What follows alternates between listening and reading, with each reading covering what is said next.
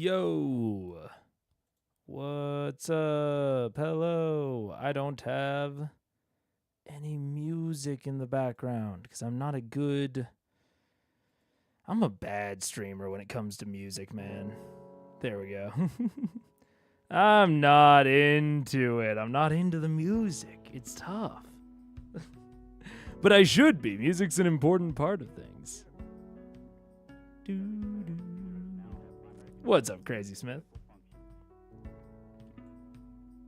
I don't know if that's too loud. It seems too loud, but maybe now it's too quiet. What's up, Daniel Grace? Hello. What's up, Evster? People are in. Holy shit, people are ready.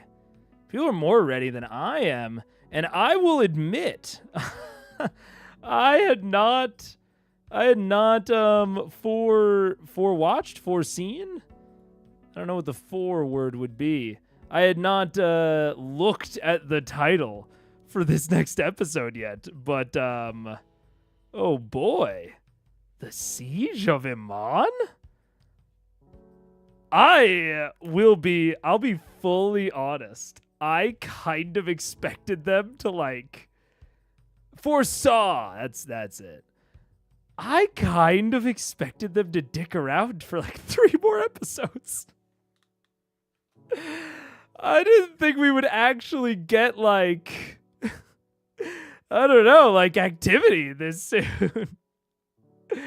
It's a little strange to me. I kind of I just anticipated it being longer before they actually went and addressed EMON and THORDAK. But I guess fucking credit to Matt, he scared him about wasting time. Hey, that's good. That's good. And you know what? In retrospect, seeing that title, I guess scaring them kind of worked. Or not scaring them, I shouldn't say, but making them very aware of the time that they're spending, if it got them to actually go and start the fucking siege, that seems like it worked. What's up, Eden? Hello. How dare you accuse Vox Machina of ever dicking around? I know. What the fuck? Wait, what? Why did it cut off all of the bottom of your message? What the fuck happened? Wait, we'll slowly reveal it. And by slowly, I mean all at once. There we go. And then slowly, maybe we'll get it to 1,000. Is that enough? That might cut off the next message, but we'll fix it then. Well, actually, no, wait. It has to go all the way to the bottom of the screen. What am I doing? What's going on?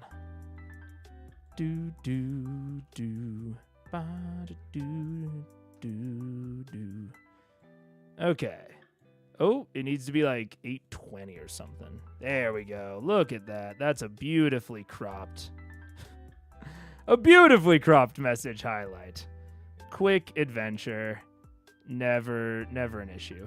Who expects styles to be accurate? So true. So true. The fucking Echo Tree sure wasn't. It's not the Siege of Bigamon, it's the Siege of a village named EMON in Wildmount. Finally! They're gonna finally get to Wildmount this episode. I know that they just went to the City of Brass and they... experienced some pretty dire consequences for doing so. But time for a quick little trip to Wildmount.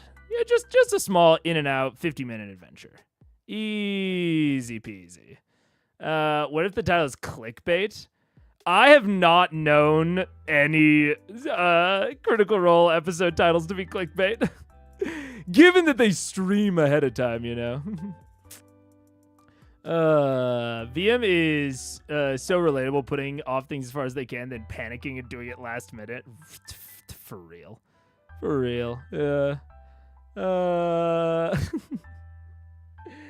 Anywho. I'm going to... It's a relatively chonky takeaway today, but I like it. Is that narcissistic to say? I like my takeaway today. I think it's good.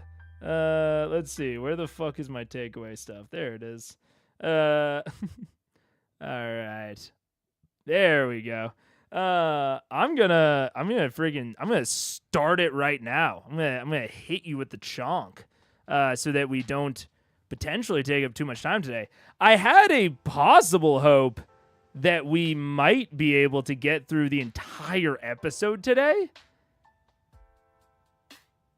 because I got a lot of shit going on the next couple of days, and it'd be nice to not have Sunday.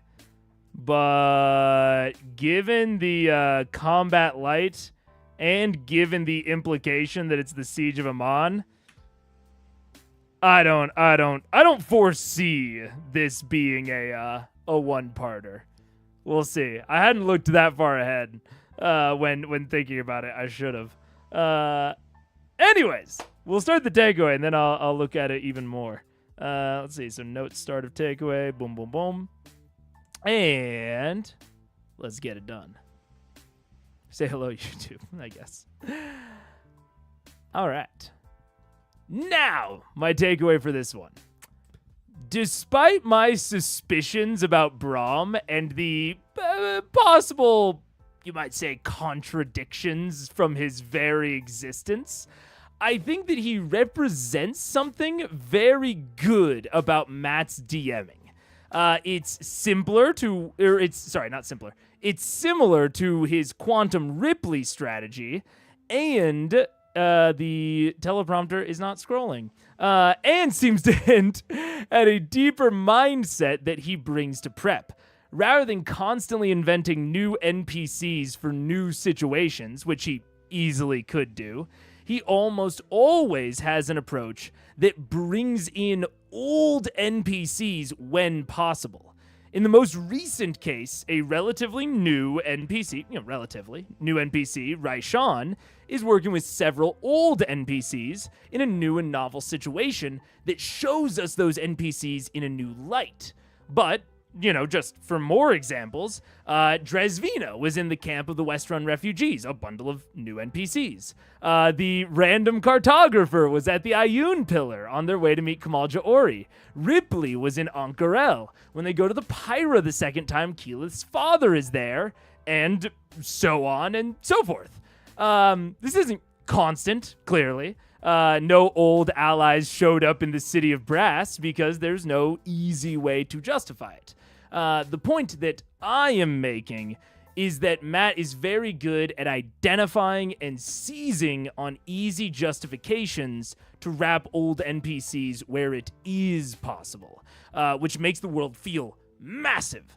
It implies so much movement in the negative space, and it only takes a bit of modifying or changing the NPC to imply a truly huge amount of activity and depth to their character.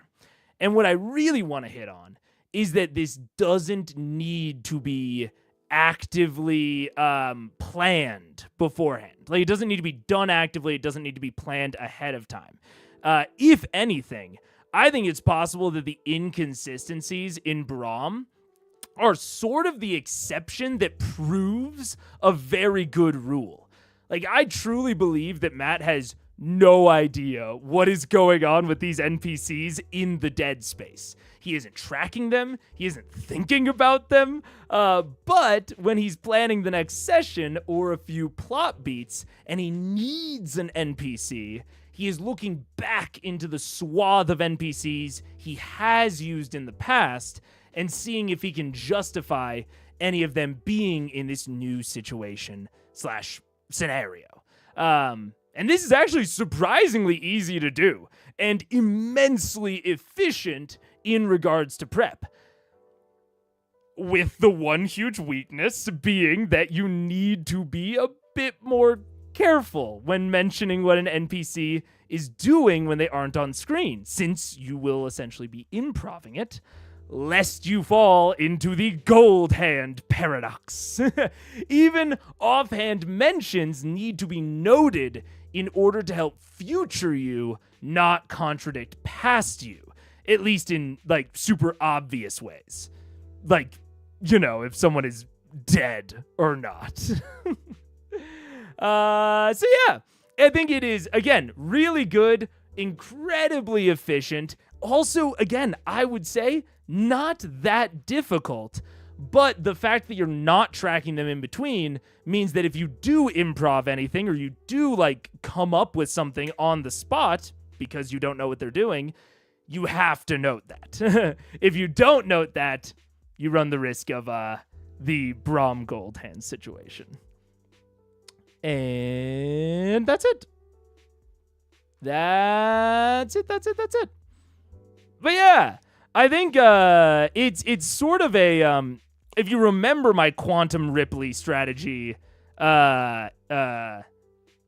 know, that entire takeaway, it was essentially a more focused version of this takeaway, like focused on like Matt's enemies and recurring villains and like people that come back later. And this is more like broadly. I think he's really good at taking every excuse he can to pull people out of the archive. You know what I'm saying? So yeah. They don't name the episode when it was live. They would name it when they put it up on YouTube 4 days later. There we go. Which makes sense. I mean, if you name the episode when it's live, you can't name it based on the content. Like my episode titles can never be based on, unless I renamed them, which I could do. I've thought about it before that I could rename the streams. But I don't see that much need to do so. But like I can't name it based on the actual content. I have to, you know, give it a funny little one. Hello, YouTube. Quantum Ripley sounds like the name for a kid's sci-fi book. I get that. Yeah. Like Wrinkle in Time. Yeah. You don't think Mag is tracking all his NPCs or just the more unimportant ones? Because I feel like he would have to be tracking what Ripley is up to. Frankly, do not. When I say tracking, and I think it is probably to a different degree, depending on the importance of the NPC, and depending on like how soon he thinks they're going to come back. So like for Ripley, I really doubt, and this is like one question. This is like one question that I am purely like not implying. What's the word? I'm doing like a vibe check speculation based on what I see and based on what things look like, right? So I can't like give a bunch of logic for this intuition. But if I pull up a whiteboard, no, not the image in a new tab. I think that Matt is most likely, let me go to screen share. There we go. I think Matt is probably taking like, you know, they saw Ripley in Whitestone, right? And then ... They then saw Ripley in Ank'Harel, right?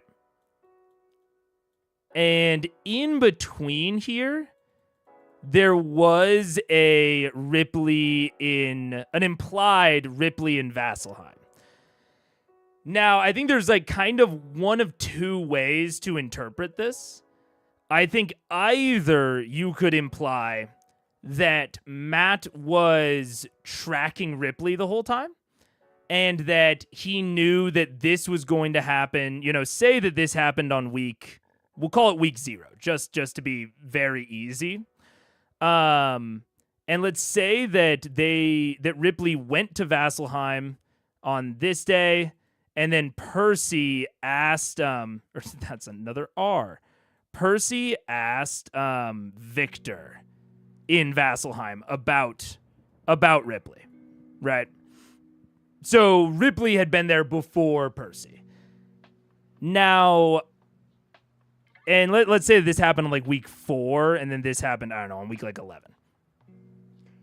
There is, I think, one of two ways of looking at this is that Matt has a plan for where Ripley is going on weeks 1, 2, 3, 4, 5, 6, all the way out to 11, right? And ostensibly she killed Mistress Asharu in Onkarel, right? Ripley killed Asharu in Onkarel. Let's say on like week 10, right? I think you can either think that Matt is planning out where Ripley is during all of these weeks, and I don't think he is, if that makes sense. I think Matt planned out this and this, but I don't think that Matt planned for this exact event, Ripley killing Asharu, to happen on week 10, if that makes sense. I think that Ripley killed Asharu on week 10 because they discovered it on week 11. If they had discovered it on week 13, I think it would have happened on week 12. You see what I'm saying? So I think that Matt is tracking her insofar as he has ideas broadly of what she is doing and some like major events that might be triggered. But I don't think that he is, because one is like much more simulationist, right?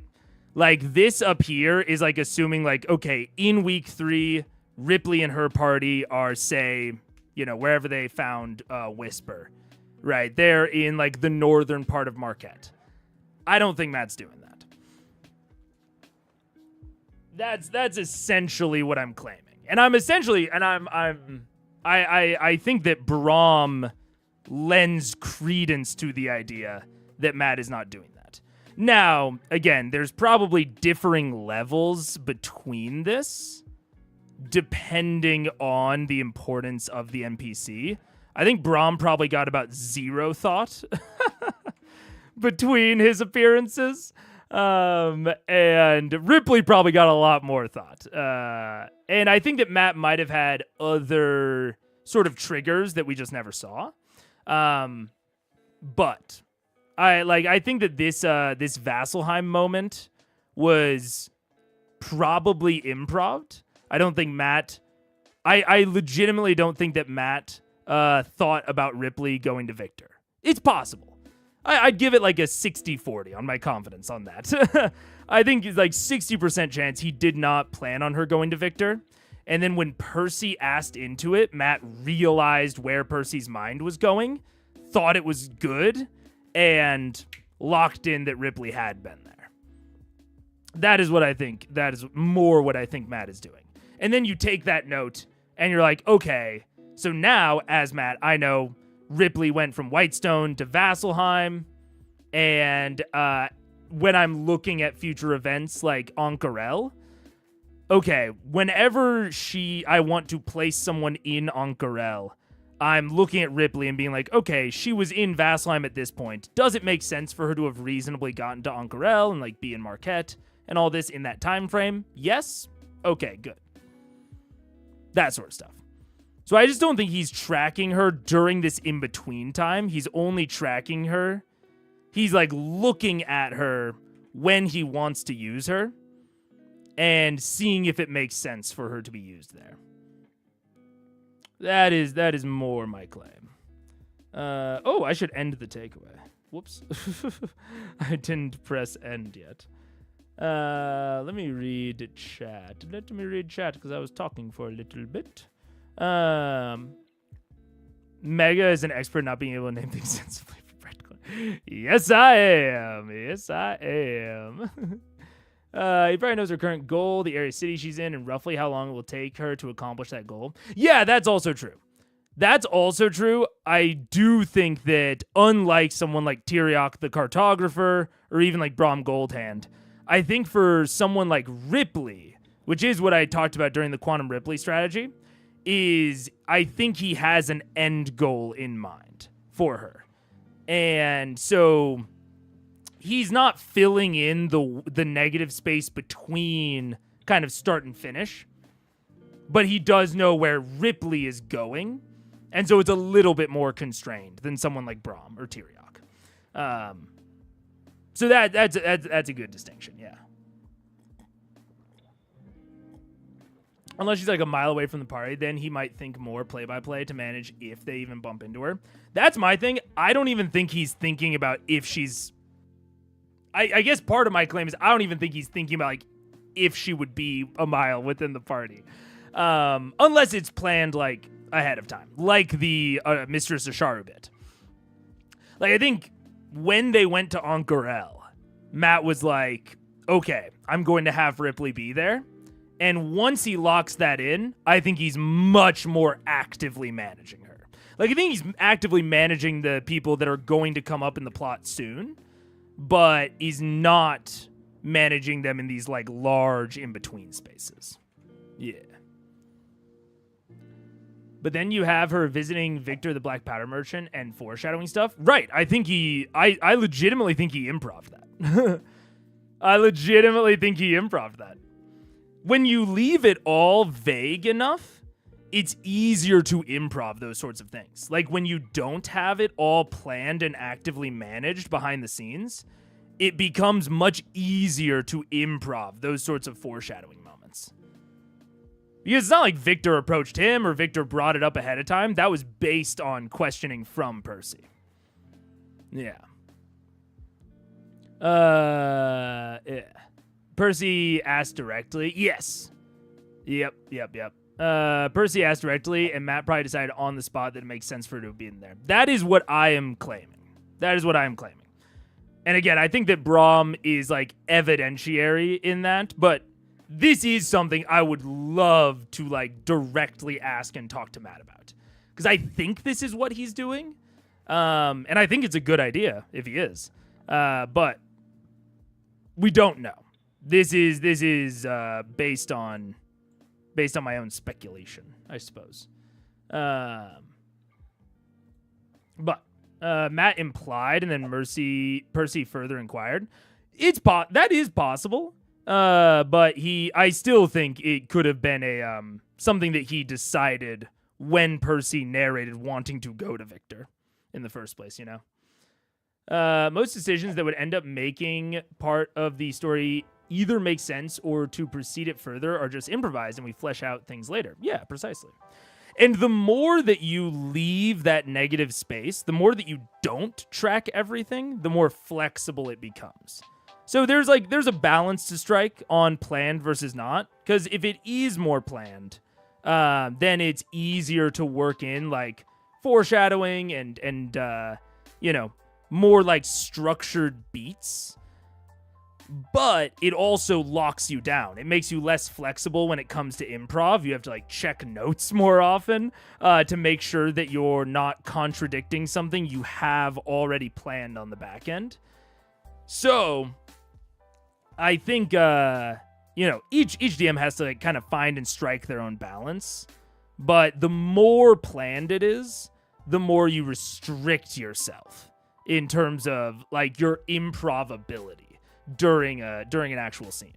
And sometimes that can be desirable.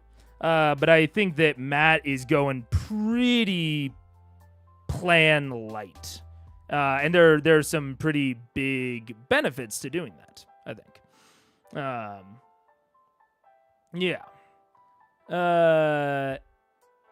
I'm probably projecting my style onto Matt, which I always want to keep that in mind with myself as well. I want to try to not project too much of my style onto Matt, because I am a more improv-heavy DM. But I see a lot of the things that I do in how this is like playing out. And again, it's possible that it is all more meticulously planned than I think it is. But I am more confident than not that it is more improv than planned.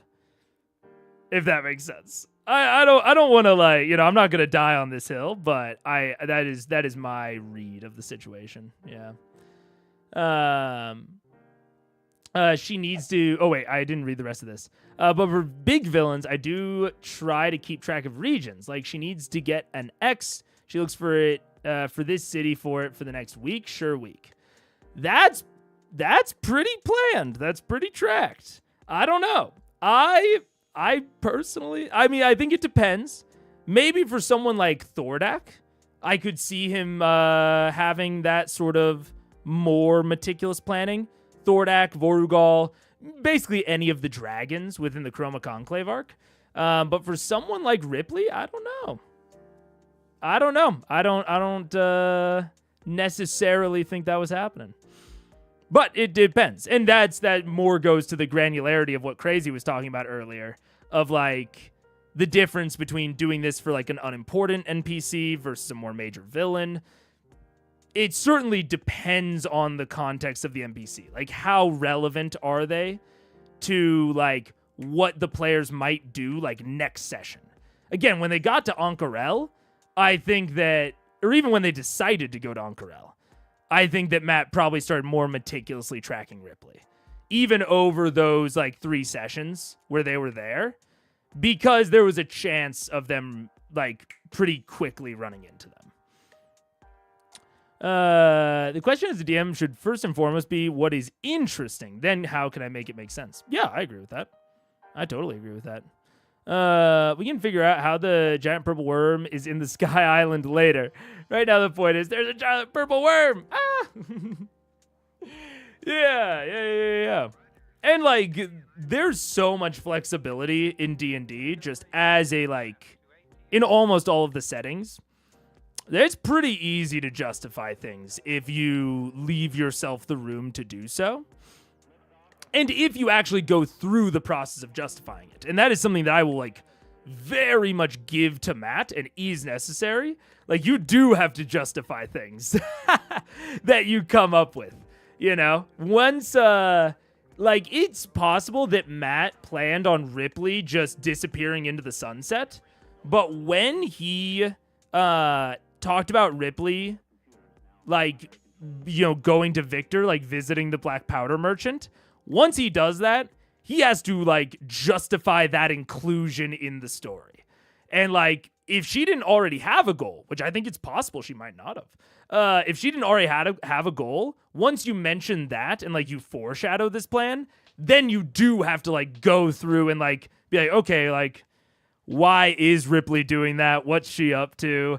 You don't have to start tracking it, but you do at that point definitely have to like solidify a goal. So it's like it leaves you all this flexibility, but it also does imply responsibility of needing to go through and justify that afterward, set up plans, set up goals, that sort of stuff. Yeah. I should probably plan less, to be fair. I plan too much both in life and as a GM. I get that. I plan too much, and my plans... I'm not reading a comment. I was doing like my comment voice. I plan a lot in real life, and I overestimate my ability during planning, which leads to me overcommitting. And I've tried to just like more accurately self-reflect on what I can handle and what I can do. But I've also realized that like part of the problem is that, but part of the problem is also planning too much and not leaving myself enough flexibility for if I just like have a bad day, If I just have a bad day, it doesn't matter what like my normal capability is or whatever. I just need like some rest. So it's tough. I don't know. I just rewatched the scene. Victor says Percy's a repeat customer and Percy asks further, which leads to a Ripley convo. Wait. Oh my god. Victor specifically said a return customer don't get many of those. Interesting. I didn't register that as Matt trying to lead Tal, but it could have been. Yeah, I also didn't register it as that, but it could have been. And again, I'm fully willing to say that like that might have been more planned. But I also think like even with that could have been decided on the way to Victor, could have been decided just for that session. I think there's a lot of flexibility and granularity within this of like how much is planned. But yeah. When you pause in speaking, it sounds like there's someone else speaking. There's music. Anyone speaking right now? Because there is music. Maybe the music is just too low to where you can't tell it's music. Is that better? Matt is a fun combo of playing DM and improv DM in that he preps huge amounts of characters and locations he can fit to his players' needs, like a puzzle where many of the pieces can fit together. Yeah, very modular. Very modular. I agree. No matter how weird it is, you may recognize the phrase, "A wizard did it." Look, I'm fine with "a wizard did it," but, you know, there's, I think justifications are kind of, how do I say it? The, D&D is like a setting that makes like Deus Ex Machinas so available. Like you can almost always come up with some justification. Now it's a process to come up with a good justification. Which maybe sometimes a wizard did it is good. Other times it's covering up the plot hole. Or not the plot hole, but the rationale. Yeah. I don't think it's hard to see that as Matt laying down a lead for Tal to pick up. Totally could have been. Yeah. Yeah. Now watch May go down a huge rabbit hole before seeing the follow-up. Uh-oh. I am now trying to go faster. I don't think Matt would have let Ripley go to the wayside even after Percy regret his demons. I also don't think so. I think Ripley was too important. I'm just saying that with what we see on screen, it is possible. It's super possible that could have happened. In the reality of what I think actually happened, I don't think. I agree with you. I don't think Ripley would. I don't think there's a world in which Ripley doesn't come back. But with just what we saw, it is like technically possible. You don't spend much time debugging the odd audio. You didn't go down a huge rabbit hole. Let's go. But yeah, I think that's kind of it. And this is, well, it's kind of a long one, but it's also kind of not. Because it's actually, this is a rare critical role that is split almost exactly in half. Like normally I look at a 3.5 hour total session time, and that's scary. That's scary on a Wednesday, because that normally means that the Wednesday one is like 2.5 hours. And the second one is 1 hour. But this is actually split nearly right down the middle, which is pretty cool. Pretty cool for us. Let me break it up a little bit. And I know that there are going to be... I think the other reason that I thought this wasn't going to... I'm going to turn off the lo-fi beats. The other reason that I thought that this wasn't going to be a huge ep is because people are, like, gone. I knew that people were going to be gone. I think it's like Travis and Laura. Maybe just Travis. I don't know. Mega still had to kick the dog, Percy. That's so true. That's so true. It kind of depends how you do it. Just saying a wizard did is rough, but it works. Saying something else, like you see on the outskirts, say naked old man holding a staff and comes out from a portal, a giant terrace, and the old man screams out loud, "I did it! It finally worked." That's a good, yeah. That's good. Absolutely. I can totally see that. Yeah, because then the wizard is a character, though that like they could theoretically go and find or interrogate or whatever. Yeah, it's not just Allura coming in and being like, "I heard that it was Fenrir of the Wild Mountain Court," and it's just like a total justification. Why is the wizard naked? Why do we care? Let the wizard do his thing, man. Why do we gotta ask to show that he's clearly crazy? That's fair. Nothing like showing off him that he's off his rocker than being a nudist. That's so true. I turned up the mic a little bit. Hopefully it's a little bit better. Am I kink shaming by asking why he's? I don't know. I guess it depends on. The wizard. All right. 10-48. Let's see who's gone. We have a bunch of announcements. Try and get through them as fast as possible. Bunch of announcements. First and foremost, Taliesin Jaffe is on his way. He's playing the part of Sam Riegel and being late today. But he'll be here shortly. And we do not have a Travis Willingham tonight, unfortunately. He is out of town shooting something pretty awesome. So yeah, boo indeed.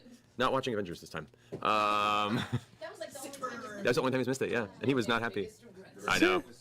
He's like, why is everyone else leveling and not me yet? Sorry, dude. Anyway, so Missy Travis starting here. Oh, sounds like we have a Taliesin. I am listening extra hard to the audio stuff because the audio mixer that I use got like a huge update. So a lot of it got like rerouted, and I tried to do some things ahead of time, but it's sometimes hard to predict. So where's this coming through? In here. Okay, that is coming through on the correct one. Oh, but the correct one is low. Okay. Get in there, Taliesin. Okay, wait. We'll just turn that one down a little bit. We have two sponsors. Wait, what? I know. Two Sponsors? Two What you sponsors gonna do? tonight. What you gonna do? We're splitting this up. What you gonna do? Too loud. It was too loud to me. I know. It was loud to me too. Okay. Yeah. Wavelink got like a big update, but I have not gone through and meticulously balanced everything yet. Let's see. Okay, I think that's all good. So sheet there for your updated Cabal's room. Yeah, we have updated stuff. I've updated. Wow, you nerfed me. Okay. No, I'm just kidding. No, and working on the campaign guide and the section of the Vestiges, and also seeing how things played out for the games we've gone through, has been a slight balance tweaking to a couple of them, Yes. most in your favor. So This is, enjoy. I think you were giving me a little bit of this drunkenly during Westworld. This I think so, right? actually, yeah. The main thing that has changed on this Fire of Conflux is that I now gain +1 bonus to spell attack rolls, and my spell save DC increases by 1. Yeah, Ooh, better. that's Thing. great. Benefit. Yes, it is. It's a benefit to anybody who uses it in their own home campaign. Wow, It's and not just- Fenris is a +5 to That's not attack true. and +10 to damage. 12 hours of wings, Matt. Thank you. All the Vestiges suddenly turn to dust. Oh. 12 in damage your to bed, dragons. That's in awesome. your tears. That's right. You have chosen blood. Lol. Sam ad.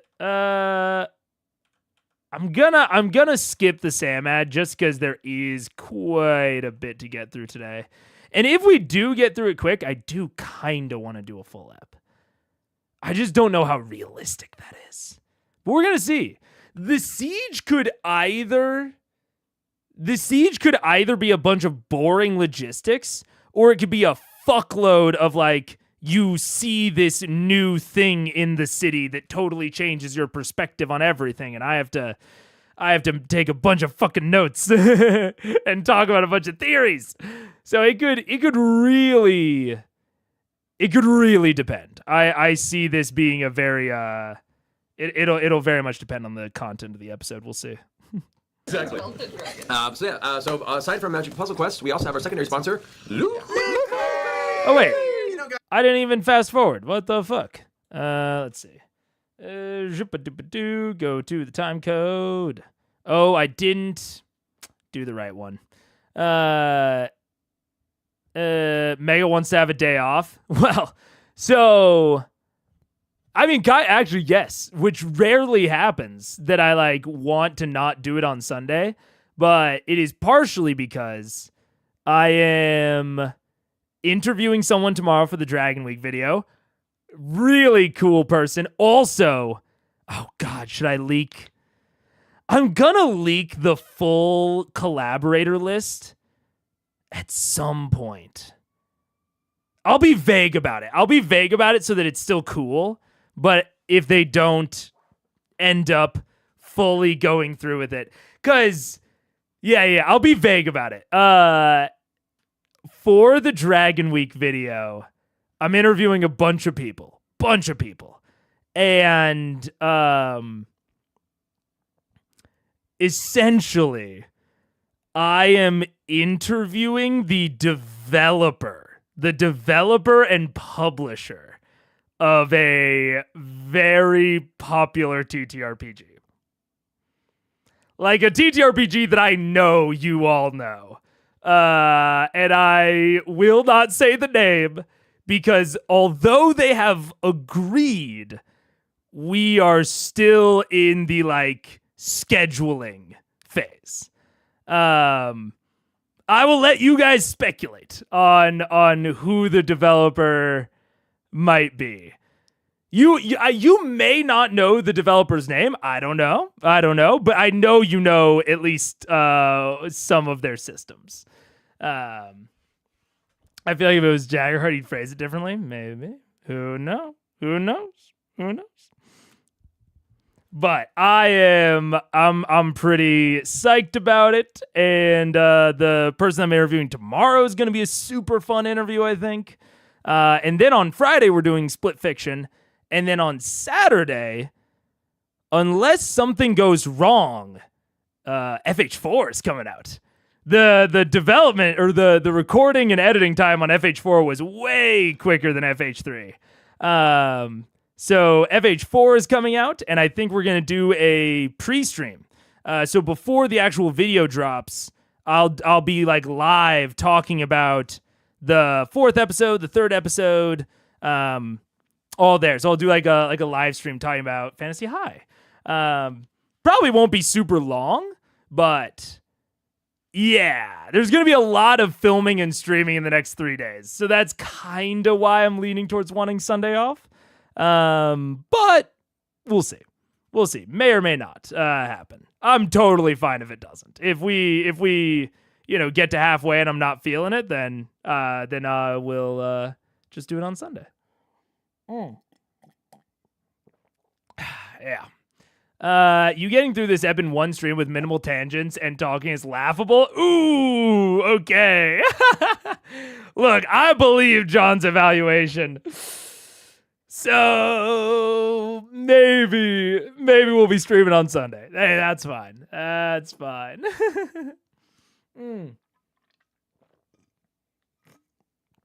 Let's see. I think I have the rough idea with a certain man with glorious trim. I don't know. And there's a thread in the Discord for how you can impact FH5's talking points. Sick. Sick. I missed episode 77 if you talked about it. I don't know if you talked about it, but I really enjoyed the out of initiative combat at the start when they were running to the fort. That's like the highlight for me. I broadly really liked that combat. If you watch 77, I don't want to say hesitant on it, but I am actively trying to figure out Matt's intention. I think upon reflection, after seeing the whole thing, his intention's very clear, and I think he did it really well. But I'm maybe not as hyped as you might expect at the beginning of the session, because I'm not exactly sure what Matt's going for at the beginning of the session. And then across the course of the session, it becomes more clear to me. And by the end, like broadly, I like the combat a lot. Like upon, further reflection. Yeah. You want to relax in I'm streaming my campaign then lol. There you go, Franier. I'll be chilling watching Franier's stream or campaign, I should say. Maybe, I don't know. I've been checking out some more actual plays lately. In my off time. I haven't like really been watching any like consistently, but I've been checking out some pilots. Because I've had this idea for a long time that has just been very low priority, so it hasn't gotten executed. But for a long time, I've wanted to interview other actual players. And I had one actually at one point that was scheduled, but then it fell through. And like half of the reason it fell through was on me. I got way too much shit to do. I'm in like 3 collabs right now. I do not have time to do other shit. But it's definitely like on my long-term stuff to do more stuff with like more and smaller actual plays. I want to watch more actual plays. There's so few with good quality production, unfortunately. I get that. And like if you're used to watching like Dimension 20 and, modern Critical Role that have the resources and the time on their side to like really up the production value. Yeah. Unexpectables is really good. I just saw a comment about that. I don't know if it was from you, Franier, but I saw a comment come through at one point about the Unexpectables. Their players are hilarious and really nice people. I would suggest reaching out to one of them. Hell yeah. There are several on my list. And like I said, this is like something that I would love to make into a series someday, but got too much on my plate. May have been me or my other account. There you go. That makes sense. Fair enough. I mostly just want good audio. That's kind of my bar. I get that. Yeah. I'm not submersed into the space enough yet to like really know what I do or don't like. But I'm definitely interested. In more. But oh no, wait, where'd my thing go? There it is. Let's see. Let's do the recap. Let's get into it. Let's do it. Welcome back, ladies and gentlemen. A lot happened in that break. Apparently, I missed most of it. Pure chaos. I'm so removed from most of that before the game starts. I'm like, what happened? What? Do you just phase out so you don't hear the terrible things we say? No, I'm just focused on the rest of the shit that's happening.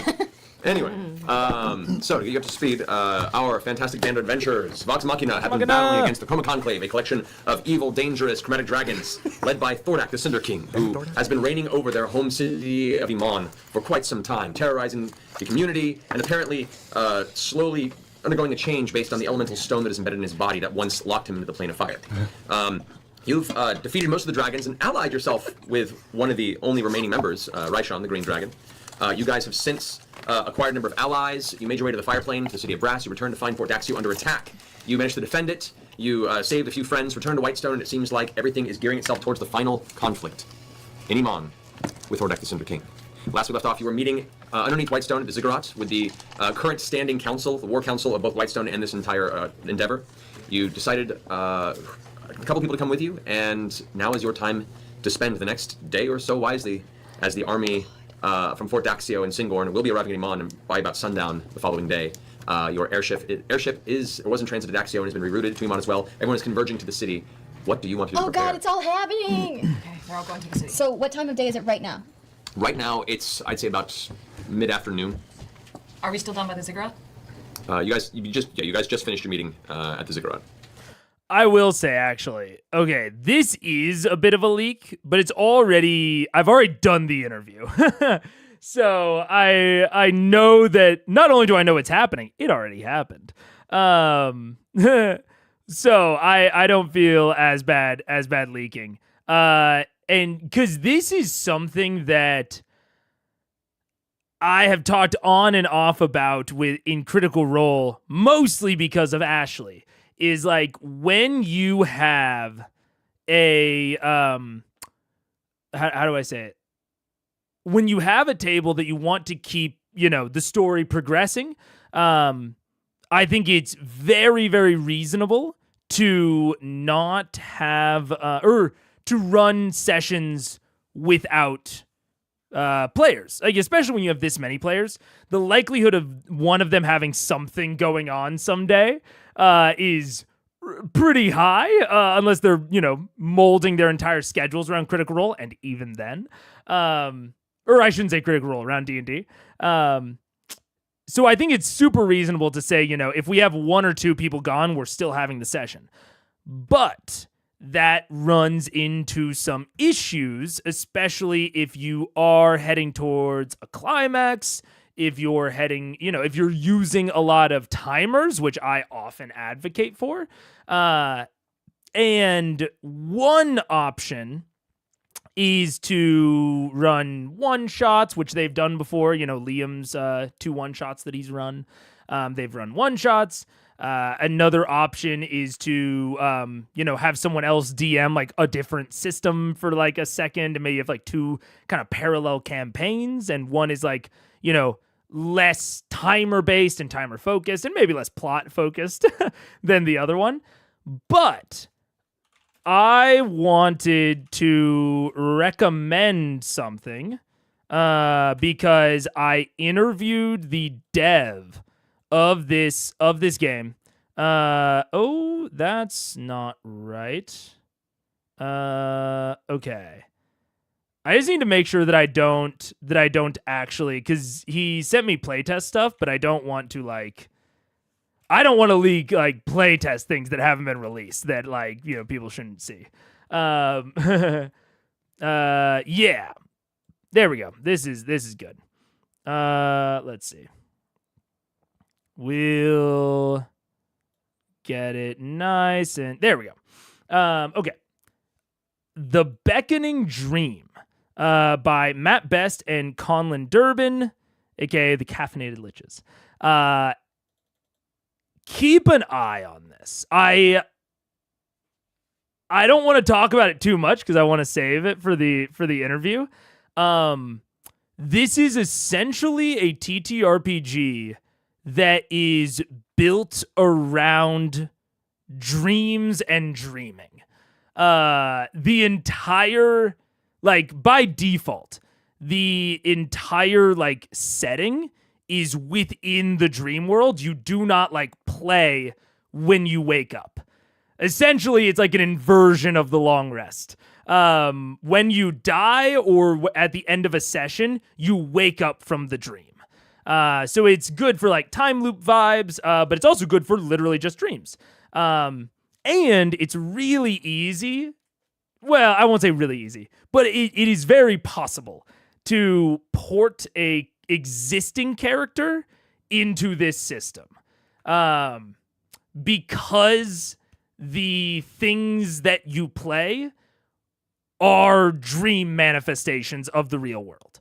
So it's very there's a diegetic reasoning for them not having all of their D&D powers and for them having, these different suite of possible powers.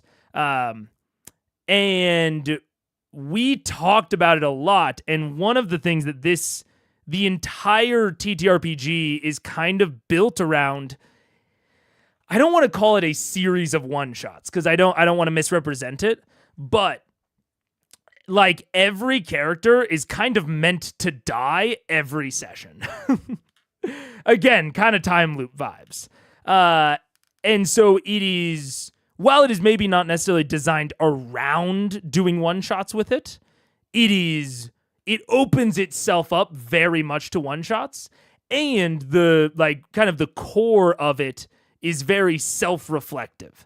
So look up Matt Best. I can't remember what his oh man, I know one of his aliases, but I can't remember the username on Twitch.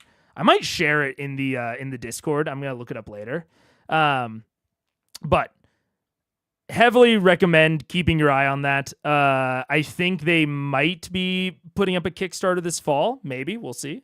But all of that said, I think that something that I am going to be looking at, because I have those playtest materials, is like teaching my players that system.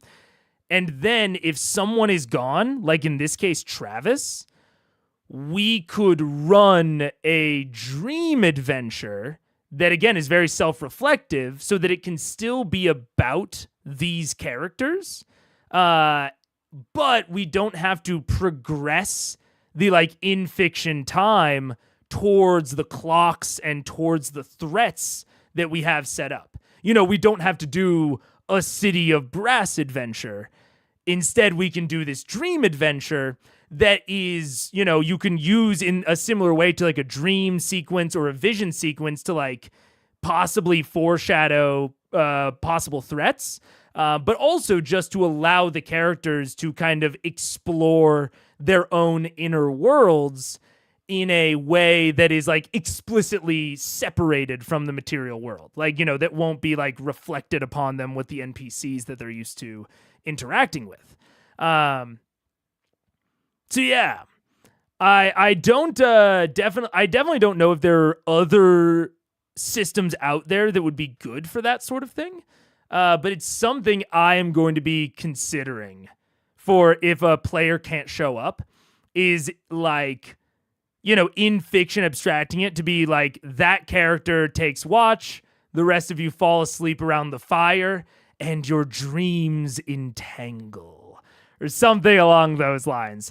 And then we run that in-between session to where it's not having these negative progressive effects on the story and that other players missing out on that stuff, but it still allows the people that are there to dive more deeply into their character, potentially explore relationships with each other in the dream world that they, don't either feel comfortable or doesn't make sense to do in the material world, all that sort of stuff. So if you can't tell, I was very into and interested in the TTRPG in the system. I will look up their Twitch afterward, because I know that they have playtests of it they have sessions that they've run on the Twitch, so that you guys can get more of a feel for it. But it's very cool. Look out for it. The Beckoning Dream TTRPG. It's very, very cool. It's very, very, very cool. Even if you're moving things around for D&D, people get sick. Yeah, absolutely. Yes, exactly. Maybe a side BitD campaign for off weeks. That's what my BitD campaign originally was. My BitD campaign was originally the side campaign to like a different D&D campaign that we were running at the time, which was one of the problems with it. Because it was the side thing, and it was just, I was like, I'm running this like pure improv. I hadn't, had a lot of experience in the system. And I eventually stopped running it, partially because I got busy, but also partially because if I had known how to play the system better and I'd put in a little bit more work at the beginning, I could have run it a lot better. So I wanted to kind of reset it. Dream worlds are fun, built-in justification for almost anything. Yes. But also not to gush on it too much, and again, I want to save a lot of it for the interview, but the mechanical complexity in this, in a good way, is so interesting. It's so interesting. I guess I want to show a pitch really quick. Yeah, there it is. This is a game. The Beckoning Dream is a tabletop role-playing game, TTRPG, a journey into your imagination with friends, blah, blah, blah. Those rules use decks of tarot cards to represent your character and their abilities. You play those cards at specific times and in specific ways to forge a story. It blends the card dueling and deck building mechanics of games like Magic the Gathering, Yu-Gi-Oh! Seven Wonders, Legendary, and Fury of Dracula, with the narrative storytelling of TTRPGs like all of these other ones. And this is not like them saying card dueling and deck building. That is not a I don't want to say an exaggeration. That is not just for show. I was kind of shocked at the deck building. I had never thought about deck building as a way, and it might just be, my lack of knowledge on various TTRPGs. I had never thought that deck building would go well in the context of a TTRPG. It goes great in this. It's really, really cool. It has made me want to buy a tarot deck. So yeah, man. Heavy recommend. You'll see me interview the dev of that and love it during the interview. But look it up in the meantime, because that video isn't coming out for like a week and a half, or a month and a half. Yeah. And I won't even be able to include all of the interview, because I'm going to have like 7 or 8 for a video that I want to be 30 minutes. Oish. It's going to be like 2 minutes per interview. Yeah. Biggest danger is using that justification too much, and then the players feel like they have no control. Yeah, totally. It sounds like a fun setting to play Groundhog Day in. Dude, me and off camera, like off the record, me and the dev just gushed about how much we loved the movie Edge of Tomorrow. Dude, if you haven't seen the movie Edge of Tomorrow, it's one of the best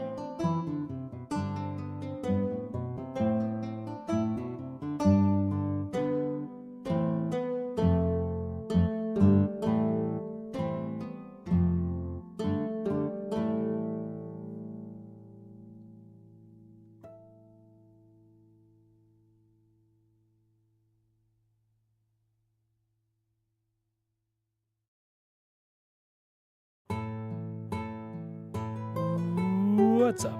Whoa. What the hell?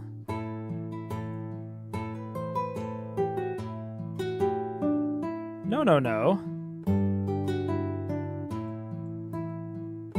None of us should have still been able to hear that music, but I could hear it. Oh no. The music didn't get muted. Wait, what's that coming through? It is going through music. Interesting. Okay, I need to... One moment, I need to fix that, because that's like a fundamental, I hate managing that shit task. Let's see. Music doesn't mute auto magically when I come back from break. Very bad. High importance. Because I like having music during break, but I will not have it if it doesn't auto mute itself, because I hate managing that. I'm addicted to the automation. No, he's back.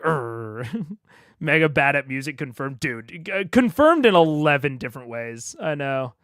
Auto ad took over. No, it's the fucking it's the new wavelink. It's cool, but it broke a bunch of my automations. Yeah. I thought I was late, but it looks like Mega hasn't started yet. I've gotten through the recap. That's technically starting. Also, I didn't shut the door. I need to. One second.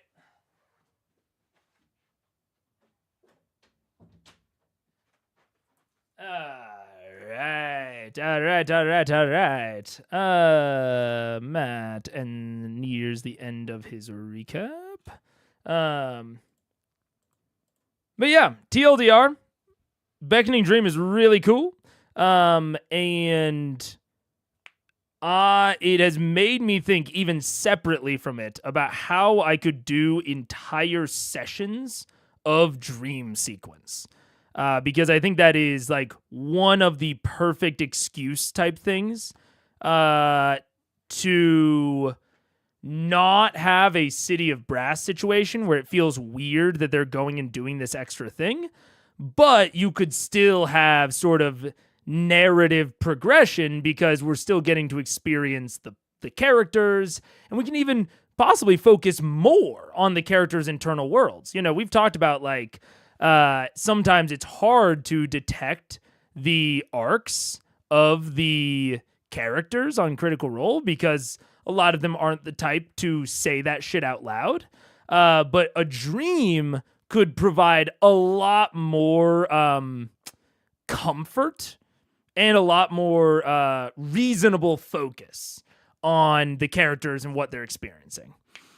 So I don't know. It's not something I've done a lot of yet, but it's something that's been very on my mind and I think would be very applicable for a session like this where Travis is gone. One of the main cast is gone.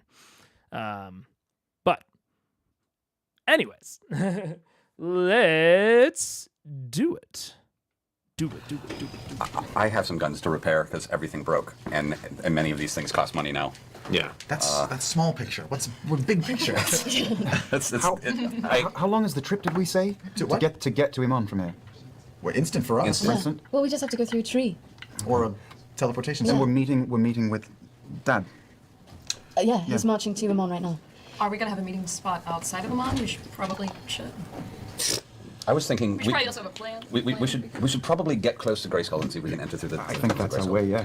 Yes, but we do have to rally with your pops, and also didn't we cut loose 55 soldiers to wander free in the desert from Daxia? They're meeting. Where? They're meeting the other armies. They're just gonna Trust in them. form They're up. soldiers. They'll be able to find their Can way. we scry and figure out where this other army is? Maybe we'll go there? Oh, wait. Okay. There is something that I want to test. One moment. A weird amount of shit got updated. So what is pause threshold, resume threshold? I don't know what this is. Okay. Do. Okay, so it's paused. But I don't know. I had another software got updated for this voice gate, which should theoretically be the I don't know if you guys remember, but like several episodes ago, maybe like 10, I tested out that ducker that was actually really nice, but it's pausing the I know what it's pausing. It's pausing the actual TTS. Yeah, TTS has been paused because of the voice gate. Damn. I thought that it was going to work as a ducker, but I'm just now realizing, literally looking at it on stream, that it's just pausing TTS, which I do want to do more TTS at some point, but that's not exactly what I was hoping for. Yeah, the ducker that I was using was nice, and I did think about using it again, but it is... I was on like a free trial, and I was not going to pay for it because I don't need it that bad. Or maybe we should scry on our old keep and go there. Those seem like two good I locations. think scrying on the old keep and then letting everyone know. We don't necessarily want everyone arriving at the same place as well. As long as there's a coordinated movement towards the city, They can all start attacking, and we can come in from the bottom. Sure, and but attack from the we've inside. told the approaching army nothing about any plan Yeah, whatsoever. But we can call them if we Okay, need to. we should It definitely. might be smart. Once we know what's happening. So we probably want different regiments flanking the city in different areas. And then maybe the 50 men coming into the sewers to I fight. feel like we want to catch up with our father's army before they're anywhere near the walls of the city, because, well, that'd be stupid. we can go meet them if that's the next move. And strategize when we get there, once we see their forces and what they have to offer. Percy, do you still have that map of Amon? Yes, somewhere. We should probably talk to Gilmore as well and let him know that he has to fucking join us. That he That did Let him know the that we would short like him straw. to. We drew the short straw for him. We should also collect some other allies if we're going to head in this Of direction. course. All right. Do you want to go talk to Gilmore, Maxipoo?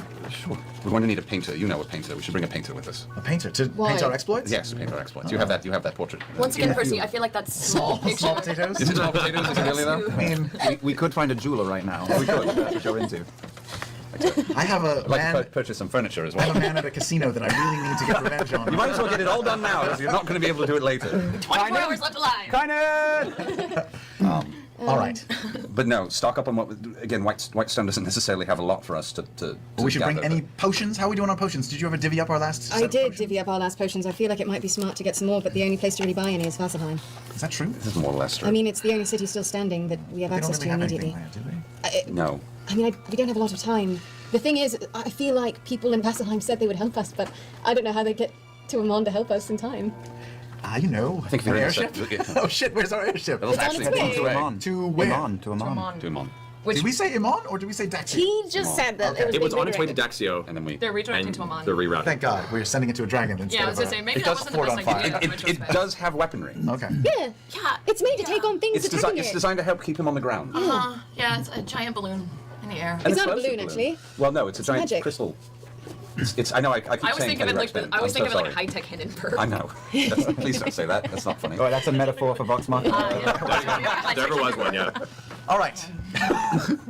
Besides gathering our forces here, gathering our potions here, and telling Gilmore, where are we going? Let's put it to a vote, as we always do democratically. Grog? Yes. Grog, where would you like to go? To the army waiting in just outside of Imon, or to our old ratty keep with nothing in it? I'd like to go to the. I don't know. First is getting a little strange off to the side. Sorry. Maybe Travis is watching, so he can Oh, wow. watch it. Yeah. Well, We're not I gonna think be Ron's doing his No, job. no, no. I So think Grog Ron's is doing thinking the about army it. stuff. Grog is thinking really hard. Grog doesn't seem. He considers it for a second and goes, whatever makes me kill things faster. okay. Yeah, it's good. About 75%. All right. Wait, have we rested? We'll We rest. You, We'll rest. you did rest before coming here. You spent the evening in Port Daxio. And then we teleported. No, Alora brought us here. Yeah. Yeah, you haven't been So you're full. Okay, putting it to a vote. 3 choices. Ready? Yeah. To your dad, to our keep, or to Vasselheim. I don't know why, because it's been mentioned. Okay, well, hang on. I can scry on our key. I feel like, Scry wait, the keep and then- can't and then- Alora send a message to them and let them know what our plan is, and then we don't have to actually bamf there? That's true. a plan! Wherever we go, we can let everyone know what the plan and where we're going is. We do have. We're not. We don't. We have options. I feel like what we need to do, okay, here's what I think our plan should be. Lead us, oh mighty Vex. I feel like we should tell the armies gathering to prepare to attack. Sure. We enter in where the clasp is. We come in from the bottom up. Sure. So, So they're going to create a diversion Yeah. for us. exactly, Yes. they take on the armies while we head straight to THORDAK. Dad creates a shitstorm at the wall, and we take advantage So of we have that to chaos. communicate this to them. Yeah. Very easy to do. Okay. We just send a message. We could send a message, or we could bamf there and then bamf another place. It just seems a lot of time wasted. Yeah, easier just to send a message. Yeah, Laura has been in communication and just kind of been the information hub between most of these individuals. So, And how long did we say before Sildor reaches Iman? by about dusk the following day. Dusk the following day, and you said afternoon right now? Yeah. Okay, so So a little a more little than 24 hours. We could at least get under there and start communicating with the clasp. Yeah, we're not really in good standing with them. I'm sure they'll be happy to see us regardless. You think? Oh, I guess, sure. It's like seeing like that person you hated in high school after something terrible just happened. Yeah, but now they just need happy you. for the And now you familiarity. need them. Yeah, but now they're a little bit overweight and they work at an Applebee's. Sure, and it's a little gratifying. They can hate us, and we can deal with that afterward if there is even an afterward. The businessmen, I doubt they hold grudges. They'll be I'm fine. sure they hold grudges. Not till after the dragon's been taken Then care they'll of. make us pay. Yes. It's not profitable to kill us before the dragon's dead. No. Also, somewhere in all this fracas, we need you to take care of us with food. Oh, like a feast? When it's time. We have right. When is the time? I think once we're there. It lasts for 24 hours. Yeah. Yeah. Okay. Before we head in. In the keep, for old time's sake. I don't Yes. think that's very smart. Or in the sewers for old time's sake. I mean, these are the parts which I totally get, Sarah. It's like these parts are sort of like some of the combats. It's like these are parts that are fun as players. Like I think that this is like a good stress. Is them having to like plan this out, especially as like higher leveled characters. They're dealing with larger scale things. But it's also why in like, Ocean's 11 in heist movies, they do a montage for the planning. And in Avengers movies, they don't dive super deep into logistics. Yeah, exactly, Sarah. Exactly. It's boring TV. There's an aspect that I've talked about in that I think some people just like Critical Role as a sort of like podcast type feel, which I think that this still kind of accomplishes somewhat. But yeah, this is one of those segments where I'm also not that into it, but I wouldn't change anything about it. You know what I'm saying? You kind of got to have some of these. I think there is some small things that you could do. I've mentioned it before, so I won't go in too deep. Is Matt having more NPCs take more of the burden off of this logistical stuff? He, I think very appropriately just mentioned that Allura is handling all of the communication, which I think is super duper fair. But I think some of the NPCs taking over more of this logistical stuff, especially with the allies, they're all worried about Vasselheim getting there and, Ankarel getting there and all that. And Matt just saying hey, any progress, any allies that you secured, you have delegated the tasks and your, NPCs in Whitestone are handling, coordinating them and making sure they are where they need to be. Now, if there's a particular one that it really doesn't make sense for, or that there's something special, that I think it would also be good for Matt to kind of lay that out directly to them. But in terms of the actual player enjoyment, I think that would improve things, but I don't think it would be that substantial of an improvement. It would definitely, I think, make it more interesting to watch, but I think it wouldn't be that dramatic as them just kind of talking through all the allies. Because this is also, to an extent, this arc has been, I think to an extent, this is also a, how do I say it? A consequence of the arc being so damn long and them having done so damn much. I think this sort of segment is also kind of serving as a recap for them of shit, what are all of the allies that we went and gathered? Whereas, we're getting it much quicker than they are. I just mean underneath. Hopefully in the keep. So we have a clear plan then. Totally. We have a plan for dinner. Well, there's no guarantees, Scanlan. Well, but where are we going? That's all I care about right now. We're going to hell. Where do you think we're going? It's going to be fucking awful. You're probably going to be dead in 48 hours. Yeah, but we'll be together. And I don't think that I'll die. You're adorable. It's really... You're going to be in front, if anything. We need to talk. This is like the worst of two extremes. You should scry on Grayskull. All right. Is anyone still there? Last time I looked in, there was some movement. Or that looked like people had recently been there. Wasn't it Drexel? Wasn't it? Was it or Drenzel? No, Drenzel? no, they're off somewhere else. No, that was wasn't someone the else. You said by Whoops. Yeah. sunset tomorrow Yeah, is correct. when they'll be at Amon? That's when they'll be there and ready. Okay. And if you want more, nighttime? if you want more information, you might have to talk to somebody who has that information. Right. What we need to do is plan a time that they start the attack. Sure, we just have to get there first and suss it out too. We haven't done any recon. We don't know this army of your father's. We have no idea how big it is. If they have archers, if they have an elite SWAT team task force. So we should how do probably you feel that back will affect our plan? to Dad's army. If we know we have an elite SWAT team task force, we can take them down with us into the sewers. I can almost promise you they do not have an elite SWAT team task force. They might have some stealthy. Some stealthy individuals. Yes. Well, we have friends of our own. Also, if we do any recon, we might know, like, oh, there's a big thing that we need to have taken out before we can even get in. What if our keep is being surrounded? What if... If our keep is being... Okay, well, we're going to alright, spy on hang the on. keep, Let me and spy then- on the keep. This will answer and then that's plenty of answer. questions, and then we'll go from there. Spry away, Kenneth. Is like, did we leave like Lena there or? Look, good focus on Marisha's part of like it can be very easy. I think just in life, in conversations. I don't know if this is necessarily a D&D specific thing, to get focused on the how would you say it? How would you say it?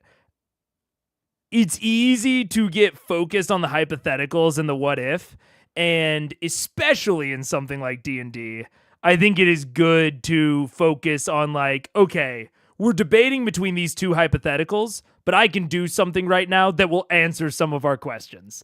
And so we don't need to debate them as hypotheticals. We can get some more information and then debate it with more concrete info. That's a good like player focus. Sometimes it's good to debate those hypotheticals, but getting some additional, like focusing on getting as much information as is reasonable is a good way to not belabor those planning segments even more. I like that they don't edit out the planning because it makes D&D seem easier to do myself. I can dither and argue back and forth just as long as these professional actors. That's fair. I think that Critical Role broadly, I think has because of the unedited nature of it, I think it has a, how do I say it?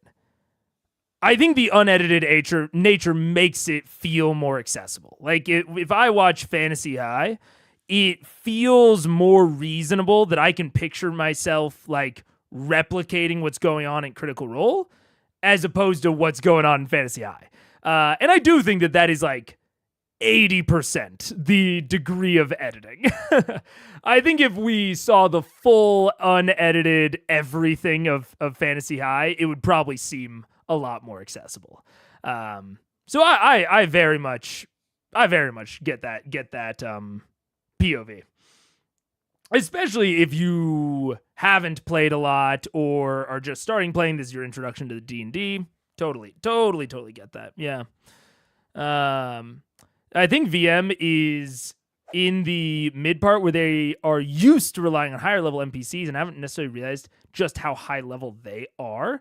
I mean, this is something we talked about, 3 or 4 streams ago of like I think it was during the Pit Fiend fight, of Vox underestimating themselves, partially because of Matt's bumping up of the NPC stats.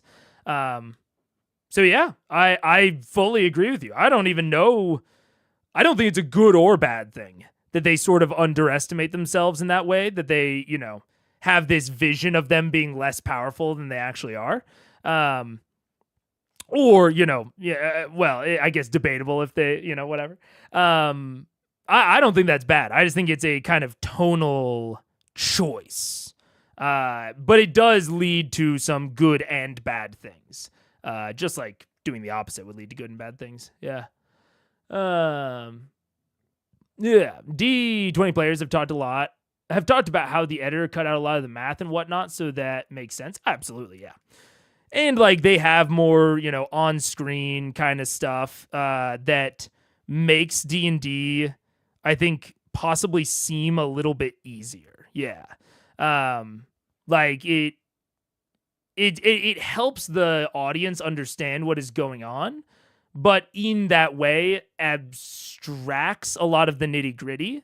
So I can see that being a little bit strange to run into. Like if you're introduced to D&D through Fantasy High and then you go to actually play, the idea that you had in your head might not necessarily match up as well as it would if you watched, something like Critical Role.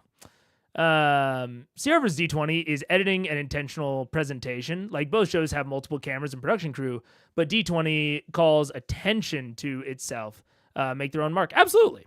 I think there's a very distinct reason that these two shows are so popular because they really bring different things to the table. And I think it's why there hasn't been another huge success like on the level of Dimension 20 or Critical Role. I think the next biggest, from my understanding, is something like Drakkenheim from Dungeon Dudes. And I think the unique selling point of that is that it had this existing kind of social media engine behind it with like the Dungeon Dudes channel. So like an existing kind of built-in audience that already knew them, already knew kind of their opinions, their personalities, shit like that. Which I think Dimension 20 also has to an extent, but not quite as directly. And it's like beyond those three, I think there's a question of like the unique value that a new actual play brings. I think there's certainly, I don't think the space is like, fully saturated to the brim. Like there's no chance of making anything new or different. But I definitely think that the like big, obvious chunks of the pie are definitely taken, or not definitely taken, but are kind of locked off by these two. D20 is also operating under very restricted time. Yeah, also true. Yeah.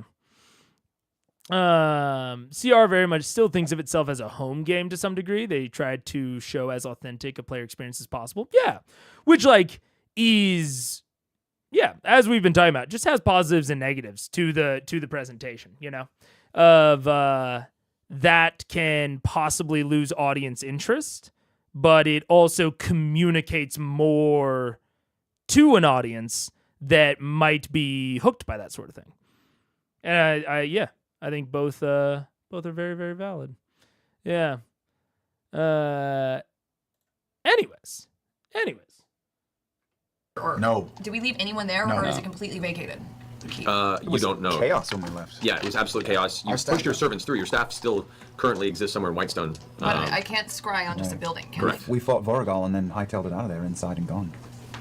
I can't scry on just a building. Can you scry on a understand, plant? Can you scry on a dead thing? Can I scry on a plane? There's a tree. Because you are a druid, being a nature-based entity and is a living creature. No. And one that Steal my thunder. one that I've had, personal communications with. Intimate relations. Intimate communication. I would say, due to the fact that you are a druid and nature is your basis, if it is a specific plant-based entity that you are very familiar with, sure. Do we have anything like that at our We keep? do. We Well, have there's- a giant we You have a number have of trees in the front. You have the garden, Yeah, or there's the your own a garden, yeah. that you built That's in what in Serenry's temple. That's what I want to scry on. I want to start there. Okay. So, But you know how like it's always like you zoom in really fast and you zoom in really fast and you zoom in.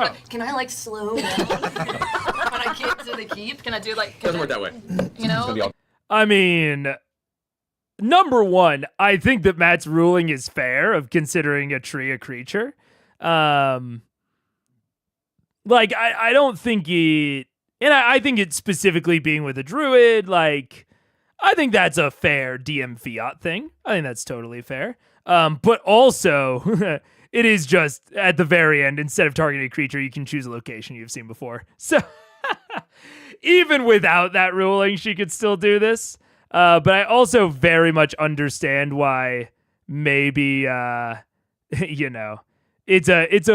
kind of a long spell with a lot of text. I get why. He maybe didn't read all the way to the bottom. But yeah, the bottom two lines say you can just do it. Yeah. It's pretty poorly laid out. But imagine that the 2 lines weren't there. I think fair ruling. But also the 2 lines are just there, yeah. This is kind of frustrating, like, bro, if you can't read what you're trying to do, you know? Yeah.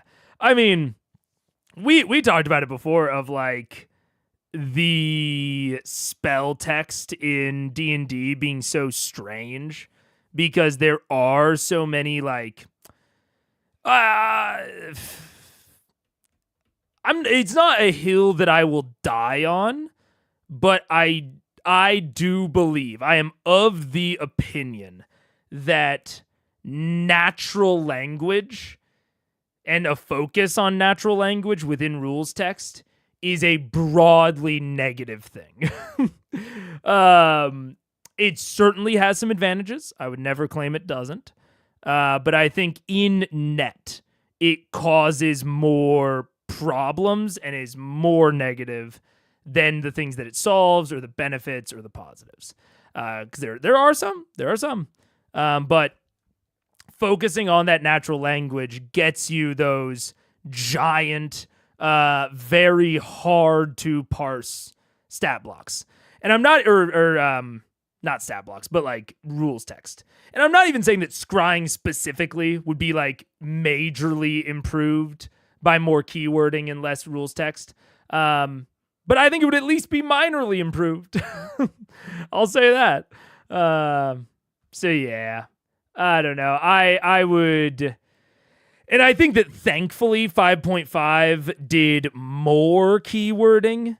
If they ever end up going to a 6th edition, which who fucking knows with Wizards' current stance, but if they ever did go to a 6th edition, I would really love to see more of a focus on keywording.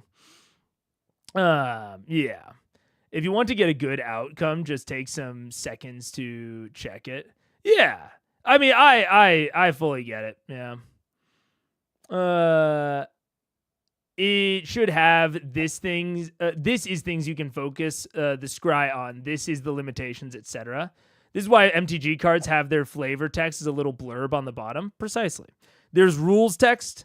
There should be rules text and flavor text. I love flavor within the games, but mixing them together, yeah, I just think it has a lot more downsides.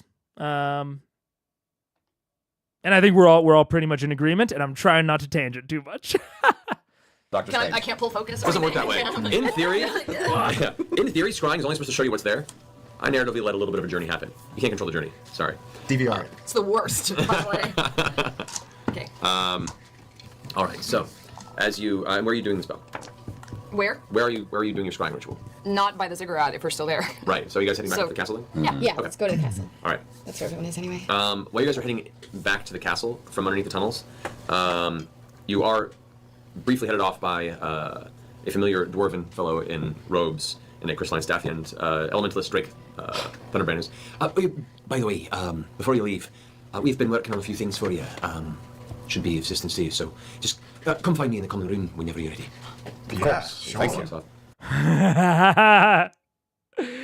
Is it Dragon in Disguise Drake Thunderbrand himself? Bro. Not another shapeshifter asking Vox to meet them in an isolated location. They gotta stop going places with NPCs in Whitestone. It's not a good recipe for success. It's not. They just say, no, Drake Thunderbrand. We're gonna go meet by the black hole. We're not going to the common room. We're going to the black hole for this fucking meeting. Oy, oy, oy. I don't even know. You know, I'm starting to like reverse my opinion that Drake Thunderbrand might be such an on-the-nose name that it's not. You know what I'm saying? I feel like if Drake was going to be revealed or reveal himself, that like would have happened already. Probably like related or in response to Raishan's revelation. Unless Allura is like keeping Drake relatively in the dark and like isn't telling him about Raishan, which I guess is possible. I don't know, man. Drake is crazy. Drake vert scale. Verte means green. That's dancing on the nose of columns. So is, dude. Right after they go to Thordak. That's what I'm saying. Bro. I don't know. I'm starting to feel like we would have found out by now. I'm not giving up on the fact that he is a dragon in disguise, but I do kind of feel like he would have been revealed at this point.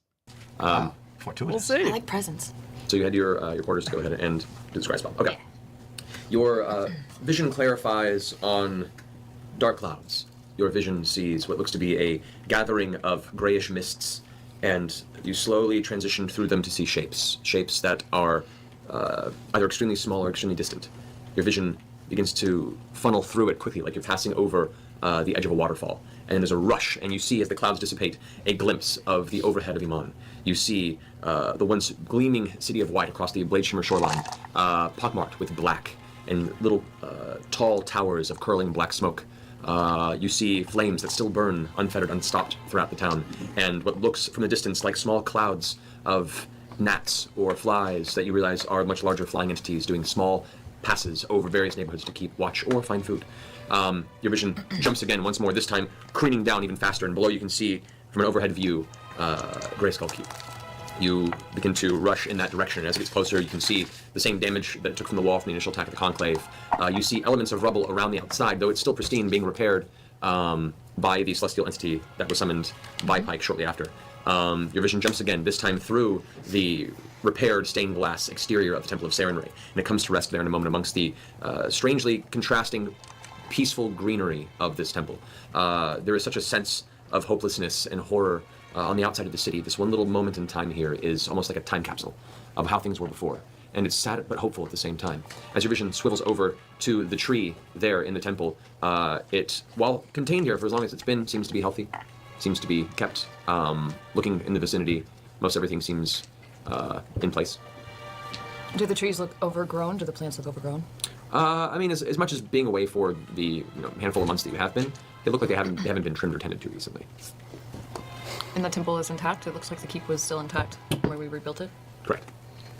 Okay. It is not fallen. Do I sense any movement? Anyone there? Make a perception check with disadvantage through your scry spell. If I, okay, no, can't help it. Yeah, no. Oh. I rolled 2 1s. No! Both 1s. Yeah, girl. I'm gonna say we're gonna just let's just flushing it out of the system. Yeah. Strangely, somehow through a scry spell, something got in your eye in the temple. You're like, I hate it when the VR goggles short out. yeah, and Reboot it. you don't know if it's divine energy interference or what, but that stings a lot, and you feel the essence of the spell begin to shiver and quake, and as you kind of try and clear your vision through, it remains blurred. Oh, shit. And you're still there, your presence is there, but you don't have the capability of seeing anything beyond the tree that you're focused on. The scry spell is focused on the tree, and everything around it has this kind of hazy sort of fog of war feel, about 5 feet beyond it. Good scry, good scry. Good scry, guys. Good Hey. scry. Good cry. Scribe. That comes later. Well, Good to see. Anything good? Scry me a river. Are we safe? What? Is it safe? It's still standing for the most part. That's good. Okay.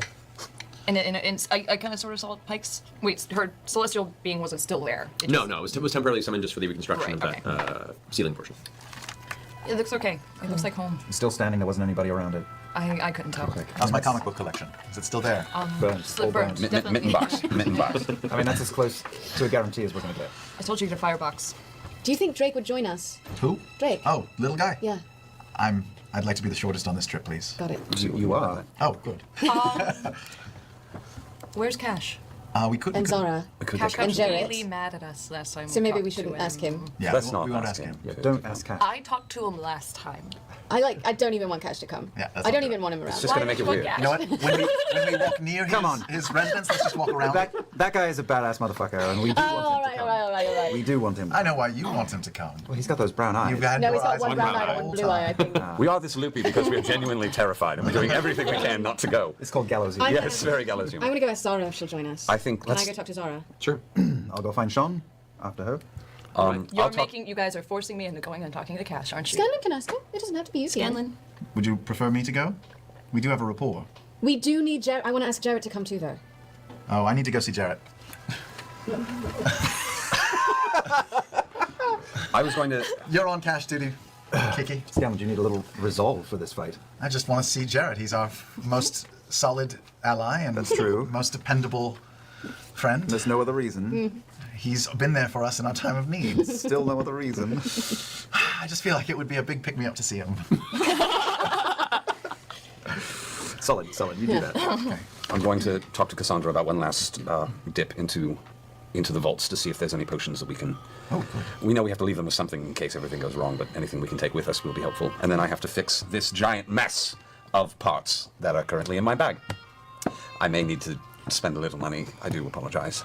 Darling. Okay, just letting you know. This might be a bit expensive to get everything working again. Percy, spend it all. I will not spend it all, I promise. But it I will gave work. an entire bag of jewels to a random Ifrit. Yeah, we're past so- that now. That was brazen, yes. All right. That's We got armor out of it, though. We did. It's not like we didn't get something from it. Pike looks amazing. If anyone asks about the plan is chaos. The plan, if everyone agrees with this, we want to cause as much... We want to break up their forces as much as possible. We want them sending 10% of their forces to every edge of the city. Yes. So they know where we're going. They know that we're eventually going to be heading to the center, and he's not going to leave anymore.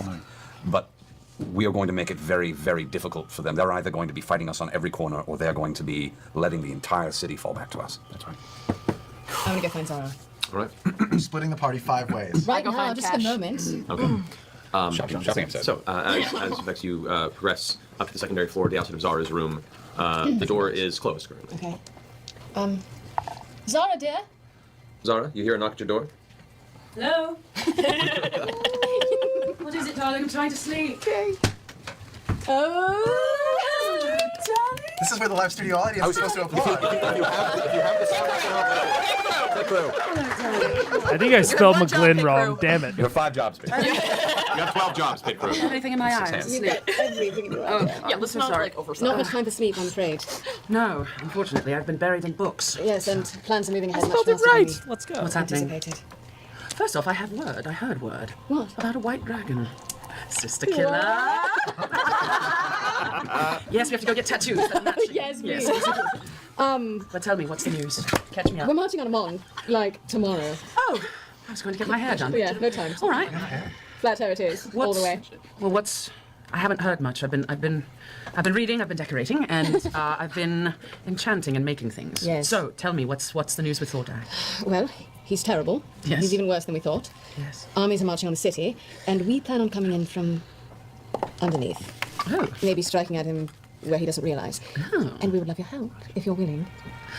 I don't think so. Oh, all right. Yes, I'd love to. I would love to. I've been craving dragon meat.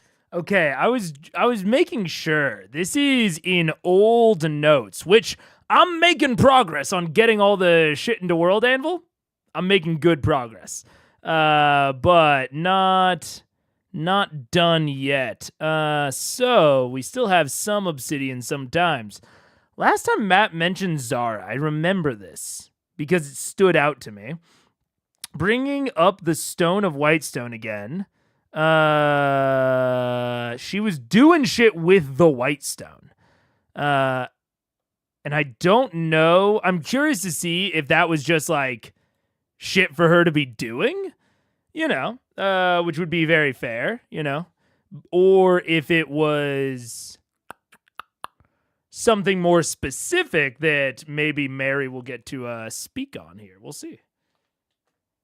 Well, there you go. Since Rhyme Fang, so yes. I don't know if we'll succeed, and I'm sure we won't all make it out alive. It's a big ask. Isn't death supposed to be a wonderful adventure as well? I think so. Fuck it. Fuck it. Fuck it. Dur and dur. Dur and dur. Firkir. Firkir. Let's do it. All right. Yeah, all right. Cool. I've been sitting for too long. I need some action. Did you make any dragon arrows? Fire a drink first. I'll get back to you on this. I plan on it. So many drinks. 10 hours. So what next? What do we do? We prepare tonight, and we leave tomorrow, I assume. Well, you know us. We don't have a plan, really. I have no idea what's going on. Just be prepared. Isn't that the secret to adulthood? Is Yes. that we're all winging it? Yes, yes. All right. All right. Good. I'm glad you're joining. Darling, I'm with you wherever you go. All right, with your recently joined into your crusade. Tiefling ally. You go together the rest of your party. Who's going to Kasha? Geeks? Hey, Kiki, what you doing? What's So, you doing, Kiki? You take a long, slow, careful walk down through town Yeah, to the guard barracks where I he's try not to step on any cracks on the sidewalk on my way. Not a worry. It's very important. It's to be over. It's a warmer, more humid day than used to in Whitestone. You know, a couple of insects are out and about. There's a lot of aspects of Whitestone you're noticing now for the first time because you really want to focus on anything else. And yet, suddenly, without warning, you stop and realize you're standing right outside of the barracks.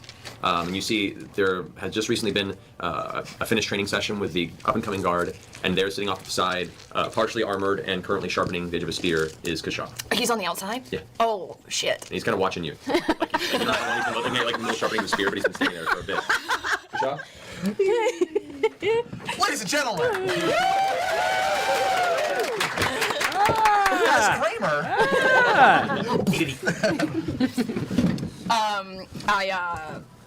I drop to one knee and start like tying my boot. I start retying my shoe. Okay. Yeah. You're like 5 feet from me. Am I not supposed to see that? Oh my god, gosh. Oh wow, I didn't see you there. Really? Oh, Interesting. no, what are you It was the looking at me that threw me. Sorry, I've had something in my eye ever since this scrying skull earlier. Shit's been blurry. You're clearly in focus now. Okay. Hi. Hey, but how's it going, man? Everything's been great. Life's been awesome. What can I help you with? Wow, okay, Cash. I'm sensing just a little bit of underlying aggression. Really? It's underlying? Okay, look. I know we kind of fucked you with the whole. Look, man. Really? Why don't you just send me out to get some milk? Go save the world while I'm out there doing that. Huh? What's up there, lady? What? What do you want? Speak. I'm trying to think of what to say. Please help us. Please help us, dear God. Please help us. We're gonna die, and we need you. I'm sorry. I got nothing to that. Help you what, first of all? Okay, you know how we've been like hunting down those dragons? I vaguely remember it, yes. Yeah, okay, well we've been doing an okay job because we've killed a few. But now there's like the big one that's left, THORDAK, and then we might be kind of sort of working with the one that killed all my people. If you remember, there was one that like killed. So now we're kind of working with her, and we're gathering an entire army, and we need as many talented and charming and gifted people that we can get. And so I just thought, I'm really sorry we made you be kind of an errand boy. I didn't vote for that, by the way. I just was trying to... No, keep babbling. This is fun. I'm sweating for her. No, This is just how the Patrick Rothfuss conversation. This is how it's going to go with you and Jared. Pretty similar. Why should I help you? Give me one reason. Why did you bring back Vex? Because I thought Vax would kill me if I didn't. So maybe Vax will kill you if you don't help us. Oh, no, I'm not really that Okay, I was scared just of him. trying to go off of something, because that's not true. You did it because you're a good person. You ultimately want to see change in the world. I know you do. And I know you care, even though you pretend like you don't. So that's why. In all fairness, dragons bring change. Cash, that's not the type of change. There are better ways to bring change than through death and destruction. Who else is helping you? Well, everyone, and then Zara. Z? Yeah, I'm maybe. in. Where is she? Love it, dude. Wilfred Dell, man. It's so oh man, I was waiting for it because I was like, Will is putting up such a stone wall in this conversation, which is very funny. But if you have an impenetrable door that has, infinite health and an infinite DC, there also needs to be a key, right? You can't have a wall or a door that's made out of fucking, vibranium and no one can ever get through. You might as well just call it a magic fucking, the barrier to the game world, right? And that goes for characters as well. You can't just have a character say, no, no, no, no, no. And someone mentioned it, but I love what was it? Crazy. I love how Will really plays into what his character had to do when he wasn't there. I love it too. That was so much fun. He clearly how do I say it? He thought about it. Like, not to say that Mary didn't, but like it seems like she was maybe slightly more caught off guard, or maybe just hadn't thought about what Zara was doing in the meantime. You know, when like Laura brought up the Dragon Slayer arrows, she's just like, like, we'll see. But Will comes out the gate fucking swinging. He thought about it, which is so cool. But him just shutting down every aspect is only fun until you find the magic word, until you find abracadabra, until you find silence my brother for the Dark Brotherhood doors. You know, like, it's only fun insofar as when you get through it, right?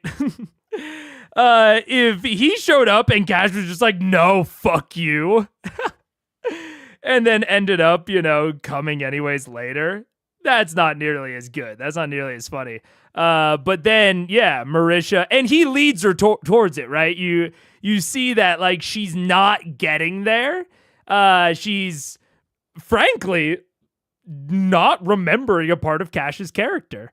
Because Cash has always kind of been an unwilling participant in all this shit. And I think that Keyleth did accurately peg him, which was a fun moment about, like, you know, you do actually care, fuck you. But Will is sticking to, he's not emotionally vulnerable enough to actually acknowledge that to someone, especially someone he's mad at. And so he leads her there of like, who else is going with you, you know? And when she mentions leading her towards the correct answer that will get Cash on board. It's really good character work. It's really, really good D&D improv character work of like, yeah, he really thought through it, but he had a route. He's gonna put up this wall and see if she can just, you know, get there on her own. But then when she doesn't, he provides her the path towards the yes. Because both of them know that Cash has to say yes by the end of this conversation, right? There's shit we gotta go do. I think that Critical Role doesn't have this as much. The Dimension 20 people, the Fantasy High people, you know, Brennan and the players are masters at this sort of shit. Of like, they know that there's an objective in their future. The equivalent of Cash has to say yes. And they are masters at navigating to that objective in what feels like a natural way. And I think the Critical Role people are pretty good at that. They just don't have the same constraints where like they need to do it in a short period of time, so you don't normally see it. However, Cash does have that constraint here, and you can sort of see it come up. I think that this sort of behavior is good even when you don't have that constraint. Like, I think it's just like generally good character work. But you can really like identify it when that time constraint is there. Of like, Cash has to say yes by the end of this convo, and you see him very naturally guide the other player towards that answer that makes the most sense for his character. Great character work. Great character work. Oh my God, we're not finishing this episode in. I don't know. I guess we have actually gotten a decent chunk in, but I think the chances of us actually finishing this entire episode, this stream, are, I think I'll agree with John, pretty laughable. Oh, it's great. Yeah. Zara's like the one person that Cash can trust, but I'm sure but it sure ain't his god. Yeah. Cash is all about Z. Yeah. Will was a fun guest for me because I didn't know most of the guests before they were on Critical Role, but Will was part of my childhood on Disney Channel. So it seemed it was a bit jarring. What was Will on in Disney Channel? Wait, what? Will Friedle. What was Will on? Is Will the boy? He's Eric Matthews on Boy Meets World? Holy shit. Who is he in Kim Possible? Is he what's the name? Ron? Not Ron. Ron! He's Ron Stoppable? That's crazy. Holy shit. I didn't know that. That's wild. Is he Robin? He gives big Robin energy. I'm looking at Batman and Batman Beyond Return of the Joker. Is Will... Oh, Will's Terry? Who's Terry McGinnis? Is Terry Robin? No, he's Batman? That's wild. I mean, I guess he is this more sleek Batman. So I guess that makes sense. He doesn't give me old, gruff Batman energy, but I guess this is like more younger, more sleek, more fucking like Black Panther coded Batman. He's wearing a bodysuit rather than a tactical vest. I guess that works. That's crazy. I had no idea what Will had done. I had absolutely no idea what Will was known for. That's crazy. Ron Stoppable, bro. That's wild. Yeah, I had no idea. Ron Stoppable. It might age me, but I knew him from Girl Meets World and then saw him in Boy Meets World later. Found out he was Ron, which I always loved. That's great. Tick one for the bingo card, truly. Yeah. That's wild. I had no idea. I hear it now. I hear the Ron. I didn't watch that much Boy or Girl Meets World. So it's more reasonable, but that I watched a lot of Kim Possible. Kim Possible was sick. Wow. Let's go. Where is she? Should have led with that. All right, let's go. Let's go. Come on, this way. Glad I spilled my soul and everything. And I just splashed coffee in my face. Come on, Cash. Come on. I'm on my way. Let's go. All right, as you gather your implements of war and your supplies you may need for this journey, you two head back to the castle. A nice solid 6 feet between you as you walk. I'm hitting the wall constantly over I there. know, I'm sorry. It's the. There's just you can't scooch There's no anymore. scooching. There's no more scooching. There's some hangover that you need to... This is all okay. You're comfortable over there? Good. You got enough room? No, Sam? who's on? We're going to get a Sure. bigger cup. I can't Okay. get swivel. No, there's no swiveling. There's no swivel. There's no swiveling. It's very quiet. Just to my cup, because we have to turn it. Just turn it into one person. I might as well be It's the twinsies. The twinsies will finally be conjoined. So, Sorry. don't split the best. So, Scanlan. Yes. You are off looking for a Jigrid. Go ahead and make an investigation check. Just follow my nose. Always knows. 18. 28. 28. All right. You know exactly the type of people that he talks to, and because he's been kind of put in this position of power within the guard hierarchy here at Whitestone, within the Pale Guard. For the time being, there's really only 3 people that he hangs with. One of them's Kashaw. One of them's a guy you never remember the name of, and it's kind of fun. And that's the guy you're gonna go bother. You go and talk to him for a bit, and he points to one of the few currently functioning non-destroyed taverns in Whitestone. And there you find him sitting there, kind of drinking alone. Not heavy drinking in his cups, but just staring off the wall and slowly sipping what looks to be a midday ale. Friend Jarrett. It's good to see you alive and right. Hi. Hi.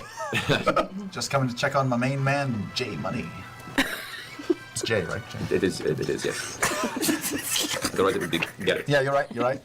But I am good. I'm a little nervous, to be honest. I like to shoot things from a wall. I don't like to go through a wall to shoot things, and that's been happening a lot recently. And from what I've been hearing, tomorrow is looking to be a very big day. Well, it's going to be quite a fight. Can we count on you to come with us, perhaps? I had assumed that would be the case. I would not want to have all of you disappear into darkness and fire without me, yelling behind you, "Don't die!" I figured that's the very least I could offer for this circumstance. We would be honored to have you with us, and as you are still technically our employee, Yes, there'll be a bonus for you at the end of it. another bonus. Oh, yes. I wasn't aware there was a... Yes, 2 Oh yeah, bonuses. there was 4 bonuses. You deserve all of them. Damn right. The other thing that we had talked about, did that ever come to fruition? No, it was unfortunate. You see, No, my sister is, engaged recently, and he stands up and like walks out of the tavern, putting a coin down on the front of the barns. And What up? Should I mute? No. Oh no. Oh, I was just gonna. I heard most of the conversation about Wilfred L. Yeah. Yeah. Did you ever see? Ron. Yeah. Did you ever see My Date with the President's Daughter? I didn't see My Date with the President's Daughter. I saw that on the Google search that I did of him. I was trying to think. I was like, that guy from Boy Meets World. Like, what else did I see him in? My Dates with the President's Daughter was like one of my favorites when I was growing up. That was like a classic. I did not see that. No. It's crazy to see like what all the guests have been in. I think the only thing that I really knew from Will was Ron Stoppable. I was scrolling down his freaking IMDb and I was like, there's so much. I'm sure. I mean, especially, I feel like voice actors, I don't know if they're just able to take more jobs because they don't have to like be on set. They just have to be in like a sound booth. But it feels like all of the voice actors have so many more credits than like live actors that we look at. Yeah. Yeah. Well, it's also funny. I was like scrolling through and he was in like one of the newer Scooby-Doos but it was like voiced Jennifer, Tom, Josh, like all of the like minor characters, I'm sure. And I was like, okay. Yeah. I feel like the fact that you don't have to like worry about a physical location, you're just sending MP3 files around. They're just prolific, man. They're in so much. Anyways, we're about to go on a break. I'm about to pee. I don't know why I said it that way.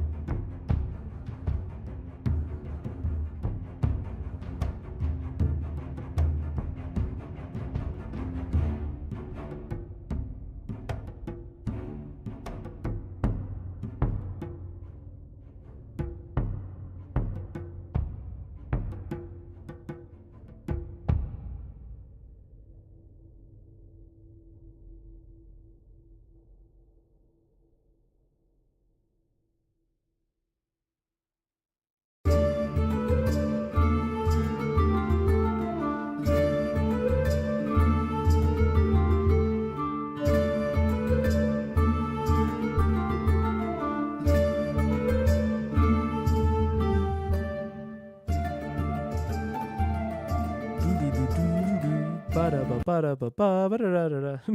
up? Hello, we're back. And I muted the music this time. All right. And let's make it happen. Let's keep going. You know, it's no worries. I'll find you another lady. He kind of walks outside. Oh, we're speaking in code. Okay. Yes, I need a lady so bad, and you were going to find me a date. You're so much better at this than when other people are involved. Why are you so bad when it's me? He kind of goes outside and guides into a shaded portion nearby alley and just kind of leans against the wall, waiting for you to follow in. So, is she a brunette or a We're out of the, okay. You know how long? Had to keep the cover going. Look, it's just very difficult to find anything right now the way things have been. But I did manage to scavenge a little bit of food. Yes, and he kind of pulls out a small brown pouch, maybe about the size of about a D20, really. Like a little kind of nugget in there, and it's tied tightly, and he kind of like pockets real fast. Now, just don't ask me again to do this. It is. Wait, are you a cop? You have to tell me if you're a cop. Are you a cop? No. Okay, good. It's a myth for the kids at home, by the way. Just want to get that. Sorry. Just can't fill their heads with bad ideas. Carry on. Kids arrested all over town tonight. You're a cop? No. All right. I'm a stripper. How much do I owe you? No, don't worry about it. Consider the bonus whatever you feel you owe me for it. Jared. But not again. Yes. Never again. Harrowing. Heroin? Harrowing. It was harrowing to acquire this for you. Jared, thank you for this. I thank you very much. And, you know, I'm cool and all, but do you put it up your butt, or do you snort it, or do you burn it somehow, or wrap it in something, or eat it? I mean, I'm pretty cool, but...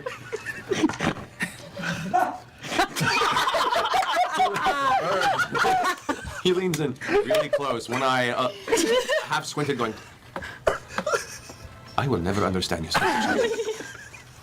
You're a smart boy. How do you think you use it? A pipe of some sort. Sure. And he walks out of the alleyway, like, really embarrassed that he even did this. Like the minute you said that, he was like, "Oh no, I just bought beer for a 12-year-old." Like, he was like, "Oh." I'd like to think that Haw was just a guy coming out of the pub and like getting Oh my gosh. All right, when you get her number, call me or whatever, so we'll meet her later. He walks away with his hand up with a... and just keeps walking. You can almost see like the hanging head shake as he continues back towards where he was in attack. That went very well. You did that. I did it. Mark down one small pocket satchel of suit. SUUDE. That's for after the dragon. This is drugs. He's made his own drugs up. Right Make there. drugs? Don't hold it. Put a glove on. You make drugs. If there was society out there, people are going to continue to find ways. There are other ways to kill dragons, that's for sure. Definitely not a cop. Definitely not a cop. Sometimes you ride the dragon before you kill it. You gotta ride the dragon before. That's right. You gotta ride the dragon before you kill it. It's gonna be great to watch the end. How do you think herbalists through the generations found out what plants are poisonous? That's bad. It's culture, man. Yep. All right. Naming So, is not fairy tale. Percy, we need to go ahead and make some checks for you. Well, actually, do I have to check even if I'm spending money? You're spending money to fix it, but okay. How much money are you spending? How much do we have? Sorry, I'll You stop. tell me what you need. We'll find out. Prince of Whitestone. you're not Can't there. you just like tap some taxes or something? you could actually. I could, but I really try not to do that because that's a dick move. Yeah. People are already pretty iffy on these things, I Spend imagine. everything right now. Wow, that made like 5 decisions, and it landed on a really good one. It's proficiency bonus. It's a 28. Okay. Yeah.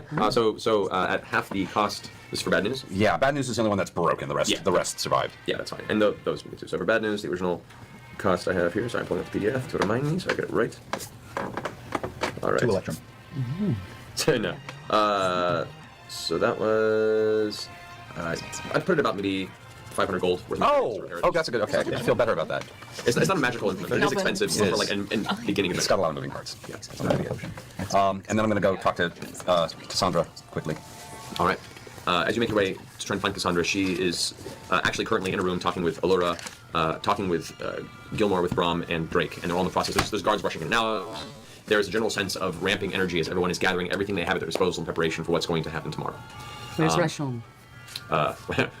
You can go look for Rashon if you'd like. No, I just want to know. You don't know where Rashon is right now. So, as you enter the room, all the bubs going on, people in conversation. Cassandra's currently like rolling up some papers, handing them to a guard, turns and finishes a quick bit of conversation, kind of whisper off to the side with Drake, turns around and her eyes meet you, and she goes, "Brother." My lady? Yes, how, what can I do to help you? We're preparing to leave. We're preparing to have a small strike force go underneath the city and do what we can while the other armies hopefully distract, thin the forces, and give us a shot at taking care of this once and for all. Right. Is there anything left in the vaults, potion-wise? Especially healing potion. We don't want to drain you, obviously, but I thought I would make one last push. We've provided what we can. I know. Drake, a few of our helpful, what's the word that escapes me, supporters here in the city have been providing for this purpose. So it's not much, but we do have, and she kind of snaps her fingers and points to Drake, and you see he's currently putting together like a big leather package. She goes, "Oh, don't worry." And he lifts up on the table, you hear the clinking of glass around on the inside of the satchel. He kind of pulls it down a little bit over the front, pushes to the sides, and you can see there's 2 cushioned racks that contain various size vials. So, all right, so we've got 3 greater healing potions, 1 basic healing potion. That's as much as we can find, to be honest, right now. There has been a lot of trade, and our supplies have been limited, and most of what we had has been used by you or folks here in the defense of the city. You said 1 basic? 1 basic, a regular healing potion. However, I've spent my time knowing what's coming and being a focuser in the elemental arts. Brewing a few helpful bits here. I wish I had more time, but our timeline's been a bit accelerated. And he pulls out the second section, the second cushioned grouping here, and you can see 4. The vials are different shapes. It kind of seems like the glass has been scavenged by what was available, but the coloration is similar, and you recognize these. You've had these before. These are 4 potions of fire resistance. Oh. That's great. You have no idea how great we will be grateful for you till the end of our days. Oh, I count on it. It may only be a day, but you will have it. Just remember, for these in particular, they don't last a terribly long time. 1 hour. So make sure you don't drink it too soon. 1 hour will be all that is necessary. I certainly hope so. So, that's what I am able to provide for this. I'll be there helping with some of the distraction for us, and we'll figure out the details of the specific attack, but we're pulling all that we can for this. And we'll figure out who's going where, who's attacking when, and in what way. I guess, if not tonight, tomorrow. He looks over to Cassandra and nods. I'm gonna go pray. Leaves the room. Can I ask a question? Yes. With potions, do they stack? Can you take multiple ones and get multiple benefits, or is it like you take 1 potion and that's the 1 potion you get to take? I mean, if they're different types of potions, I'd say they could stack to a certain degree. If you just begin to chug like 4 potions in a row, I might be asking for some constitution saving throws.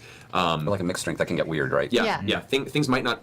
Long Island iced tea of death. Yeah, exactly. Some effects might not mingle well, or conversely, your body might reject that much ingestion of enchanted fluid. Okay, cool. Don't mix your darks with your clears. Pick one. Yeah. Don't eat the giant toenail at the bottom of the bottle. Oh. Water breathing before fire, never been higher. Yes. Exactly. I think that was the. Is that true? Thank you. Anything else? I'd like to just grab Cassandra really quickly and take her aside. Okay. Yes, brother. I'll only take 1 moment of your time. I've not had a moment to repay you for my part in all of this yet. And if we survive, I owe you much. And if I don't, if I don't, seal off the city. There is room underneath. Prepare for siege. Prepare to be a safe haven. Do what you can to save the city. Do not get involved in the aftermath of this if we fail. That's actually what I'm discussing right now with Laura. I guess the reason she's staying back is to help us continue should such an occasion arise. But I'm confident, knowing what you're capable of, that we worry for not. We're doing our best here, and I know you're doing your best there. Just come back to me. I will do my best. But for centuries, let us always know we've survived as realists. And it is very hot down there, and I do not like it. Good luck. You'll see you soon. I need you. Return. I shall. And I go pack. Okay. As you leave, Vax crosses you in the doorway as Gilmore's in mid-conversation. Right now with... Or what was with Drake, and then when he had the conversation there, he kind of watched and Drake left, and so he was kind of on his way out following Percival, and you caught him. Can I steal you for a second? Certainly. Over here. We haven't seen Braum and Gilmore in the same room yet. Gilmore might not know. All right. Hi again. Hi. Because he's out in the hallway right now, and Braum's in the room. Remember how we just saw each other a couple of days ago, and I tried to say goodbye, and you told me to promise you that I would see you again? Yes, and much to my delight, you've kept your promise, and you better keep keeping it. You know what will help with that? Boy, have I got an offer for you. You want to help us save the world? My family and I, we're going to him. And I wasn't sure the path that would take us there. I thought we might be on our own, but we're back here. And you are easily the most impressive arcane user No, Webster. I wrote it down. Braum, Drake, Allura, and Cassandra in the room. No Gilmore. Unless I wrote that down wrong. Did I write that down wrong? No way. And he just narrated that Gilmore was in the hallway, right? I will go on, or die on this hill. No, I won't die on it, but I will look it up. Because I'm being silly, but also not. You don't know where Raishan is right now. You enter the room. Cassandra is currently, papers. Wait. Oh, fuck. It does say Gilmore, Braum, and Drake. Damn it. Wait. Who taught in the room with Allura, then Gilmore, Braum, and Drake? Damn, I missed Gilmore. My brain filtered it out. All right, they have been in the same room. Fuck. Shit. I'm wrong. Damn it. So I take back my no to me. Yes to you. He also did use the F word. Very, very cute. That's so true. I've never been incorrect. I've never taken an incorrect note.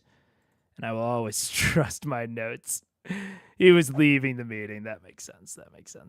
I thought it was a more of a cross path situation, but you're right. I've ever met in my life. And I want us all to still be breathing in a week. I can't think of anyone better to stand with us than you, Sean. His eyes kind of look off. And just from and he kind of reaches up and rubs the back of his neck, and you can see there's still like a scar there. He goes, if I'm to be honest, I felt a bit useless here in Whitestone for quite some time. I was there when this all began. He destroyed not just the thing I've been working to build for so long in my life, but friends, home, for all of us. So it is my just honor and vengeful glee to join you on the siege to EMON, if you'll have me. Grasp him by the back of the head, isn't I? Sorry. I'm so glad to have you with us, friend. So glad. Just stay alive. Keep that promise. Be a little bit easier now. Good. It smacks you on the cheek. Good time for musical quote. Actually smacks you. Smacks you on the cheek and goes, Okay. learn that from you. You start then. All right then, I guess I gotta gather my supplies and it's been a while since I've seen some. I've never actually seen combat on this scale before, and wasn't just trying to run away. So let's see if I can knock off the old dust. I'm sure it will be glorious. Oh, I can guarantee it. Plug. All right. That's it. I'm wondering if we should eat like a hero's feast tonight and then just eat one again tomorrow, because you just don't know what's going to happen during the day anymore. Just a hero's feast every night. Be ready and just Yep. We have the money for that? Yeah. Yes. We're fine. Yes. All right. I was looking forward to a hero's brunch, personally. Either one. Bagels and logs. Heroes high tea. Bagels and logs. I expected it to be lots of extra holidays. All right. Capers of might. What else do you guys wish to prepare, if anything? Holy shit, man. Should we? We have our potions. We have our potions. Should we split them up? Who needs fire resistance? Okay, we have 5 potions of fire resistance. do? Yes, Okay. because we already had one. Oh. Now we have 2 superior, 5 regular healing, and 3 greater. What we also have is a potion of invulnerability, which is clutch, and a potion of speed. We need to decide who to give the potion of invulnerability to, because it lasts for 10 minutes? No, 1 minute. 1 minute. 1 minute. I'm pretty So- sure. Check.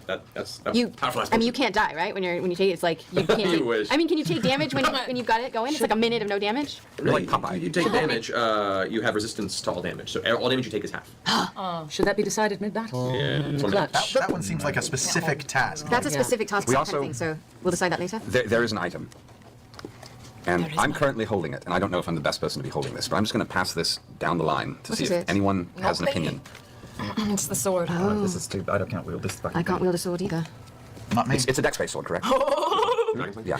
Yeah. Or it can switch. It's right. I'm allowing it to switch if need be. So it can be strength or dex base.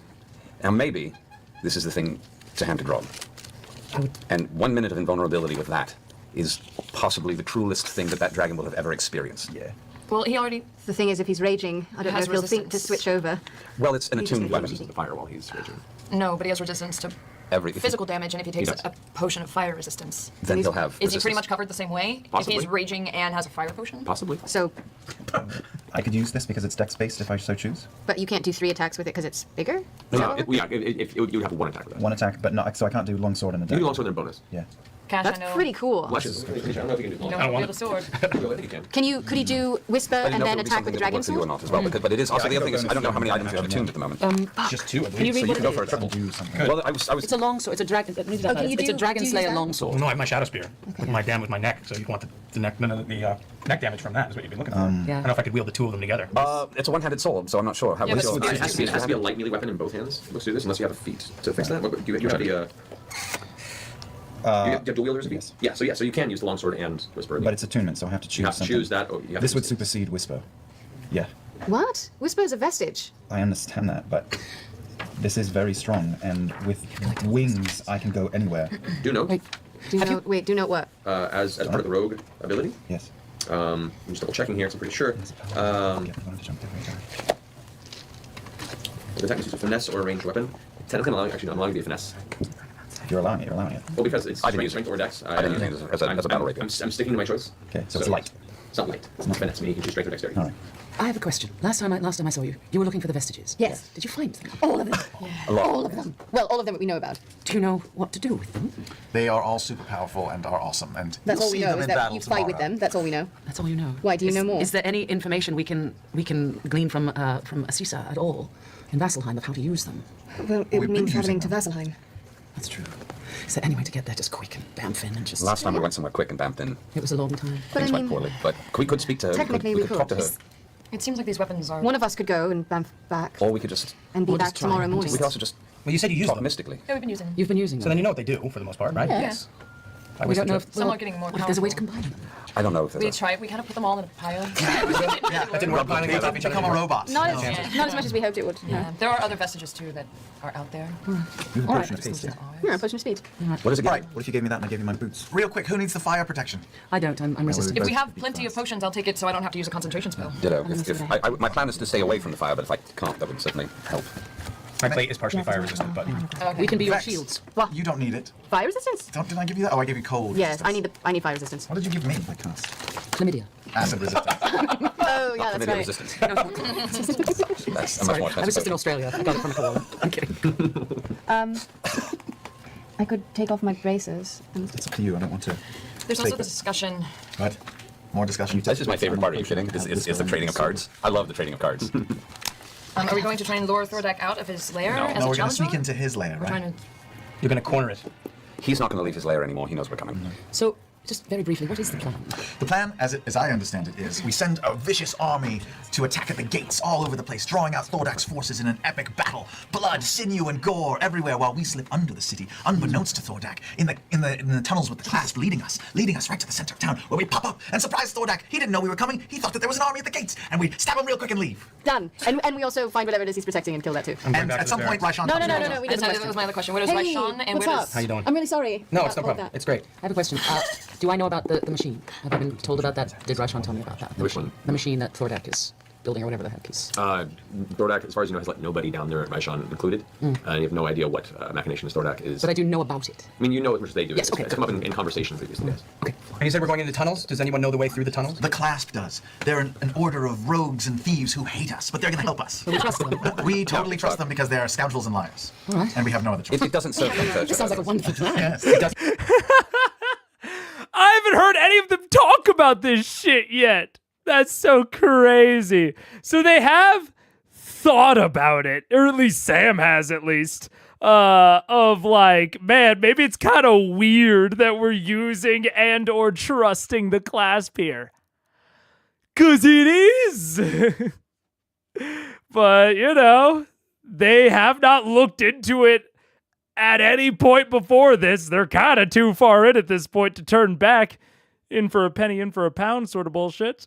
And I will say, yeah, the Voltron. Someone mentioned Voltron is the most obvious option, which it is if you are thinking about them as all of the Vestiges, which multiple times it has been made clear that at least some of the players were thinking about them that way.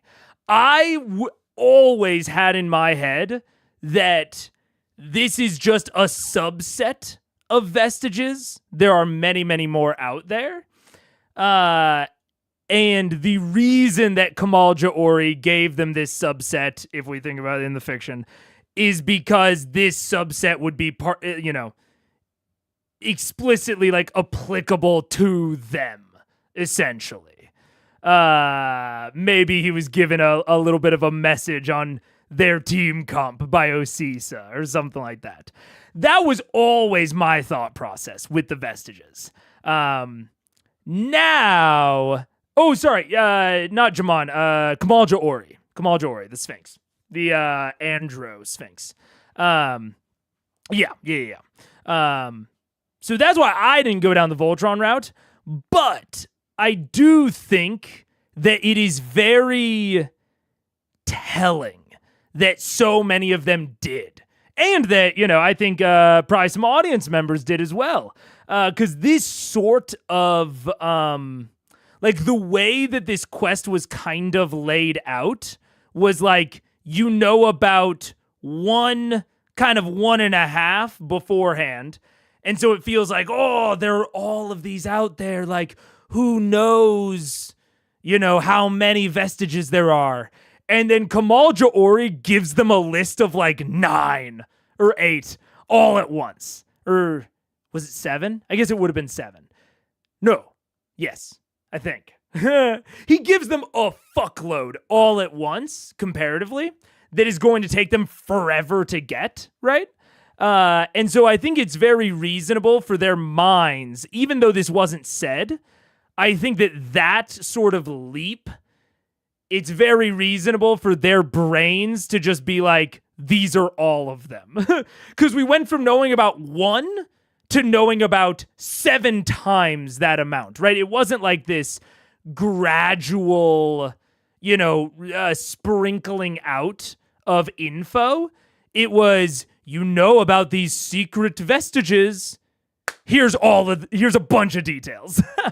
So if I had to theorize, because, we'll never know, I would say that's my speculation as to why the players are thinking in terms of these are all of the Vestiges, even though they know that that's not true, and that they should do something together because they were, this big, long quest. They were given all the information at once. It feels cohesive, and that it should have like a cohesive, big endpoint, a big, the whole is more than the sum of its parts. This feels like a whole, even though it's just explicitly within the fiction not a whole. It is still a part of the larger collection of Vestiges. But I totally get like the way that the information was given and the way that it was trickled out to them makes them feel like it was something that it was not, which I think is like incredibly interesting from a storytelling perspective of like the players. They have never been given any indication that these would Voltron together. They are picking up and they are using existing storytelling patterns, existing storytelling tropes that the beginning of the story mirrored, right? The beginning of the story with the Vestiges really mirrored the tropes of the types of stories where there's a Voltron at the end. But it wasn't that. So I don't know. I find this like this sort of concept and like results. I find this sort of shit fascinating. Like how the tones that you strike when you deliver information can mold your player's perception of that information so drastically, which is so cool. It's so cool to me. Especially if you're trying to do it on purpose. If you're not, then it's just cool. It's just interesting. Yeah, man, I think it's very, very cool. Do you know what makes them vestiges? What the name means in fiction? I forget. Yeah, vestiges of divergence.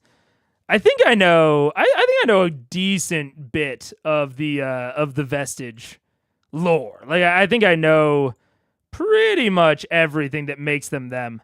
Weapons wielded when gods walked along with their creations, created during the First War, and Divergence. Weapons of great power, most gifted and or directly created by the gods.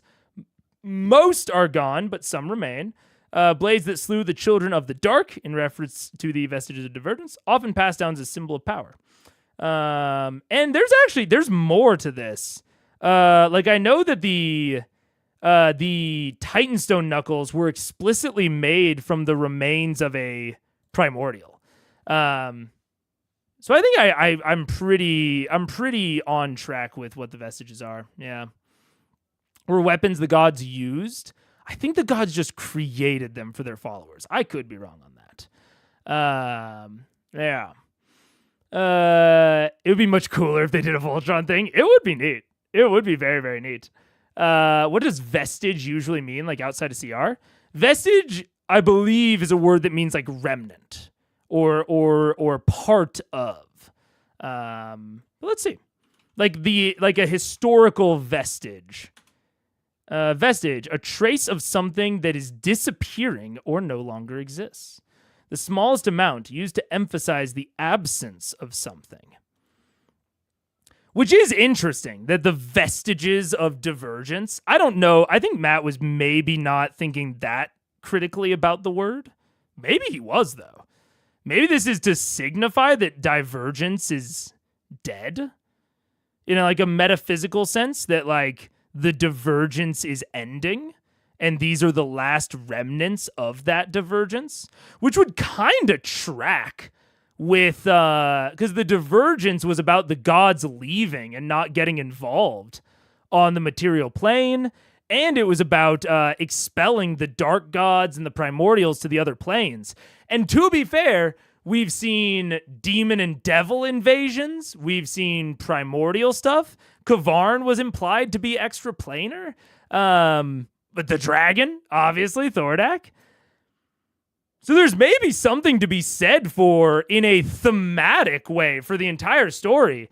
Divergence is dying. The material plane, the rifts are getting created. Things from the dark are returning. The gods of old that were defeated in the Second War are slowly opening holes and tears and rifts within the material plane, and some gods are starting to get involved. Ioun, the wounded goddess, is using the Heartstones, things of the primordials, in order to fight back through Osisa. Raven Queen is claiming another champion, which, we don't have this confirmed, but you could draw the implication that Pervin was the last champion, and he's long dead. But the Raven Queen is reaching out to Vax. The Bahamut is actively giving visions to, To Kima. The Vecna cult is making moves that are explicitly, planar. So there's maybe something to be said for the vestiges of divergence being kind of thematic for the events of the Legend of Vox Machina. These sort of melding of planes back to that prehistory state before the First War, before the primordials were kicked out. Sorta interesting. I don't know if Matt was thinking that hard about it. Yeah. Anyways. I feel like CR has superimposed on what the word means. I get that. Yeah.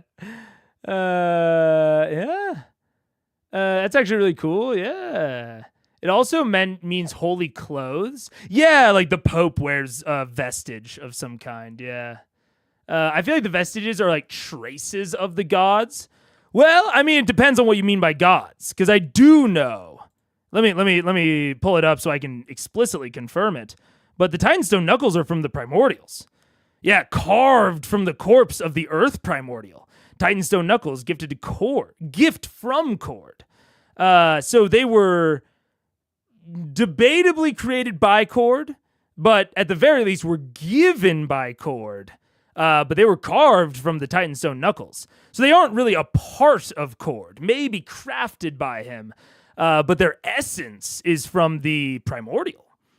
Kind of interesting. Yeah. Oh, no, that's Vestment. Never mind. Sarah was wrong.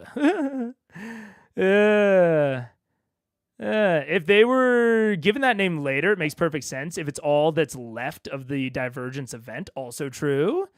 Do you think the Divergence is still happening? I think that the events of the Divergence are still upon us. And I think that Highbearer Vord was talking about how we still pay penance to this day. Like according to Highbearer Vord, at least, the penance was like the wiping out of parts of humanity. But then there's like a separate like oath sort of deal where the mortals still make up for all of their sins. So I think that like, at least within Vordian theology, we're still in the penance. And part of the Divergence, like I realized I don't have the, you can't see it. 1 second. There we go. The end of the Divergence is also the gods thought they'd gotten too involved, and that was part of the problem. They pieced out warning about the dangers of the arcane.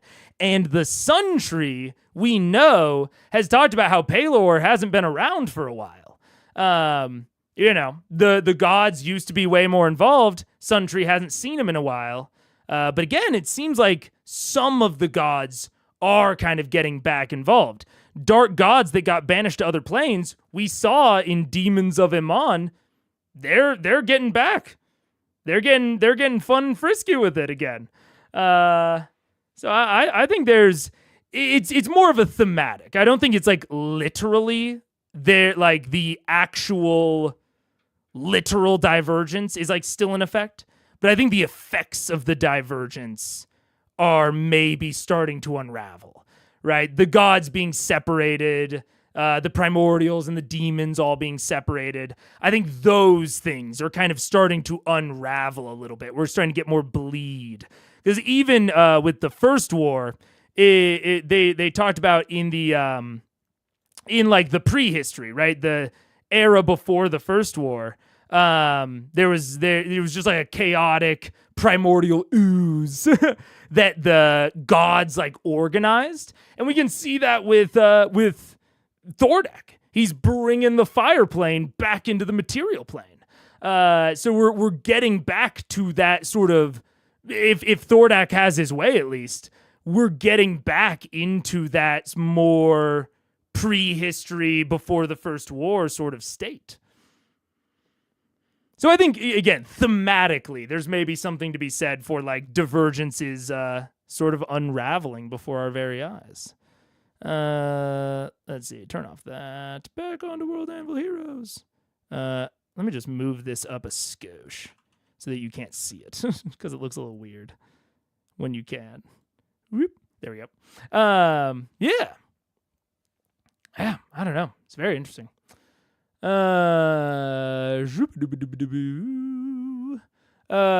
that was their original name, then yeah, it's a weird name. Yeah, it's true. Vestiges meant the last of the gods from the time of Divergence.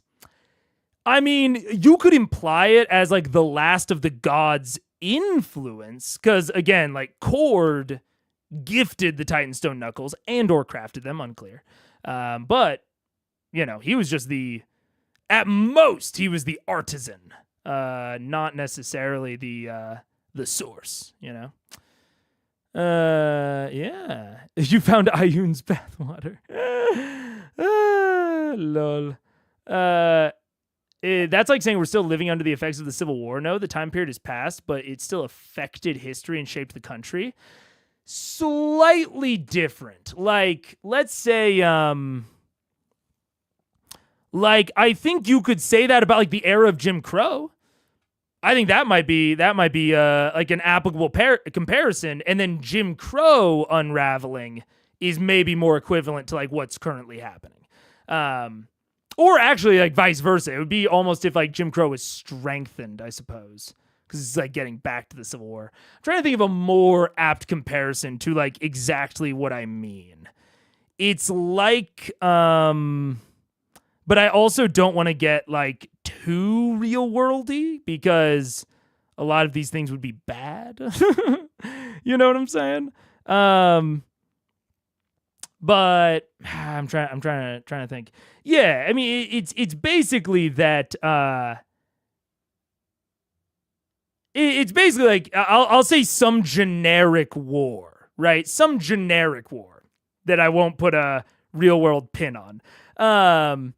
Is like if the war happened and the result of said war was this country gets this land, this country gets that land, that country gets that land, right?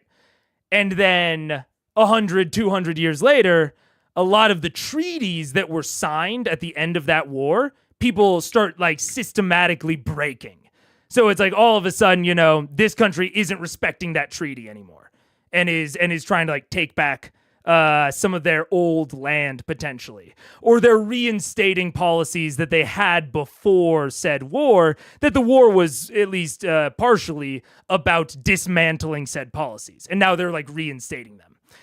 It's less that, you know, it still has an effect and more that the specific things that were put into place because of the divergence, those specifically are starting to unravel, and we're going back towards a pre-divergence sort of world order. Is more what I'm kind of getting at. Yeah. It's all good, Megas American. Yes, I am. World War II, more follow USR. Yeah. Do we know if the Vestiges are like part of a known set intentionally created, aka Rings of Power, or are they just weapons? From my notes, the notes that I took indicated that they were made over the course of the First and Second War. Like the Titan Stone Knuckles were made from the corpse of a primordial, which would imply First War. But we know that the Raven Queen armor, I mean, I guess we don't know this, but I would be surprised if the Raven Queen armor was made before the Raven Queen ascended. And my assumption is that she ascended post First War. I could be wrong about that, but that has been my understanding. I guess just like based on vibes and thinking about it. My vibe was that she ascended after the First War. So it seems unlikely that they are all an intentionally created set. I don't think so. And only later did historians group them. I believe that only later did historians group them. That is my belief. Yeah. It depends on if the change becomes undone. If the change is permanent, that event is named. If it's temporary, then it becomes a named era. Yeah. Yeah, that's kind of what I'm thinking. And that's why I think that like the idea of the vestiges of divergence is possibly this interesting theming as we go into divergence thematically unraveling, right? They had to acquire the last vestiges of that war, of that struggle. And, you know, and we can kind of, because after the First War, the gods didn't back off, right? The gods basically changed nothing about their behavior after the First War. They just crafted the planes and chucked the primordials into them. It was after the Second War between the good gods and the bad gods that they actually said, hey, good, GG, we gotta peace out. We're changing some shit up. We're not gonna be as involved in this. Because the gods were very involved from prehistory to divergence. So that's what I think we're starting to see the unraveling of, is the involvement of the gods in the material plane. Yeah. And so it's interesting to me to use the vestiges of the god, because it even relates to the whole Titanstone Knuckles cord thing of like the Titanstone Knuckles being crafted from the primordial isn't necessarily the important thing. It doesn't really matter that it was part of Cord's essence, because it seems like Cord was still getting involved, right? Like, the primordial didn't gift the Titanstone Knuckles to mortals. It was the god. It was Cord that was picking and choosing the particular mortals to gain this additional power. And post-divergence, maybe that doesn't happen so much anymore. So yeah. I think that's kind of what we're seeing is the gods were very involved before, post-divergence, not as involved, as we heard from the Sun Tree. But then now, in this new area, we'll call it the Vox Machina era, the gods are getting re-involved. We have the paladins of Bahamut receiving visions. We have Vax getting power from the Raven Queen. So that is the part of divergence that I think is kind of unraveling. And they're using the last vestiges of divergence, the last vestige of that separation to try and excise the fire plane from the material plane. Like at this point, THORDAK is closer to a primordial than whatever he was before, right? With the ember seed in his chest. He's bringing the fire plane into the material plane, and they have to use the last vestige of that divergence, of that separation, to excise the fire plane and clean up the material plane once again. That's what I'm saying. And again, it's all thematic. It's not literal. Maybe all evolving items are called vestiges, and they could be unrelated to gods. I will say, all of the vestiges we are aware of currently. I'll go through them. Cabal's Ruin. We actually don't have Cabal's Ruin being related to a specific god. Dawn Martyr is Paylor. Deathwalker's Ward is Raven Queen. Queen. Fenthros just says a bow that felled titans, which I think we can easily relate to First War era stuff. Myth Carver, we don't have any particular godly relation. The Spire of Conflux is related to Melora. Titanstone is Cord and the Earth Primordial. And Whisper, we also don't have any particular god, but it does say it was the center of many a dark ritual, which we can maybe relate to the Betrayer gods in the Second War, or the Age of Arcanum era. So, and I think that's all of them. Yeah. I think so. I think that's all the vestiges that at least we're currently aware of, yeah. The gods created the primordials? No. The primordials were there, then the gods and humanity showed up, and then the gods went to war against the primordials to, like, clean up the material plane. From my understanding. Are the gods involved currently? I would say so. From our understanding of events, it seems as though the gods and extraplanar deities are more involved than they used to be. Demons invading Emon, Ioun empowering Osisa via the Heartstone, Raven Queen choosing a champion, all that sort of stuff. Yeah. In broad TTRPG lore, usually primordials predate gods. Yeah. I think that kind of comes from like Greek Titan sort of vibes, yeah. Yeah. Anyways. Yeah, so I think that could be kind of a thematic explanation of their name. It is also super duper possible that Matt did not think that hard about it. and just chose a word that kind of felt right, you know? Serve the scoundrels and liars to lie and be scoundrels. It doesn't serve them in this moment. No, you know, if you're always a liar and a scoundrel, then no one will ever trust you to do anything. They're only conveniently liars and scoundrels. And are we taking I love Rashawn this with plan. us? This is great. It's pretty airtight. Yeah, I don't see any room There's for no problems. such thing as an airtight plan. So you want to go in and corner the dragon. Where he lives and is most powerful. Where he lives and is most powerful. Yes. His back to the wall, no escape. He can escape at any moment. He can fly. Just us, though, not the entire army, which Just I'm a using as a partial diversion. group. Well, here's the interesting But thing. the is- scoundrels are going to lead us to. Well, he has his own army. Of course. So we need to keep his army distracted so we're not fighting a dragon and an army. So those armies will hopefully either distract the armies Or if he chooses not to send the armies to fight the rest of the armies that we brought, all of our armies also converge on the Dragon's Nest, and then we have everybody there. But you're engaging all of your forces in one play. If he holds his forces back, why not send in skirmishes to see what happens first? We have Oh, people I like to do this that. plan. He's good. No, we have people that we can do for that. It's not just one army. We have groups of them technically. I was And just I really imagine we We can can attack from different sides. Are you attacking in one All place? signs Oh of no, chaos. all around the city. All right. Chaos. Is there a weak point? I don't know. Sadly, Our plan. sadly, don't you laugh. No, you don't get to laugh. We've got to That lose scares the us. at this point.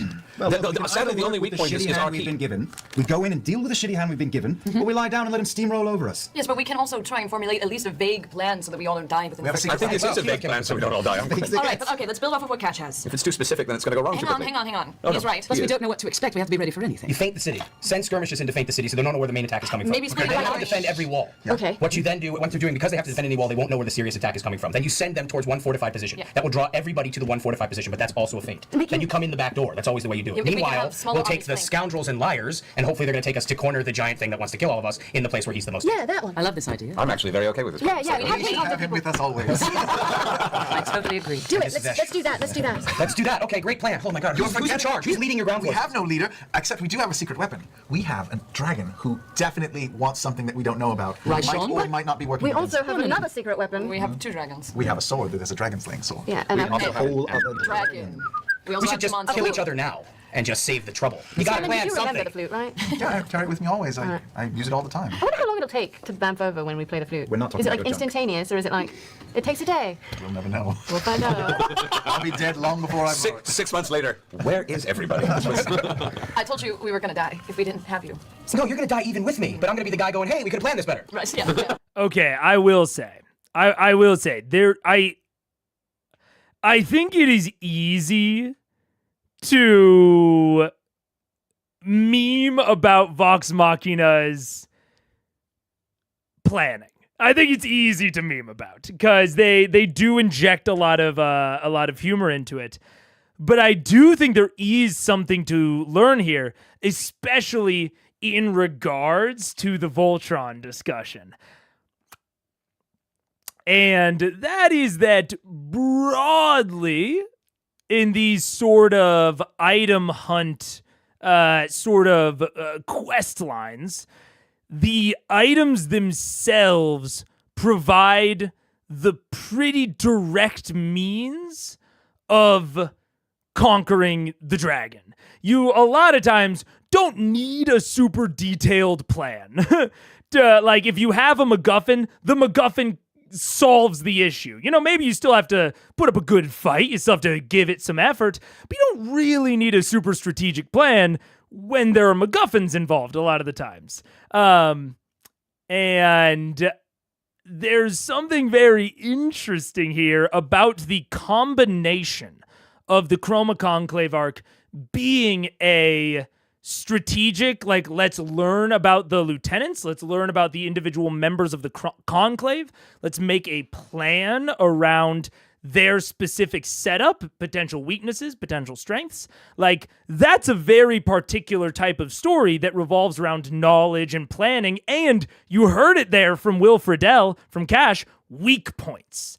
That like, a weak point is the definitional reward when the story or the challenge is about gaining information.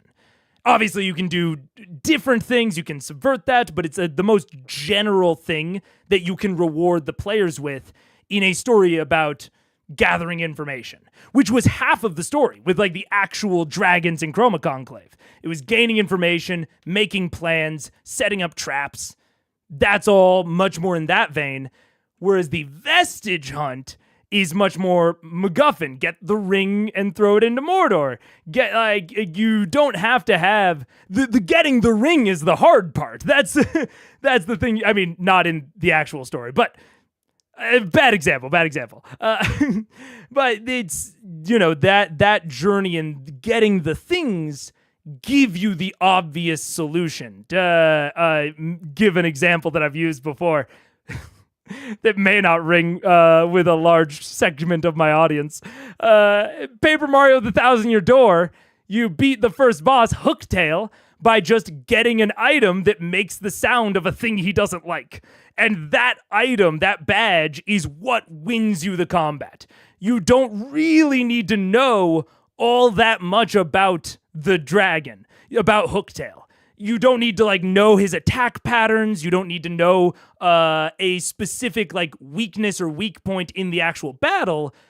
The item embodies his weak point. And so you just have the item, you had to go and get it, and now you win. So that all said, again, easy to meme on Vox Machina for not coming up with the plan that Will Friedle came up with in about 30 seconds. But I truly do think that their mindsets have been so embedded within the idea of getting these vestiges, that getting the vestiges is what they needed to do in order to take down the Chroma Conclave.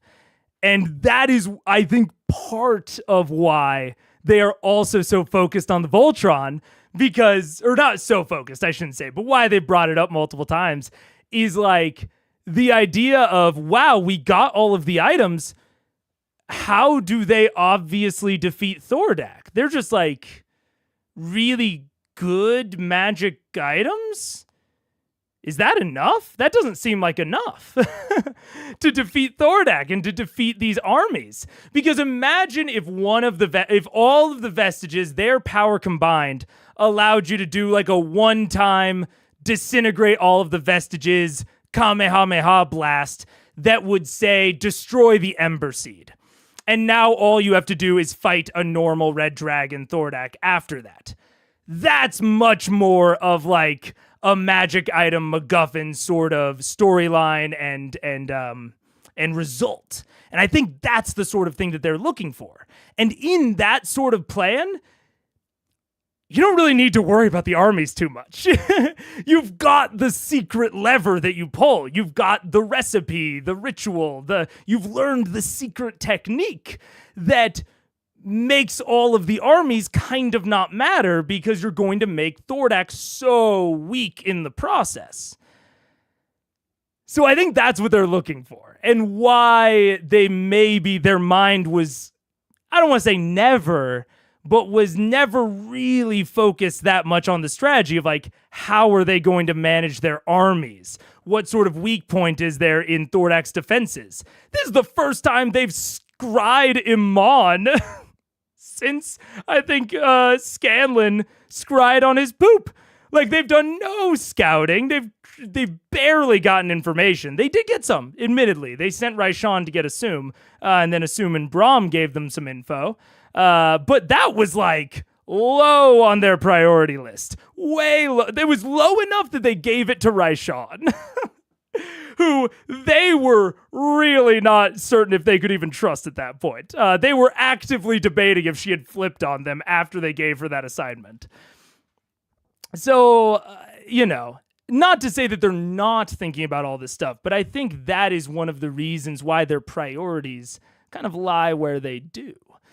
Is because the vestiges were such a focus of this arc. It feels like, hey, we did it. We did the challenge. We got all of them. Wait, why didn't we win? All we should have to do is walk in there, right? We've got all the vestiges. Why do we need a strategy to do that? Yeah. Oh, man. Pelor is the sky god like Zeus, or maybe Apollo. Oh, it was about which one would be Zeus. Fair enough. The reason they don't feel like the solution is because they got stronger mainly due to leveling up and not the actual vestiges. Exactly. It's a weird dichotomy within this sort of quest line.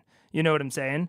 The simultaneous acquiring of all of these very notable items that feel like, oh man, there's one for each of us. It's that juxtaposed with the much more information heavy, each dragon has a particular lair and a particular strategy and a particular way that it rules over its domain, and there are factions that you have to learn about, the Ravenites and the Herd, and all of these things that are not that they're not present in a more like MacGuffin vestige hunt type story, but they're normally, I think, less prevalent or less maybe prioritized, we might say. Yeah. But anyways, so it's yeah, like I said, this sort of like story analysis is so fascinating to me. And the Chromaclave's a very interesting. The Chromaconclave is a very interesting arc. I mean, I've talked about it a few times, but I talk about it most of the time in arena design and in like combat design. But it's worth being said for story design to like take big swings, try out some shit. The Chromaconclave was a big swing on Matt's part. And I think, there were some weaknesses to it, but there were also some crazy strengths that you don't get without, taking this kind of more wild swing at it. We're about to go into ads, which I will do. But I'm going to play it until we get to ads because, unfortunately, I don't have anything else to say about that. I think I said my piece. I think you've given them a really good plan. Yeah, no, that's great. Let's do that. There is no situation that anyone is going to come up with where we're looking good and this is going to work well. There's a dragon in the middle of the city with an evil army, and we have to deal with it, and there's just no positive way to deal with that. Dragon shadow. Are we taking Raishon with us? Raishon, I feel like it's going to Yes, it's a bad plan. Meet us there. It just seems so highly defeatist to already plan for, defeat. It's not planning for defeat. It's recognizing that no matter what, 10 minutes into it, everything that we thought we knew was going to be wrong anyway. Are you ready for anything? At least tell me you're not going to send all your forces in at the same time. Oh, no. Of course. Okay, well then we need to talk about the forces that are going in. More armies are talented than others. We're not talking. Send them all in. We were going to. Are the armies more talented than others? Oh my God, Marisha's face. You know what? I'll agree with Marisha here. I don't know if this is Percy or Taliesin specifically that is like I don't know if this.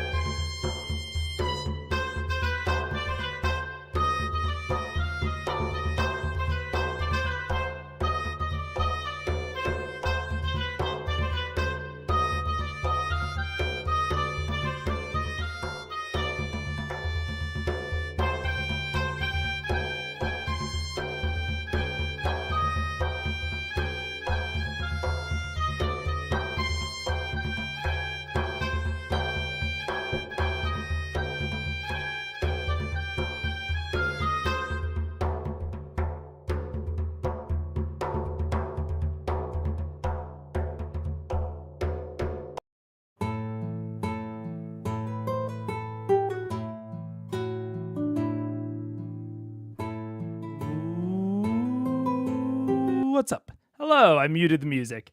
Okay. We're back. Yep. I really need to fix that music thing because it is not working. But no, what I was going to say beforehand of like, I don't know if this is Taliesin expecting or expressing a legitimate belief, or if this is Taliesin playing Percy flawed, or both, or in between somewhere. I don't know.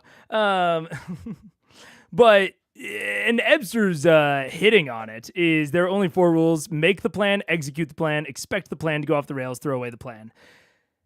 I think the thing that I can feel from Marisha, because I've felt this from people in real life, is like, Taliesin talking about, or her saying that like Taliesin sounds defeatist.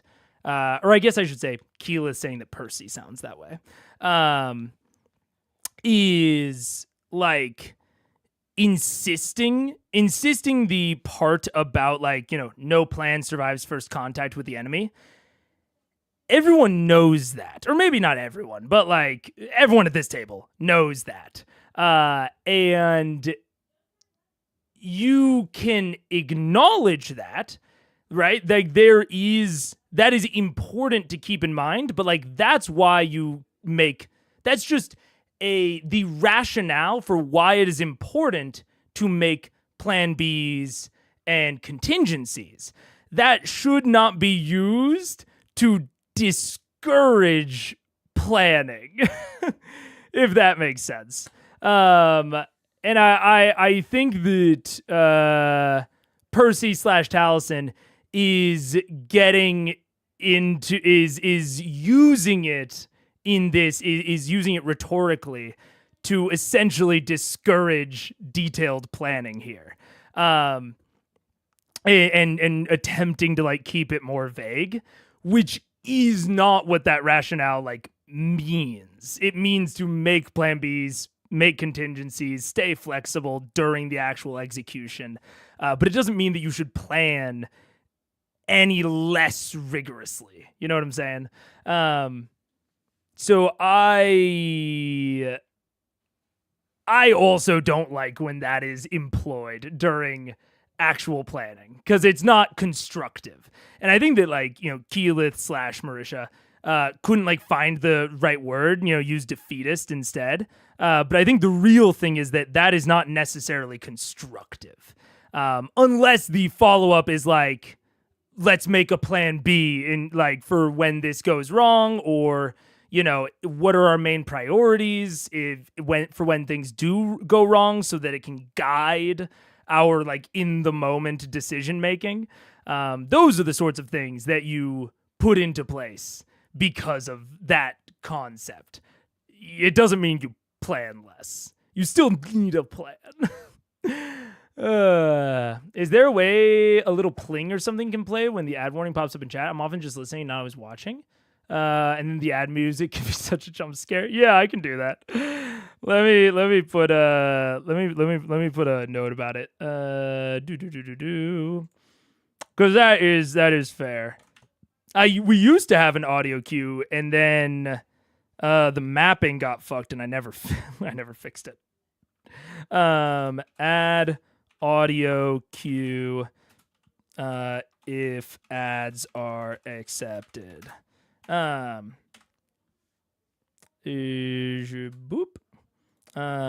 Join is a critical role. And then put that due Saturday. Perfect. Okay. Boop. Cool. Noted. Perhaps Tal doesn't want to get bogged down in planning again. Yeah. Which, like, that's why I hesitate around, like, is this Percy or is this Taliesin?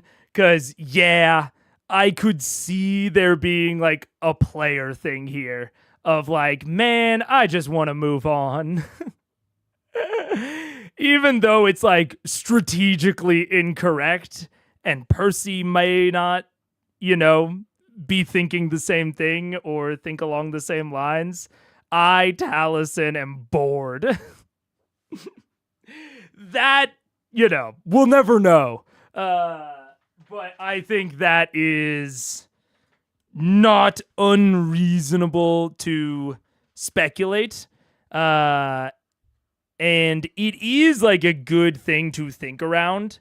Like if you are finding yourself getting bored by planning, like the way that your table does it, or like the way that it just normally comes to fruition in your games, it's worth considering if there's a way to improve it.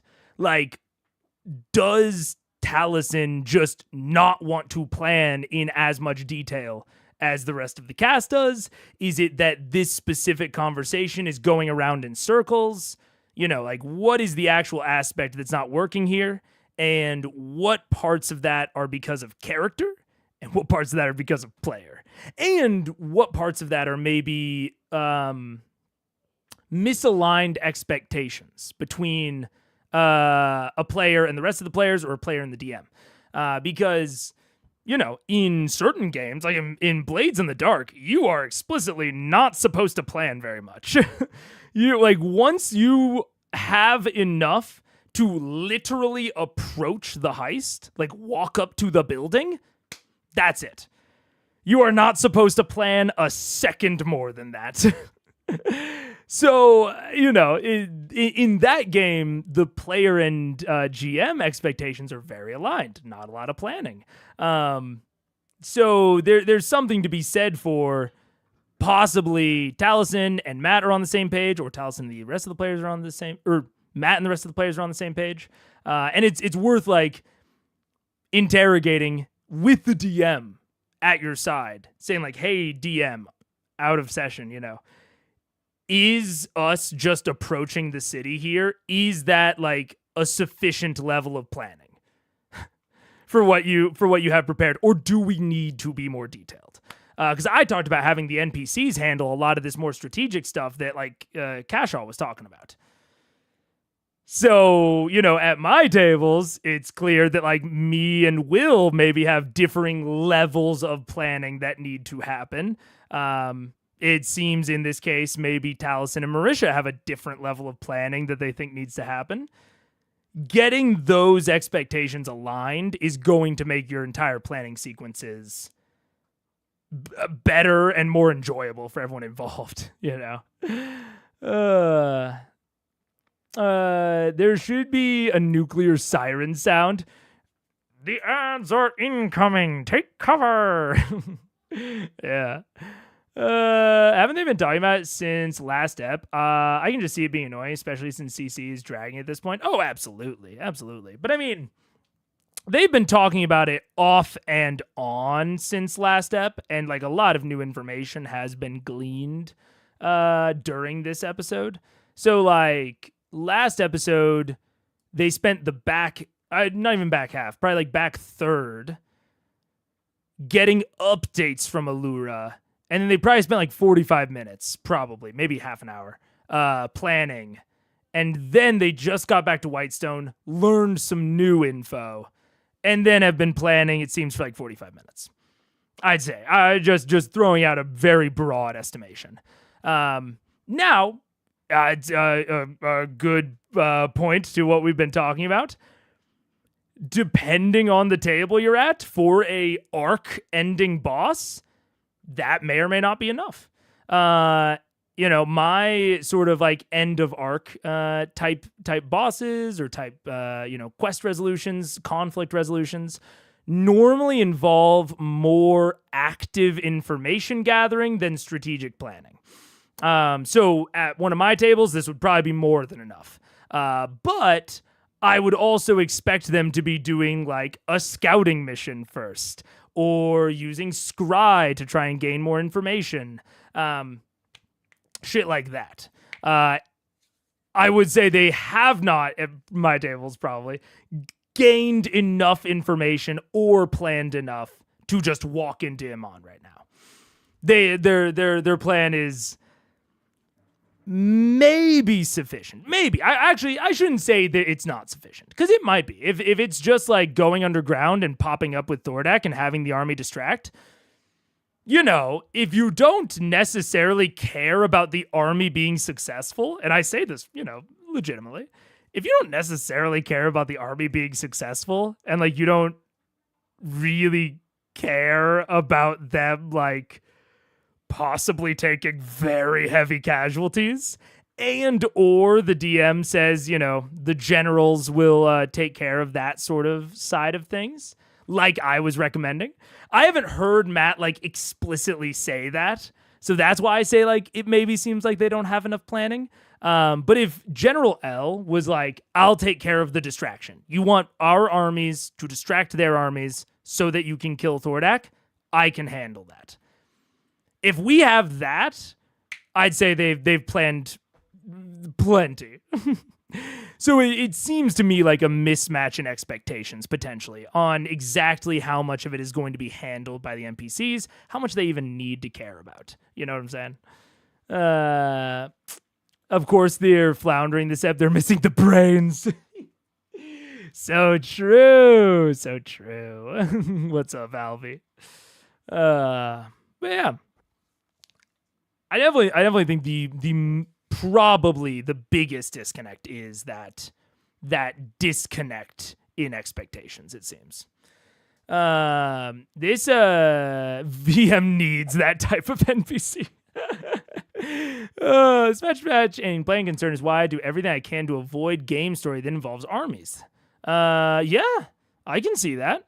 Yeah, I mean, it depends, I think, really largely on like what like your players are wanting out of the power fantasy. But I think that like at a base level, D&D without extra mechanics on top is not currently built to help with army management, let's say. Like any army management, you are doing yourself as a communal writing activity. There are not mechanics that are going to help you along with that, right? Just like the opposite, the inverse of that is there's tons of mechanics to help you with combat. You don't really need to establish like huge amounts of expectations with combat. Maybe tone, maybe deadliness. But broadly, you don't need to establish, hey, how long is an average combat? Right, that's something we sort of take for granted in D&D, but it's like the basic mechanics of the system kind of pre-prescribe at least a general length of combat based on its difficulty. That can obviously be, there are extremes that go beyond that, but the mechanics really help sort of define a baseline level of expectations around what a D&D combat even looks like. Armies don't have that. Army management doesn't have that. So it's definitely worth considering. The less mechanics there are, I would say broadly, the more likely there is for there to be a mismatch in expectations about what needs to be vocalized, what is going to be taken care of off screen, what needs to be handled on screen, all that sort of stuff. And you can have conversations to like, wedge those back together to get those expectations more aligned. But there's also something to be said for just avoiding the things that don't have a lot of mechanical support. And that will broadly help avoid as many expectation mismatches. Yeah. Fully forgot that Travis was gone and just wondering why Grok was being so quiet. Anyways. You need one supreme general who's going to be in charge of everything. He stays back as a tactician. Probably their fault. Daxio is going to do that. All right. And the men trusted. Yes, he's the leader of the army. Okay. All right. He's all right. Well, then we need to get this plan to him. Yeah, we need to talk to them. I can. We have communications. So we're going to have waves of assault from one position, have other people flank in from another position. And you're attacking a fortified city. Well... Sure, fortified-ish.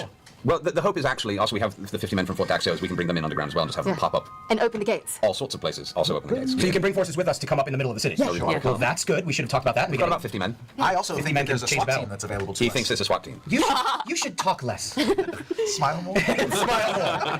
I think you smile just right. I use my awakened mind to speak to Cash. telepathically. Oh shit. They're gonna ban us. You can't respond. All right, I want that. I want So that. don't. You know how I feel about Raishon. You know what I've experienced with her. Keep an eye on her. Don't trust her. If you see anything while we're out there, you let me know and we'll take her out. All right, darling? Whoa, what? Whoa. Zara has a personal history with Raishon. Telepathically told Cash to see about taking Raishon out. If anything like goes sideways, right? If you see anything while you let me know and we'll take her out. Interesting. To watch her and be ready to take her out. What? Is this a history from... I'm not... I don't think this has been revealed yet. So I'm not like legitimately asking a question here. I'm just thinking out loud. Was there any hint towards this? Because Raishon, we don't know. Let me go actually to Zara's. Where's Zara's article? Does Zara have an article? Uh-oh, she might not. Oh, no, Zara doesn't have an article. I don't know what her backstory is. Zara's researching siphons. Matt via Zara bring the stones up. Fuck. God, I wasn't taking notes back in the Vasselheim arc. Shit. Well, we know that Zara was researching siphons, which there is something to be, like, maybe Raishon was, like, poking around places that she shouldn't have been while Zara was investigating the siphons. Or maybe she was... Because Raishon made the very explicit comment about wanting, like, a run of Whitestone, like, not having any restrictions on where she went. And they basically allowed her that. So it's possible that Zara and Raishon have a history from just events within Whitestone. But also, Cash was, like, not entirely aware, it seems, that Zara was in Whitestone, which makes me think that Raishon and hers history must predate Whitestone. Huh. Interesting. Because I'm trying to think of everything else I know about her. She's a warlock. She's got, like, moon vibes. If she has awakened mind, it's a gulok. She's a tiefling.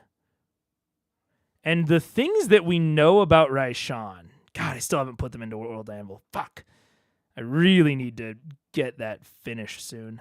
The things that we know about Raishon and her backstory.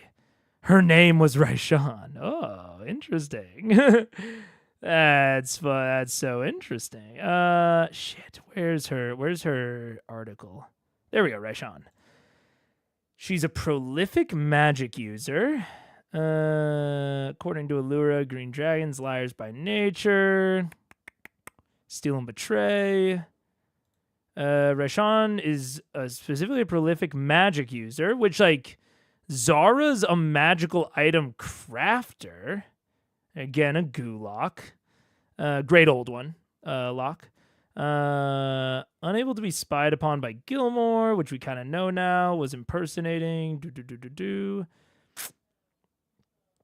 She doesn't think that the class plan will work, which is interesting nowadays.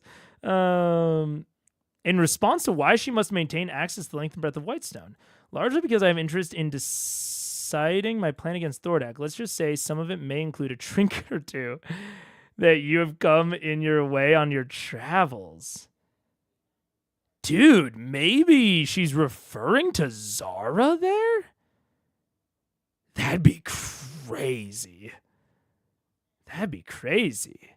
And then backstory, my home is south of here, within the jungles of the Riven Mist Peninsula, along the southern side of the Stormcrest. The Stormcrest? What? Does that make sense? That doesn't seem like it makes sense to me. Wait. I have a whiteboard. My understanding, and again, I'm just thinking out loud. My understanding is that Taldore is like vaguely America-shaped. There's mountain range here, Whitestone up here, Westrun there, Emon over there, Craghammer here, Frostweald down here. Are these the Stormcrest? Feel free to answer me that, chat.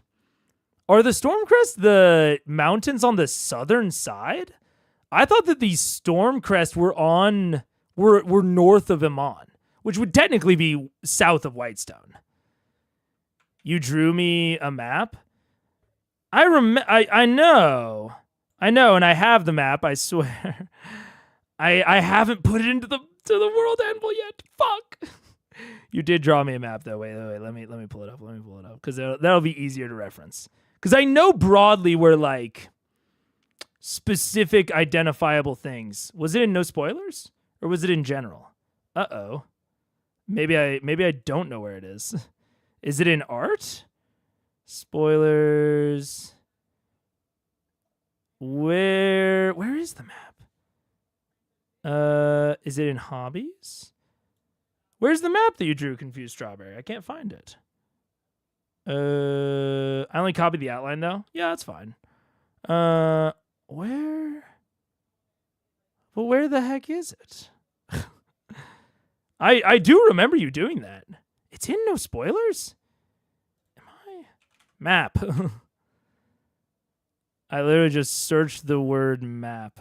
No, not in post notifications. Gosh darn it.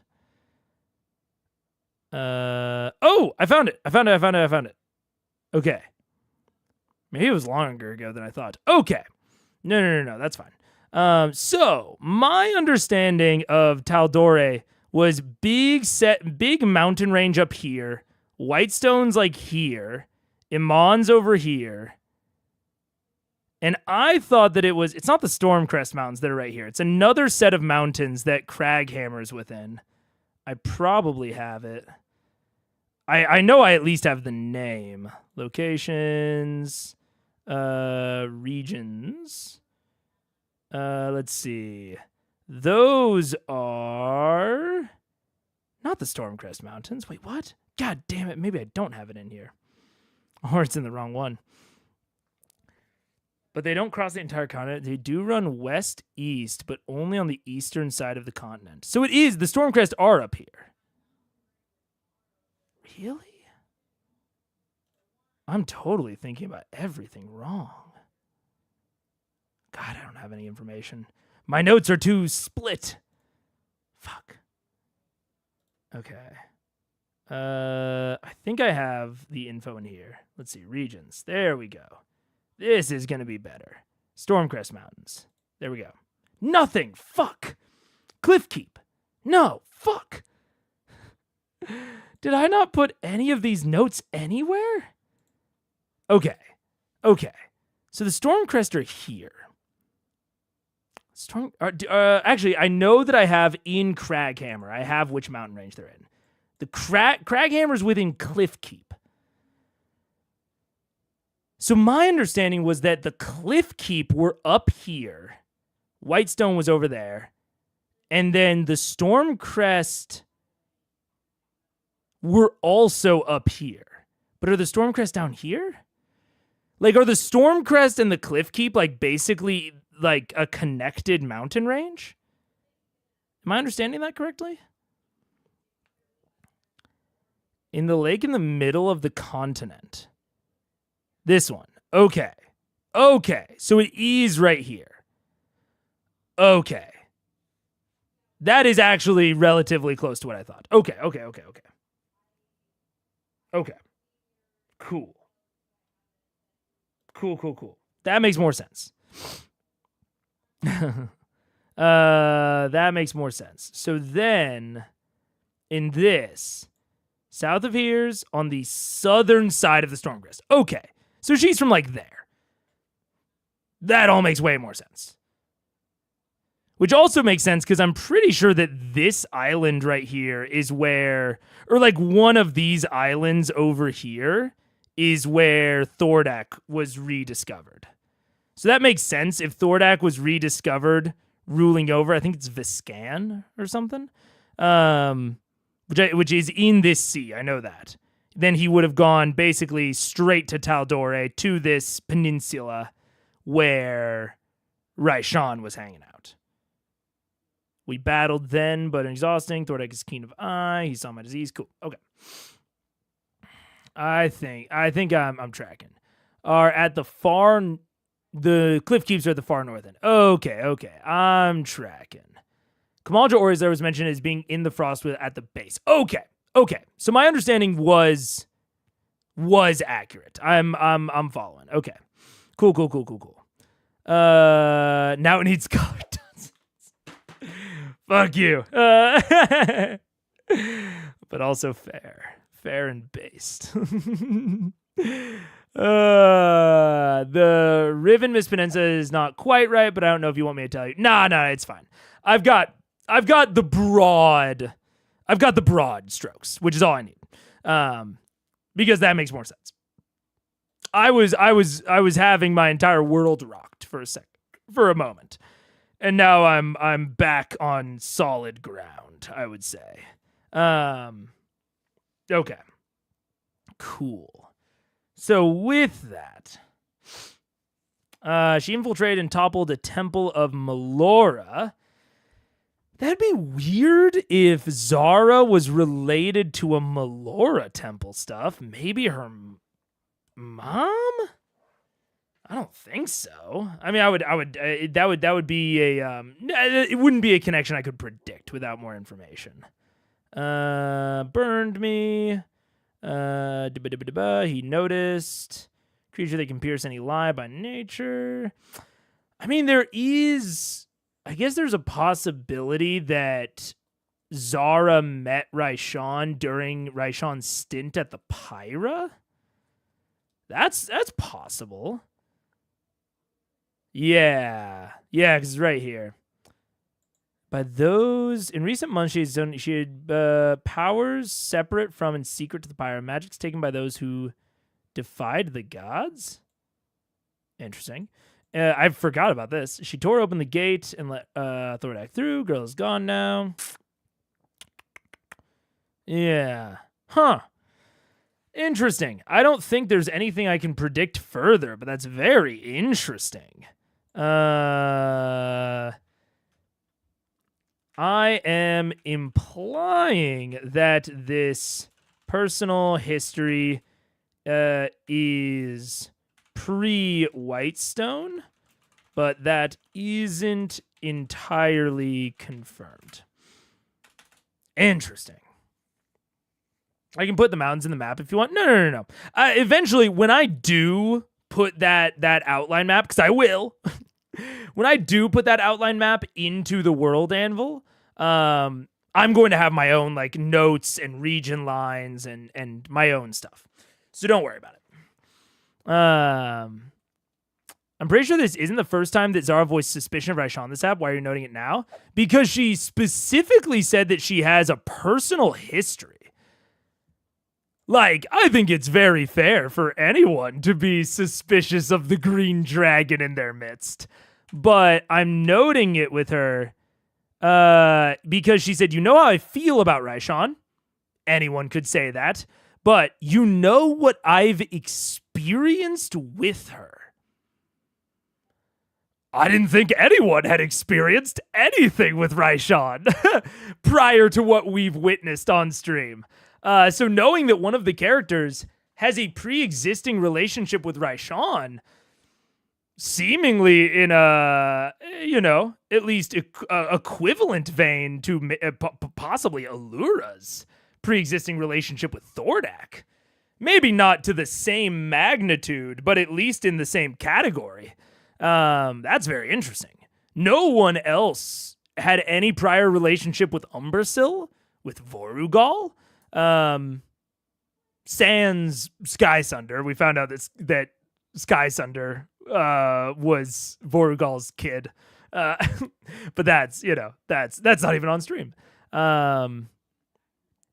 So interesting. Dude, the full ep plan is gone. The full ep plan is out the fucking door. Especially if we continue to learn things like that. Look, I said it at the beginning. I even told Paige, I was like, this is a light combat ep, which is our eps with the most likelihood of having big tangents, big theories. Regardless of their speed up, yeah. It's an interesting thing to do when working guest characters back into a campaign. It's super interesting. Super interesting. Have experience with her. Keep an eye on her. Don't trust her. If you see anything while we're out there, you let me know and we'll take her out. All right, darling. Catch, why are you drooling and staring up into space? Was I drooling? Oh, Yeah, just a little. yeah, That's my bad. I'm sorry. You were talking so much a second ago. And I was thinking just- about how I can't wait to die tomorrow. Yeah. Well, why don't we finalize this plan tomorrow when we meet with the general who will be commanding half the forces? No, I think we need to meet with the general tonight. Okay, let's go. Right now. Meet or telepathically communicate? Telepathically. I think we should send a message through Laura. She can just scribble a note and send it to him. Also, that way he'll have less time and less effort defying us. Okay, I'm Everything we gonna just talked about. I would Why like to not go talk to him? Yeah, I feel like you can't really scribble an elaborate battle plan. in Anything like a written down can be 25-word taken by the message. enemy. It's not written down, it's all telepathic. Conversation. We just have to get everyone together now. But the message Go. style that Alora is using only allows for very minimal conversation. It's not That's excessive. fair, that's She fair. can't have like a full-blown conversation with him. It's long distance. Damn, fucking Percy revealing that he does not use magic often. His magical capabilities are limited compared to Keyleth. That was very, I think that was Taliesin and Marisha knowledge, but it was a very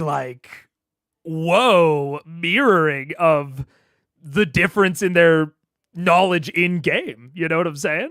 Why would Percy? He had to deal with a demon. Yeah, exactly. Just draw the plan and send the drawing. It was a very stark moment that of just where out of table factors and in table factors just collided to make a weirdly perfect moment of roleplay that I don't think they could have planned, of Percy knowing just enough about magic to theorize on what might be possible, but then Marisha / Keyleth knowing the actual fine details of it's telepathic, but the conversation is minimal, so you can't really do this, and this. Whoa. I don't know, just really stuck out to me as that was not a planned character moment, but it just so happened to reflect their character mindset so strongly. And the differences in their expertise in this very specific area. Kind of wild. Yeah. He's got hex and demon shit. Yeah, exactly. The less time to defy is such it really is. Oh, Percival. Yeah, 100%. Let's go to him. All right, let's go. All right. Right now. I still think we should eat a hero's feast before we go, just in case. When Vex wants to spend money, I'm in agreement. What's the difference, really? Just to be prepared. Yes. Well, And it blows a slot. spell. But the day's almost up. It'll protect us all day tomorrow. Yes. What time is it? After this much conversation, it's getting closer to sunset. I have an hour. Oi, Pike, can you do a hero's Yeah, feast for totally. us? Sure. Thanks, Pike. Yeah. No problem. I'm so tiny I didn't even see you. Oh yeah, no, she can go ahead and send the hero's feast. Same cost, still costs. It's fine. Yeah. Costs her a 6 level spell slot. question mark maybe. That's just for this. You don't have to. We have party funds for I this already year. did it. I don't need money. Do you? I never carry money. All right, so Heroes Feast has been summoned for you guys. Did you just give me 800? I'm just pocketing your 800 and I'm putting it in party gold. So Is thank the you. airship going to handle the aerial support? same that Thordak thing. has? It's not We have that. This is my That's what I'm working personal. on with sending messages. That's 800. Well, yeah, I've we never can leave them had direct. They know what they're heading towards. You haven't? They're delicious. Are you guys going to Allura then?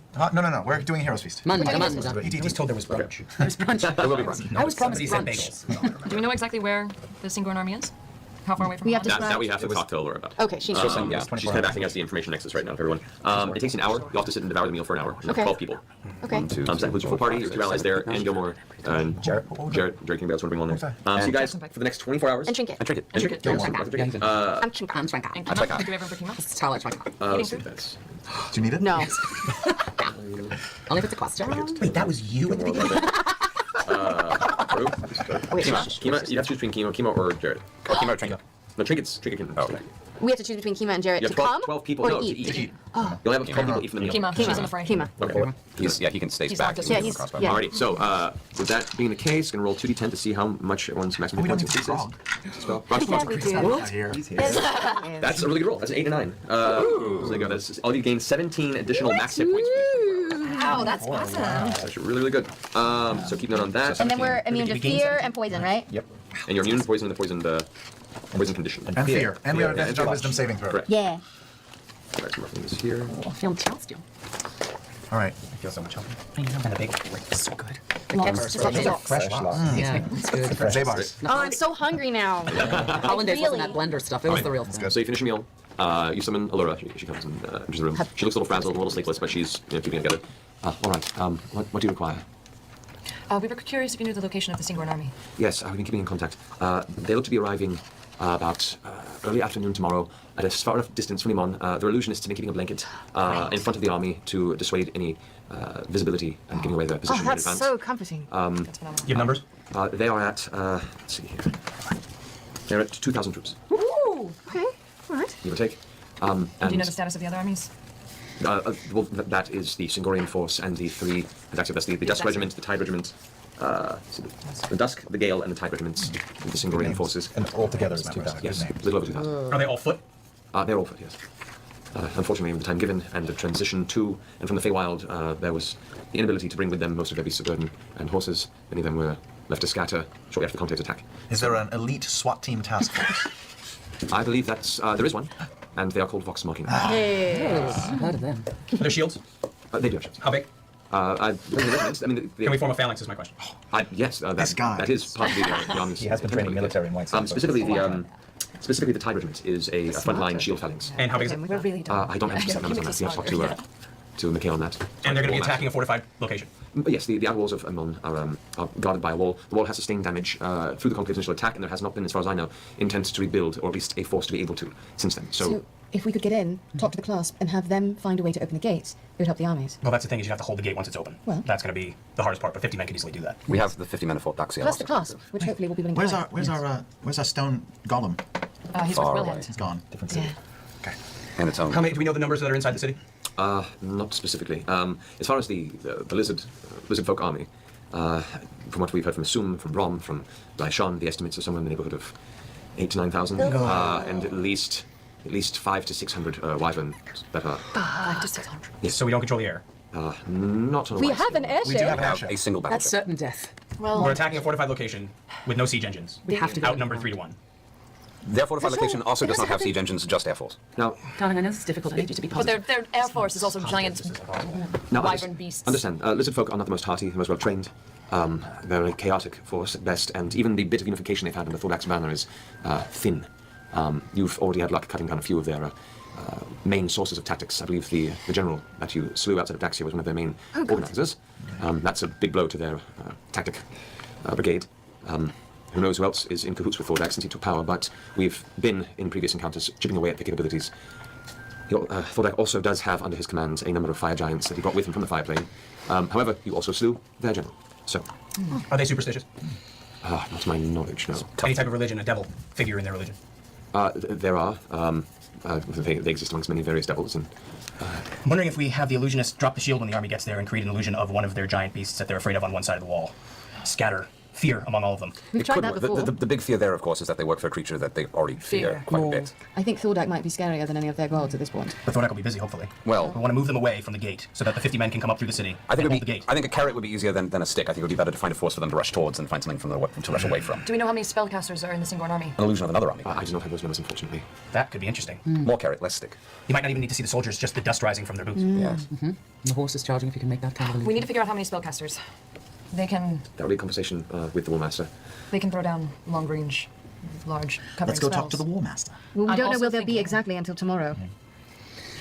Thank you. Have that conversation at the ready. Well, all right, hang on. Fine. How about this? We know that they are to arrive in Amon by the afternoon. We can just try and connect with them in the early morning and march in with them, and then split when we get closer to the gates. And then meet the 50 men at Greyskull Keep. Do we have access to anything that goes boom? A little bit. Do I have anything possibly still left over at Greyskull? Any of my supplies? You do have a small cache of black powder at your disposal. It's about a cask. I make it myself. A cask half put in the the right time. place against an already damaged wall could punch a hole. It could. It could. And if we're underneath and the foundation is already weakened, we'd be trapped, but the army could get inside. Do you still have that siege arrow? Is that gone now? I have a siege arrow. I did build. And Grog does extra damage against buildings and walls. Yes, I do. Slams his fist together, and as they hit, you hear what sounds like a very localized sound of a rock slide, almost. Just a So we do have a siege arrow. It is basically, it'll do the damage of it's a wall shatterer. It's designed to bring down stone. So it damages stone, specifically, the siege arrow? Yes, yes. My other It damages. It things burrows that and are- explodes. Yeah, it damages anything that is liable to siege. And it can So- be fired by anybody. Yes, but it is weirdly weighted, and she's probably the one you want firing at. I'm a really good archer. Cheers. I remember when I brought you back from the dead. We'll talk about Yeah, that. oh my god, thank you so much. You're welcome, not a problem. This God, this liver, many I months get later. I think it was both of us, I believe, to be honest. That could be interesting, though. Yes, good. I'd forgotten about that. Well, because what they'd be expecting is the 50 men to come in and hold the gate. What if holding the gate is Was the actually the distraction? And then we punch a hole through the wall and go in the back door. We also have a We've got tunnel. both in the sides city. coming in, and Yeah, we we come also in from have to underneath. We're going to be in the tunnel. We're working up the top right yeah. now. We can move. But if we can scatter their forces front and back, we'll have the center to come in underneath, and that way, if they figure it out, they'll have to come from either side. That's not a The bad 50 men idea. holding the wall, the chances of any of them getting out are slim, but they're going to know that going in. These guys are legit. I'm still concerned we don't have enough. We are the worst people. Apparently, which is terrible. We really, really They don't. know it's the end of the world. They know what's happening. You've all been do what dealing you with gotta do. dragons. We've been thinking about I'm this. still concerned we don't have enough air support for the 500 wyverns. I think we might have to let that go. Laura continues. As far as I understand, that's part of the reason of bringing the mages with you. Yes. Well, I'm thinking Ground to air. How big is the airship? I wasn't wanting to necessarily tap into this resource unless necessary, but I think it's necessary. I can contact the Arashari and have them specifically on air support duty. And they can get themselves here quick. They're very like you. fast. That They would go be through great. trees, instant. It's like it can hold like 24 people on that ship, right? We need all of the Ashari. The ship could probably hold Because about I'm Free cannonade? I'll have my Is father there anyone that send could put an illusion on the airship to make it seem like another dragon? I can put a slight illusion on it, but it would be wouldn't- pretty I'm easy just to wondering if see. there's a way to draw that fast. their air force to the airship. Yes, and that's then what I blow was it up. thinking. We If you've got also another beast coming supposedly in. have a green dragon as an ally. Oh yeah, So it will be an favorite actual dragon. dragon. Fucking forgot the Ravenites said they would help us too. I just Well, remembered. we sent word to them, didn't we? Didn't we send word to everybody? You sent word to a few specific entities rather than Sent to the the rest. Ravenites. How long it would take? It would take them way too Vox long. Machina swearing that they're going to call The War Master of the Council, Ebster? Daxio. Old man Daxio, Mikhail, wasn't on the council. Riskel was the one on the council. I know because we looked into this one last stream. The council members were Tofor, Brahm, Allura, Riskel, and Assume. I think. But there was only one Daxio. So I want to, and I think Brahm was the law master or something along those lines. So I think it would be Tofor. Because she did take, Tofor, we know, took over Krieg's position. And it was General Krieg. So in that case, I don't think I've heard the term War Master. Although I might have. I don't know if War Master was used to describe Tofor. But I know that Mikhail Daxio was just General Daxio. I don't think he held a position on the council. I think I'm correct. I don't know, though. Riskel's son, dead now, was the Daxio cited on the council. No idea on the father Daxio. Yeah, because I know that the father Daxio, which I think is Mikhail, but I can't exactly recall. Mikhail is what THORDAK is who Fort Daxio is named after. And he's the one that's currently leading the troops. But I think he's just a general. But I also don't know what the relationship between him and L is, because it's also General L that's currently at Fort Daxio. I don't know how the military hierarchy of I don't know exactly what the military hierarchy of the Emonian, or I guess former Emonian army is. Yeah. I think that's right. Okay. Interesting. I mean, he still could be the War Master. Daxio is with the Singorn army, though. He is. So yeah, I'm not sure. When they said talk to the War Master, I don't know if that means Braum, Tofor, or Daxio. I have a feeling it's one of those three. I just don't know, because Tofor is still in Emon. Braum is in Whitestone, and Daxio is leading the army to the outskirts of Emon. But I'm assuming that Allura could talk to any of them via sending, so I don't know. The source I read was a bit confusing in its language. Yeah. I think that, especially when it comes to the council, as we discovered last time, Braum and Tofor switched places on which one of them replaced Krieg. So when it comes to the exact makeup of the council, I'm not putting too much weight behind it or too much thought behind it. Yeah. I think we need to clearly establish it, Daniel. You're right. I don't think anyone else knows who the War Master is either. Yeah. Yeah. I'm sure that they'll just go and talk to somebody and it'll be cleared up. You back? Are they too far? Are they too far? They're in a way. That's all right. But you can bring in Air Here's Force. my name, Scrimey, maybe. I can contact my father at the air shard. Do that. Do the. I think we need as many people as possible. If you control the air, you control the battle. Yes. Gilmore is accompanying you, and I believe Kima's going to come along as well to get you We back. also have your friend. The airship, we don't know quite exactly where it is and when it will arrive. I don't know if we can count on it to be there by the time you make this assault, but they're going there as soon as they can. It has cannonade as well, and it is designed to hold sieges in the air, so it will keep many of them busy, and they're not that bright. If they don't know, if it's not coming though, you can't count on them. We can't count on anything. No. If Keyleth, if you can get your people. That would be Huge. Can you could be- message Corin? I've not met Corin. Oh, shit. If you could take me to him. Yeah. Right. Yeah. Yes, because we're not leaving until the morning now. Yes. Sure. Yeah. Oh, man. Who wants to go see my hometown, you guys? Okay. feel like maybe you know we what? should do that. I wasn't looking at you, Scanlan. I do. Yeah. Okay. Yeah. I can show you around to school. Keyleth, we need to get back here as soon as Yeah. No. You went to school? Sorry. That was catchy. Are we going to do this now? We were like back in school suddenly. That was great. My fault. I humbly apologize. That went so John Hughes so quick. Are we expecting you back tonight? Brunch club. All right. And the rest of us can rest. Yes. Rest and prepare with everything you can for tomorrow. This happens. Need a bathroom break. I swear if you're aerating wine, that was the oddest thing. Sam just Just got out of the corner. It was great. The face that sold it. All I was asking, working towards getting the break, buddy. Feels so much better. So funny. Drink up. Before we go, are we going to bed? Is that what Yeah, it's- you guys are going to bed. All right. I would like to talk to Brace very quickly. Oh, that's funny. So as you guys want to prepare to make your way to the Arashari, Zara pulls you aside. Me, darling. Yes. I have major concerns about Rachel. I don't know that we can trust her. I just want you to keep your eyes on her while you were gone. I tried as hard as I could to glean anything from her, and the closer I thought I got, I found out that I knew nothing about her, and she knows everything about me. She knows everything about all of us, dear. Don't trust her. Not even for a minute. All right. Don't trust her. If it comes to it, I'll go down taking her out. Huh. Interesting. So it does seem like Zara did. It seems like at least part of this is due to what Raishan did or didn't do while in Whitestone. At least part of it. But she's saying that I knew nothing about her. Which to me implies that she thought she knew something about her, which still implies a prior experience, but it's possible that there is no prior experience. It's possible that she just thought, from the perspective of like, I know everything about green dragons. and like Raishawn's just a very weird case. I don't know. Interesting. I'd rather you didn't. So would I. I just have to do it. I have to insight check Zara just to make sure she's really Zara. Oh, Make an insight check. No, that's good. That's good. I love you.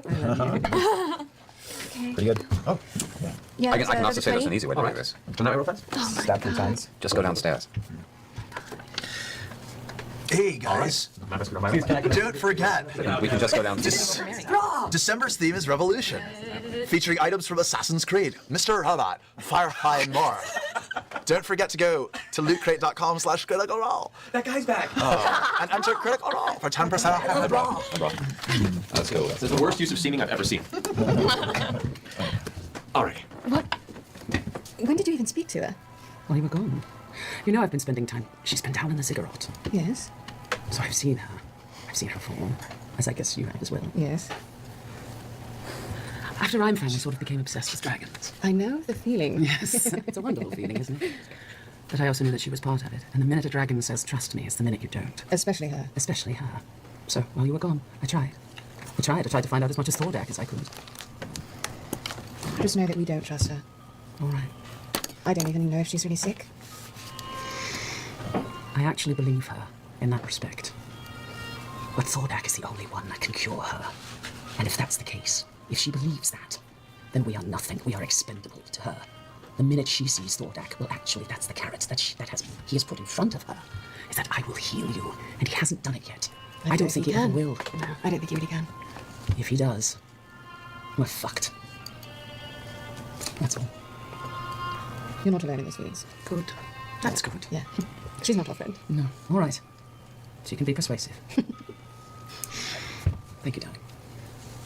You guys separate for the evening to gather your mind, gather your supplies, and prepare for the coming battle. While the rest of you find yourselves resting for the evening, Keyleth and Vax find yourselves walking towards the Sun Tree to make your journey. Is Laura coming with us too? If you want to ask her to come with you. I thought she was. Well, she... Yeah. Oh, sorry, yeah. She was like, maybe. Yeah. I mean, she doesn't have to. You're right. No, she comes with you. Okay, come on, Laura, let's go. Of course. Certainly. It's great. We have these really great crepes that we make. It's kind of like our hometown special. If this time, I would love to have some. Yeah. Don't know if we have time. So you all walk your way down to the Sun Tree. You open the portal. Immediately on the opposite side, you see, as it is now, it is nighttime, and in this part of Exandria's hemisphere, you see what looks to be a really beautiful, simple village made of curved wood, like almost dome-type structures, but not huts. There's no thatch. They're really well-crafted, long, intricate strips of wood, almost like something's been grown to a specific shape. And it creates these interesting domiciles that are all built. You see beyond that, on the edge of a sheer cliff. And the minute you step through, the wind hits you. There is a general strong wind immediately on the outside of this tree. And you feel like a cloak being blown to the side, and you look over behind the tree that you just stepped out of, and it's another cliff that vanishes into darkness below. The Arishari village of Zephyra lies at the very top of this mountain range. And for a brief second, you get vertigo almost, kind of glancing over your shoulder. Keyleth steps through with a big smile on her face, and you see Allura step through. Kind of as soon as she sees this happen, she steps through and kind of one hand clasps and keeps her hair down, not wanting to be like you right now with your hair in the wind. You take a few steps towards this village, probably what looks to be maybe close to 100 homes at most, built into this mountainside, and kind of goes up into a hill with trees that surround the outskirts of it. You see small lights that are lit throughout, so it has this almost like firefly feel kind of glimmering through. As soon as you step maybe 10 or 15 feet from the tree, the wind just stops. What happened to the wind?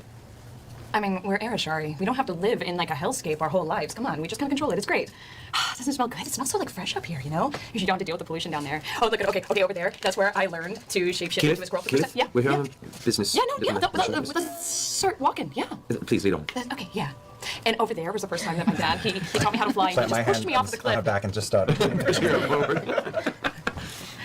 Okay, you eventually make your way back, and there are a number of trees that are grown through some of the buildings, or the buildings are built around them or from them.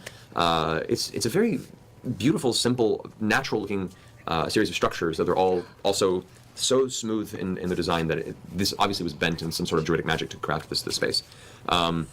There are currently nobody you see visible walking through the city. Everything's been closed off for the night, and the little bit of lantern-type lights you saw before are coming from the inside of these buildings. It's a quiet mountain town. Everything closes at like 5. It was actually kind of annoying growing up. You live in South. Explains. You live in South. Explains so much. Yeah. I told you it was remote. I want both of you to roll a perception check. Okay. 14 total. Okay. 22. Okay. As she's talking and you guys walk, you notice a little dark spot just covering past the stars, kind of arcing quickly in your direction. See, one of the things that they make you do I spin her around and tilt her. Da-ba-da-ba-ba. What is that? Wait. I was about to say, I don't think we've ever physically been to the Zephyra, but Keyleth has scryed on the Zephyra before. But I don't think we've ever physically been here. But wait a minute. A little dark Talking, spot. and you guys walk up, you notice a little dark spot just covering past the stars. A dark spot. What am I doing? We're literally about to find out what it is. I don't need to take a note that there's a dark spot approaching. Kind of arcing quickly in your direction. See, one of the things that they make you do I spin her around and tilt her head back. What's that? Do you know what that is? Is that normal? Do I know what that is? Right Is that there. normal? Once you see it, yeah, you recognize the trajectory of it, and this is a person. This is a person rocketing towards you. Oh, that's a person. No, really. Is this normal? It's normal for you because this is a person riding a sky sail. It is normal for me. Yes. Yeah. Awesome. Excited. As the person scoots down and swoops up and then lands, what it is hell! It's a sort of glider. It resembles a pogo stick. In fact, the feet are placed on top of it, and then elements are grasped on the side. It's a large, almost leather winged structure that immediately folds up and is held like a staff to the side. Oh, that's nifty. Ads about to come in. Ads are coming. It is not the Avatar glider TM. Like, I'm not. Look, I don't like to do the whole like, I don't view Keyleth's backstory being so, directly based on Avatar to be a bad thing. But we get it, Matt. Like, it's we know what the fuck this is. We know what it looks like. Come on. Yeah. But I believe they scryed on the Zephyra after the fall of Amon, if I remember correctly. I think Keyleth scryed on Singorn, and they found out that it was in the Feywild. Zephyra found out it was fine, and the Pyra, and they found out it was not fine. Marisha has been...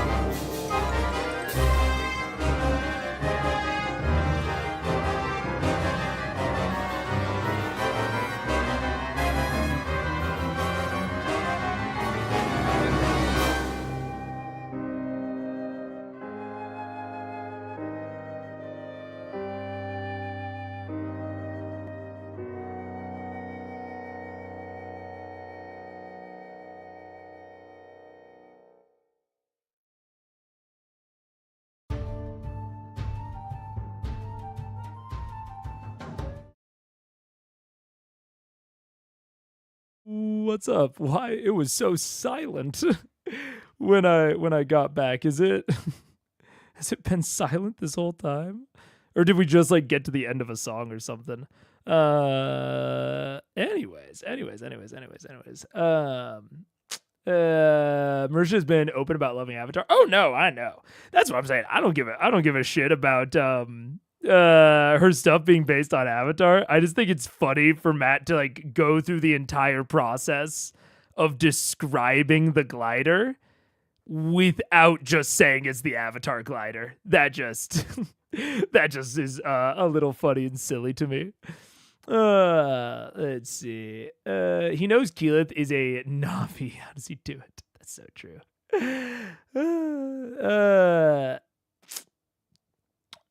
Marisha did say something about a pogo stick, which makes less sense to me. I believe the Avatar Aang glider. I believe that the gliders have like a little like footrest at the bottom, which is I think what he's referring to. I think it's basically as though this thing is a little bit more rigid, like the bottom fan. So it looks like Aang hooks his feet behind the bottom fan. So I think that in Matt's description, it's more of like a rigid beam down here at the bottom. Is what... something more like the mechanical gliders. Yes. These are the... It's like the... Aren't these like the types of gliders that they use, that like the people that invade the Sky Temple use? Yeah. Anyways. That's a totally separate conversation, yeah. The S3 glider, exactly.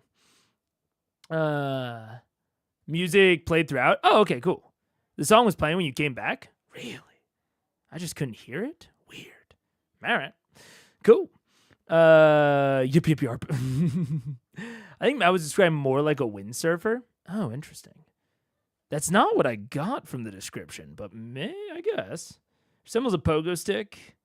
Elements are grass at the sides, large leather winged structure.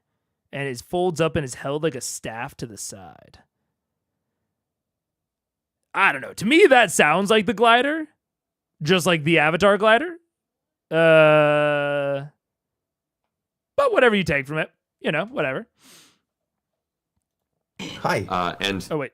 Fuck. Standing before you is Corin, your father. What? Dad? He looks surprised. Like, when he lands in a very aggressive, kind of coming to see what's going on type way, and as soon as he kind of looks and says, Keyleth, I wasn't expecting... Hi. Hi. Villages looks great. I see you guys have been keeping up the landscaping. This is awesome. Hi, how are you? He kind of takes in and kind of, he hugs you, but it's like a tense hug, and he kind of pats on the shoulder. He goes, we're good. What's wrong? Oh, well, things as they are, I know you're probably here for not a passing visit. Am I correct in this assumption? Well, I mean, I guess you could say it was going to be passing and that we don't have a lot of time. We were here to ask for help for the Arashari's aid.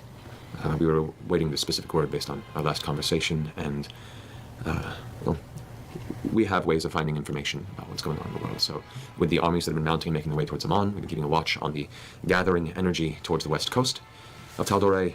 We were preparing ourselves. So, if you've come to ask for our aid, we're ready. Why do I sense trepidation in your voice? Because we know what we face. Because my daughter is going to war against something that, well, we watched tear through the countryside just not long after you were born.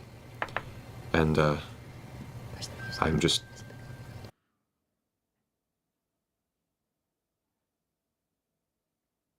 Timeline.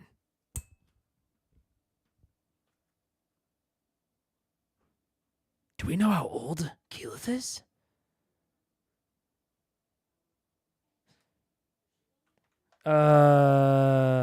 Keyleth's dad, I should figure out his name at some point. Keyleth's dad mentioned, we know what we face. Something we watched tear through the countryside not long after you were born. So that means that THORDAK's pillaging of Taldore. That's not how you spell that. Whatever. Pillaging of Taldore. Or that means that THORDAK was around and fucking with Taldore around the time that Keyleth was born. Yeah, because the original thing, we talked about this like a few streams ago. In THORDAK's backstory, THORDAK. 15 years ago, discovered having been ruling Viscan. And then it says began pillaging and shit in the Stormcrest. But that would have been when Keyleth was probably, 5 to 10 years old. That would have been soon after she was born. I wouldn't say. So it seems like there's at least some wiggle in the either he was pillaging and stuff before Allura discovered him and the Arcana Panisophical, or, her former adventuring party. Or there's a bit more wiggle room in that. Interesting.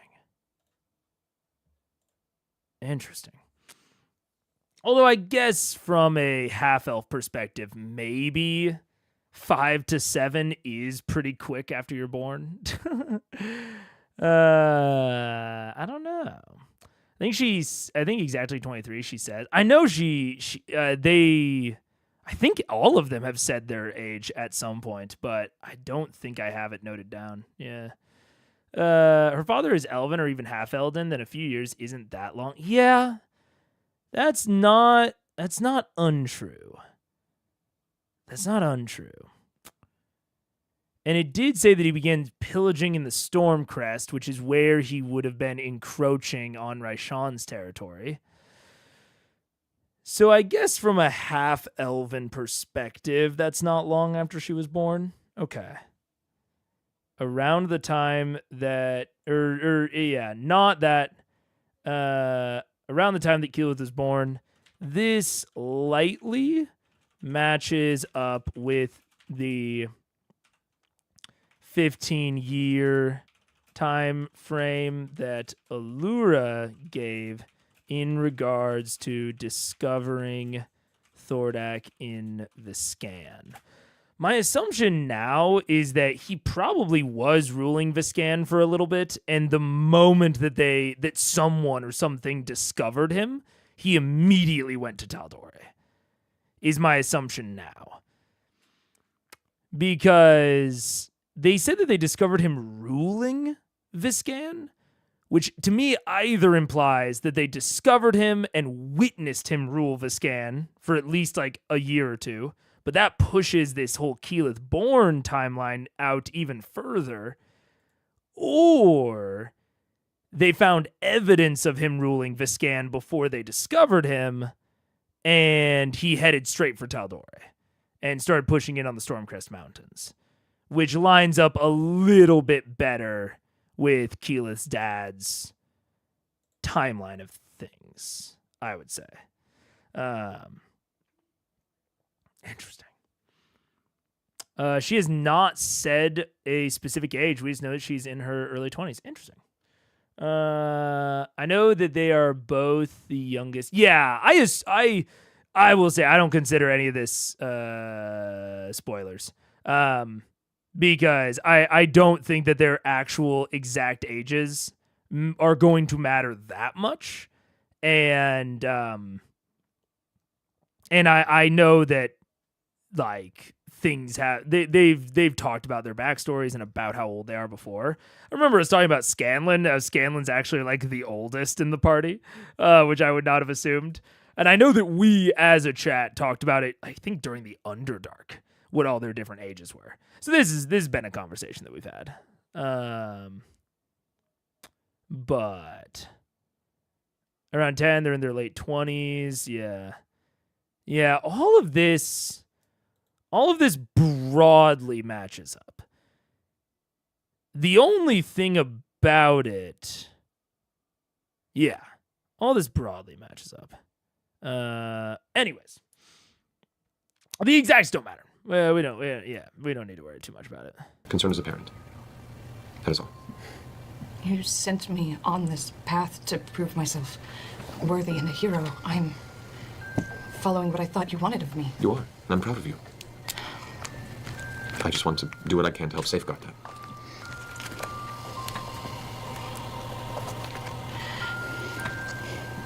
I will continue my duties. Of course. As I promised from the beginning. Of course. As those supersede being your daughter. Of course. And I am here for unfortunate reasons, and I wish I wasn't. We need the best. We need as many and the top soldiers that we have. I'm looking at you, at my people for air support. There's about 500, maybe 600, maybe even more wyverns hovering the city, and so far we don't have a lot of options. Well, we know wyverns well. That's the good news. We can probably facilitate this request. I was hoping maybe some of the best nature manipulators could maybe even create a hazardous storm ahead of time, see what we can do to take out as much in bulk. We can do that. Yeah. I know. I got educated. We can do that. When is this set to happen? Tomorrow afternoon. All right. We'll get our conjurers together and begin building the storm front and send it midday tomorrow. Then, what signs should we look for to enter the fray? Oh, shit. Just anything. I mean, I could get like... Flare. We do have some flares, though. Flare. We have flares. We have flares. Very well.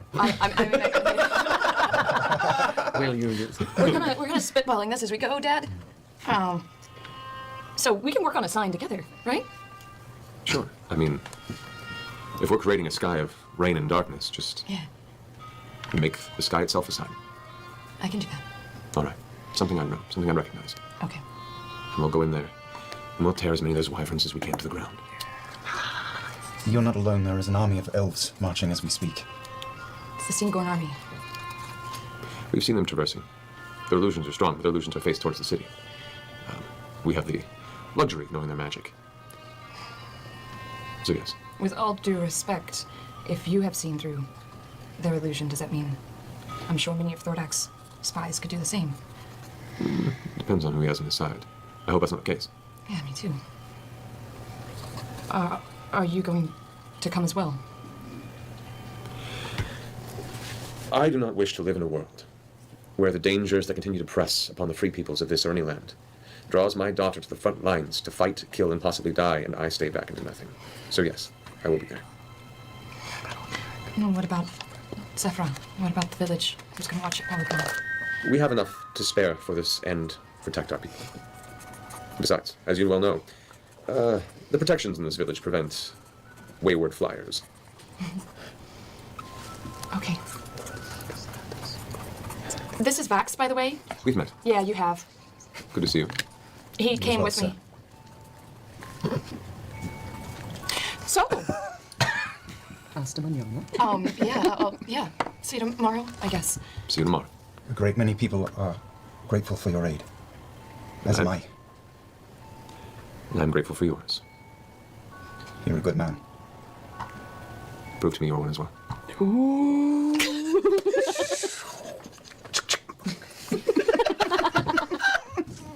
All right. You and the shotgun. But we have a lot to plan. I'm sure you do as well. Yes. Good night. And he kind of pulls you in and kisses you on the forehead and kind of gives you a long look. Just give him a big hug in response. Just kind of holds you there for a second. Looks back over at you as he's holding it. Kind of. Just nod my head. I miss you, Dad. I miss you too. When all this is done, you still intend to finish your Aramente. Do it quickly. Come back to us, please. We're missed. You have my word. I won't let you down. I know. Anyway, And you slams in the ground, and it kind of like the leather flares out into like these like kind of arcing-looking fingers. And he steps on. Are these the new models? I really haven't. No, you've just been gone for a while. Have I been gone that long? You've been gone a while. Okay. Well, they look great. Thank you. Yeah. Okay. All right. But, okay. Bye. Goodbye. As the wind kind of picks up under him and the sky sail begins to lift and glide off, he heads his way back towards the village. That is fucking cool. We should get out of here. Yeah. We should. Laura? Yes, I believe we should. Well, it was nice to meet him. Yeah, that's right. Sorry, I should have introduced you, I guess. I was waiting. As are the expected pleasantries of diplomacy, but it seemed that you had it all taken care of, so it's fine. Sorry. Distracted by talking to you as my father and Laura. It was so weird though. He was standing directly behind me. It's all right. Don't worry. It is a bit cold. If we could get back, please. She's kind of like rubbing her shoulders. That was my dad. Let's go. All right, you guys head back, exiting out the sun tree, making your way back. I catch her by the arm. I can't wait to come back. Let's go. When we come back, I'll have to show you the first time. Let's go. Make your way back to Castle Whitestone, preparing your materials, your weapons, your minds, and your disposition for the coming war tomorrow. I have a quick thing. Yes. Oh, shit! Taliesin. I knock on Vex's door. I have a bag. I go to Vex's door and knock on her door. Hello, who is it? Terrible. It's me. I have something to show you. Percy? Oh, No, I'm an evil green dragon. are you lady. here for our later talk? No, this is a very... Open the door, I have something to show you. Fine. I open the door, completely naked. Oh! What was it, dear? It's a power play. I love it. I don't remember, but it was mostly to head in this direction. Can I come in? Sure, of course. Would you like to talk before or after? I open the bag. I pull out the first bottle. This is called Die Hard. I pull out the second one. This we simply call Courage. I pull out the third one. This is a snow mead. I put it, and this is green tier whiskey. Drink the Courage one now. We're going to start with the Courage. And not talk about dragons. And I run in and shut the door. All right. You just stepped on the whole thing, didn't you? Stepped on the whole thing. I can't wait for the artwork. I'll be expecting labels for all of them.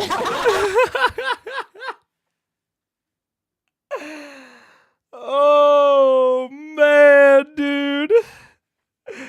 Oh, Tal had a whole scene planned, bro. I'll tell you right now. I'll tell you right now. Me and Paige, fucking Mega is either Vex or Percy, and Paige is the other. Which do you think?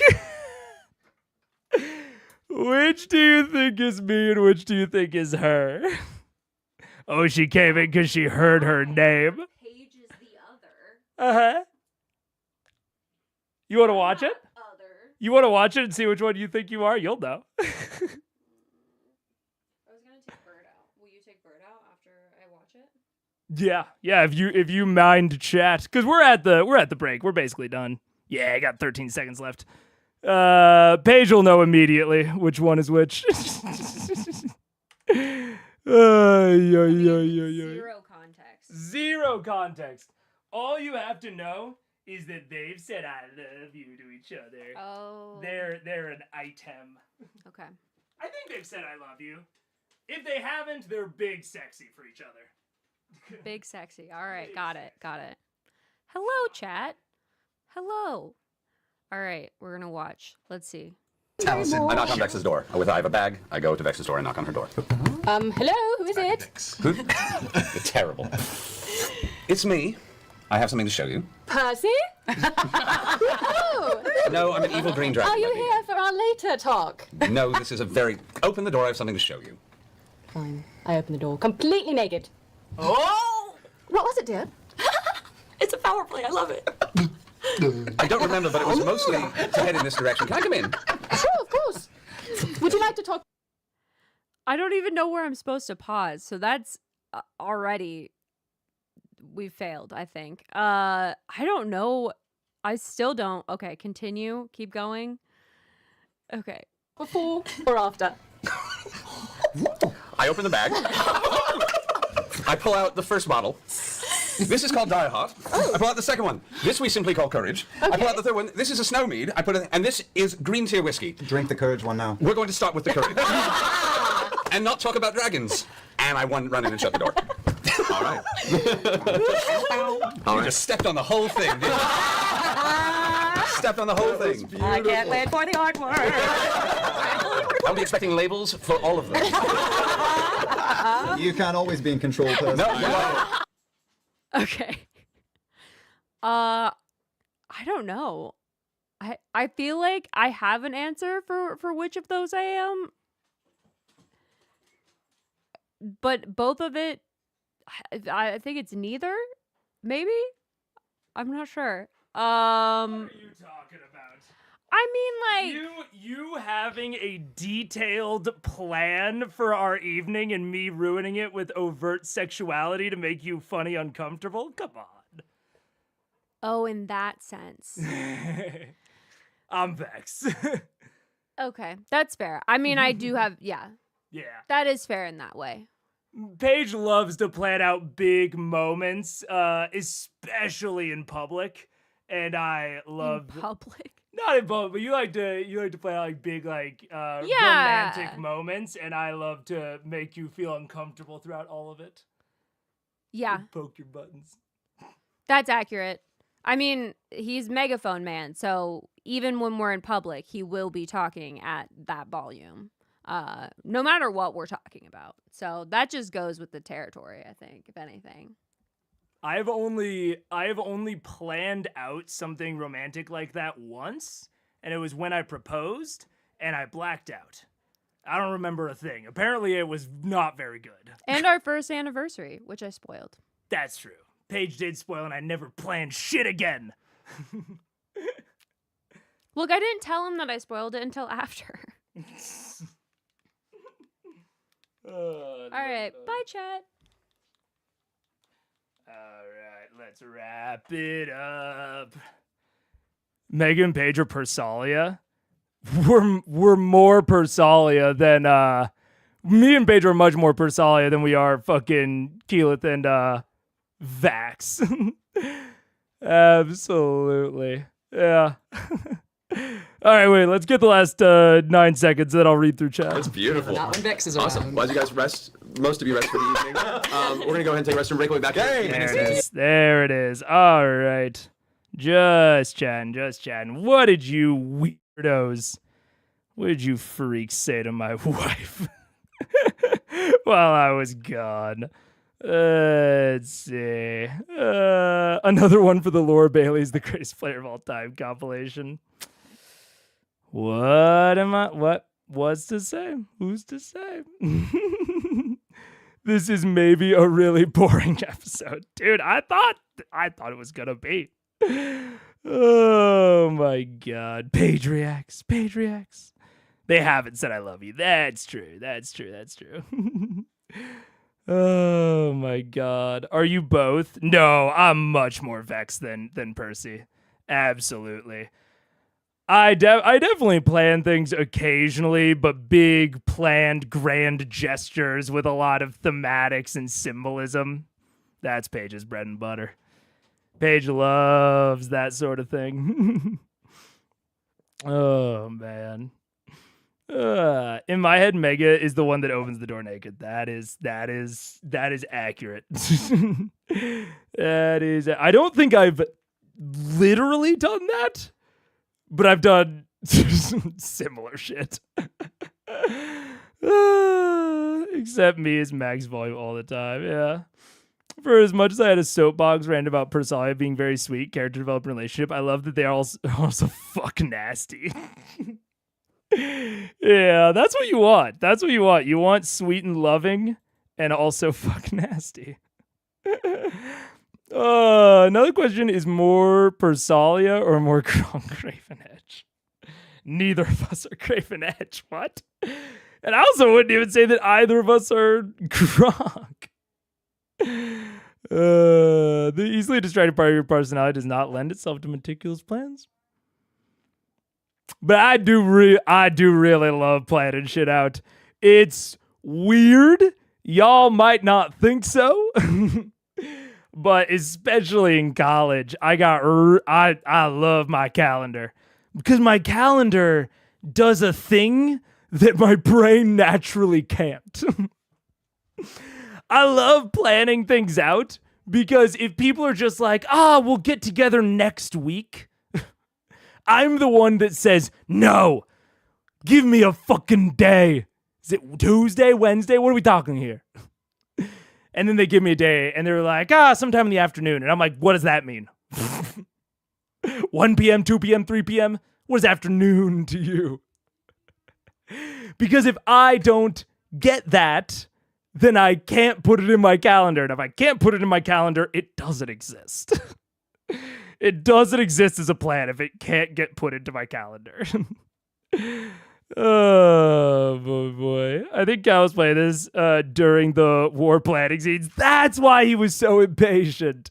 He was like, let's stop talking about these stupid battle plans so I can go and bone down.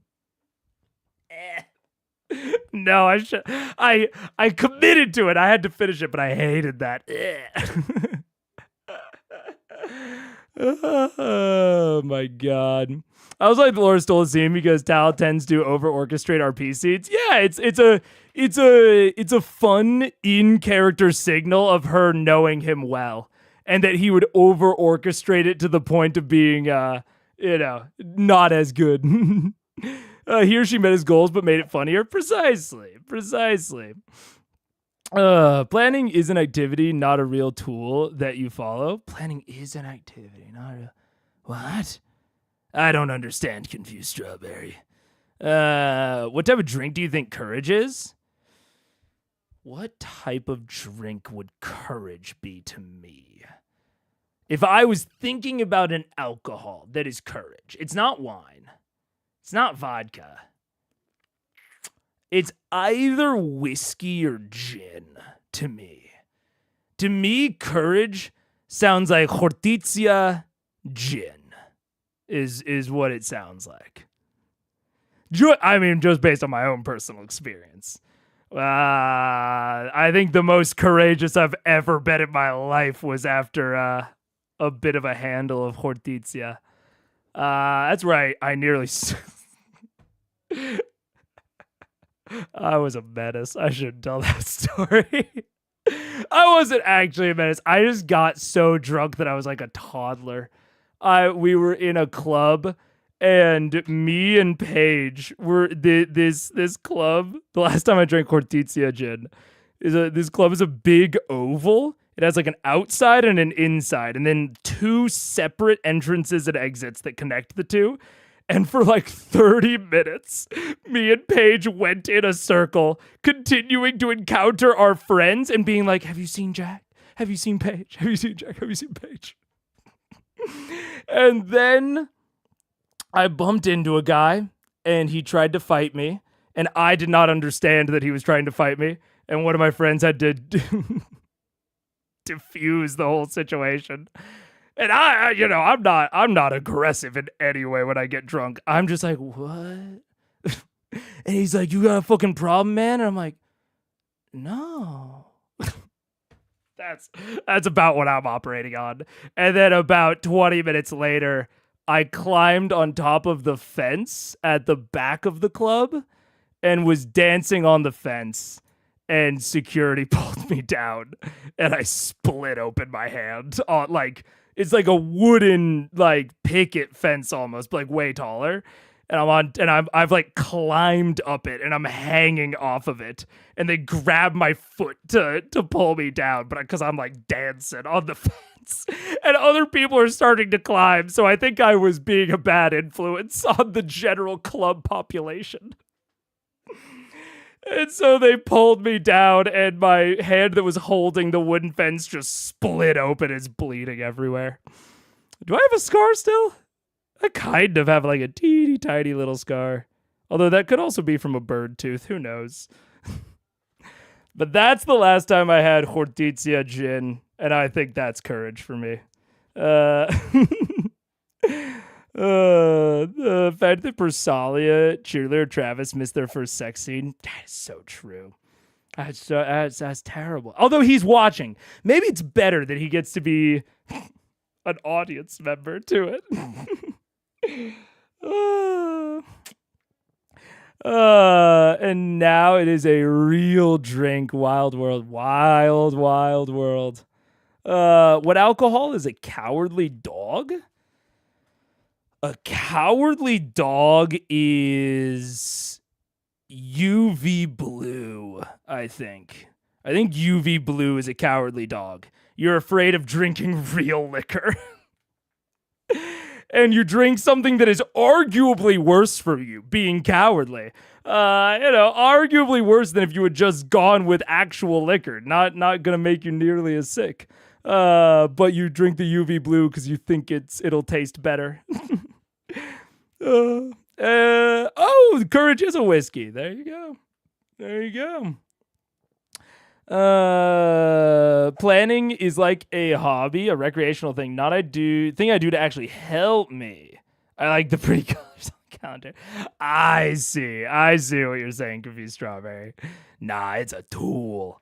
You're talking like it sounds like you're the type of person. I do not say this derogatorily. I say this with love. It sounds like you're the type of person that would be very into bullet journaling.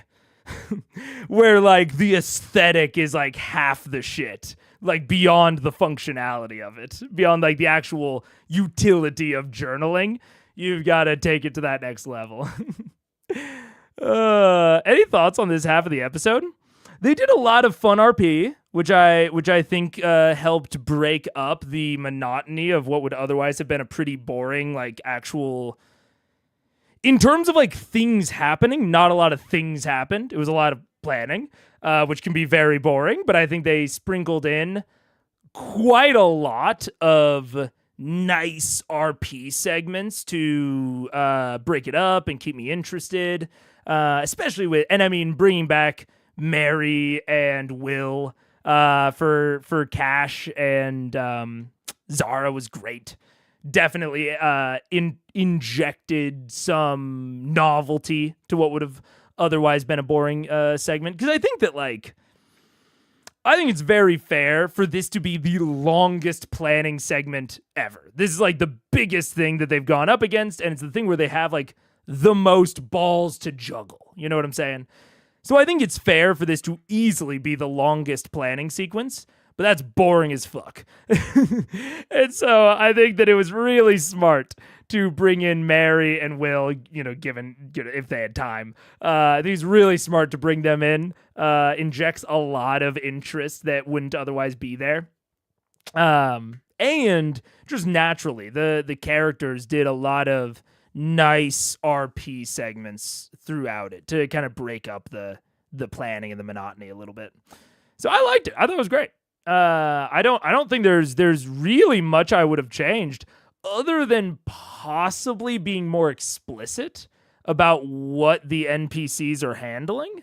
Unless Matt didn't want them to handle it, which I think would have been fair, if he had that expectation going into it, that they're not handling the actual like strategy of where the army goes and how.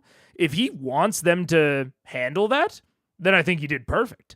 If he doesn't necessarily care one way or the other, I think he should have had the NPCs handle it. Like, if he doesn't care, I think most of the players wouldn't have cared. Maybe save Will for now. I think most of the players wouldn't have cared. So, and I think it would have helped push past things. Yeah. I love the idea that they are now non-alcoholic.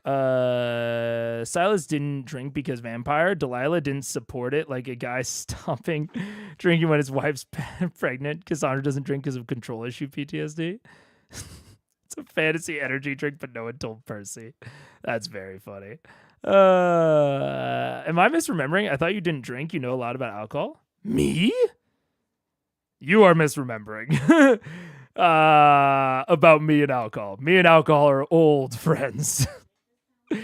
I've been drinking less lately, but that is mostly from a self-motivation POV. When I'm the one setting my own deadlines, it is easier to fulfill my own deadlines when I wake up not after drinking. No. Me and alcohol like each other. I also love bullet journaling. I read like a book. Yup. There are aesthetics people out there, which I get. I totally get it. Paige is more of an aesthetics person than I am. And I was talking to a friend the other day about like, the knickknacks and the stuff around our house. And he was like, you guys have like a lot of, shelf trophies and shit like that. Because I was talking about how I've like become a lot more minimalist in recently. And he was like, what? And I go, look, if I was not with Paige and I had an apartment all to myself, it would be nothing but like steel gridded shelving units and containers. It would be pure like space saving efficiency. There'd be no decorations. There'd be nothing nice. But I like living in a place that looks nice. So I fully understand people that like, pretty calendars, bullet journaling. I love all that stuff. More power to you. I wish I was like that. Because my natural tendencies are not like that at all. And it would result in me living in a warehouse. Oh, man. Boston. For sure. I'm in the same city as Delphi, so I do a reading journal, something I can set up at the beginning of the year. I see. You said me, like a person who has been drinking a lot in their life. I have. I wouldn't say it's ever been what would you call it? I have met and been very personally involved with multiple alcoholics. So I can feel fairly confident that I never got to that point. But there were years in like, especially like late college when I was legal to do so, that I would drink almost every day. So, yeah, I've laid off a lot in recent years. The first time I started laying off was when I got a real job at like a important company where I made a lot of money. And I was like, shit, I can't drink as much anymore. And then I laid off again when I started doing this more. Yeah. I like the system for bullet journal when I'm able to keep on top of it. I find it immensely helpful. I can't decorate though, too distracting. I get that. The desire to create a home space that feels welcome or pretty is something that is very gender socialized in our culture, so it may not be how your nature inherently is. Psyche is more flexible than we think. Yeah, that's very fair. I think mine specifically comes from like I used to be more on like the hoarder side of things. Like I would collect like every little knickknack, and then in college I was living in like a rat's nest of just bullshit. Like you could barely walk across the floor. And I really like I did a hard pivot after that. I did a hard pivot of just like when in doubt, get rid of it. Donate it, throw it away. When in doubt, do not get the thing. And so I still really like things to look like nice and pretty. But like I like baked it into my brain of like get rid of shit. Which to be fair to your point about the culture is something that has been rewarded. It is definitely looked at as like much more like reasonable and responsible for me to be more minimalist, given how I present, than for me to be that like hoarder or clutter or whatever. So I think your point still very much stands. Like one of the reasons that I've stuck to the minimalist is because I've gotten positive feedback on it. That makes sense. You have life experiences also affect you. Yeah, exactly. The finding things look pretty, but not feeling like it's your role to make that happen is our gender training. It's not necessarily that I don't feel like it's my role to make it happen. It's more that I'm trying to think of a good comparison. Like, I like a clean counter, but I don't feel willing to put the effort in to get it. Or like like I like the feeling of like clean sheets, and I like doing laundry. I like doing laundry, folding laundry, whatever. I hate changing my sheets. Hate it. Too much effort. I hate the like having to like put it all back on the mattress. I like certain types of food, but just don't like the effort. Making things look pretty is sort of a similar thing for me. But it would take so much effort to make it look pretty without it being cluttered that I am not willing to put in that effort to make it look pretty. And so then it would look ugly as shit. Just because that is like those things that I would be willing to do, you know? Thanks for sharing. Yeah, absolutely. Absolutely. And to be clear, this is not me trying to like argue against the fact that there is gender training. Me and Paige have talked about that all the time, about gender training. I very much agree that this is a thing, in a lot of ways. A like specific instance is like, I remember being at a family reunion, and all of my male cousins and family members, when we were cleaning up, like we were getting ready to leave the family reunion, leave the like place that we had rented, and all of the guys would just sit there until a woman came up and told them what to do. And then they would go and do it, and then when they were finished, they would go and sit back down. They like wouldn't like go and like find and seek things out. And so that's, you know, that sounds like, you know, anti-guy. But the thing that I really noticed is that I was trying to not do that. I was trying to like be more active and like find things and like, you know, be more directional. And a lot of my women family members like were like, no, just go sit with the guys. And I would be like, okay, well, like I you know, I see that, like I think that like needs to get carried out or that needs to be cleaned up. And they're like, no, we have a system. Like just go, we'll tell you what to do.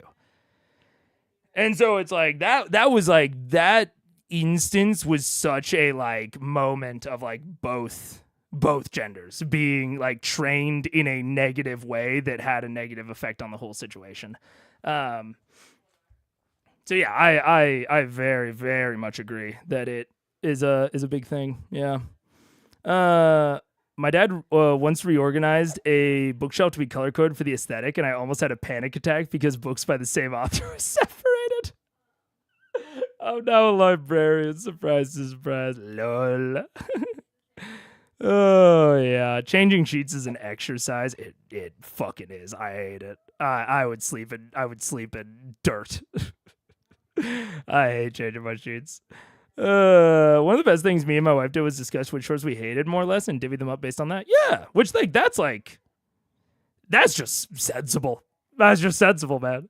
Yeah, like I love dishes. I like laundry. I like vacuuming. I hate cooking. Hate it. Despise cooking. Despise food, really. But yeah, that's what you talk it out. You find what you hate, which one, you know, maybe hates it less. Yeah. Life piles on top of culture, on top of nature. Yeah, precisely. Putting the duvet cover on the duvet is so hard. It's so annoying. Yeah. Shame and failure placed upon you when you are perceived as a woman. Yeah. I love cooking and baking, hate dishes, but I have an even greater need to... Oh, wait. Oh, my God. The chat had not fast-forwarded. Anyways. No, I love dishes. Dishes are so fun. But I hate putting away dishes.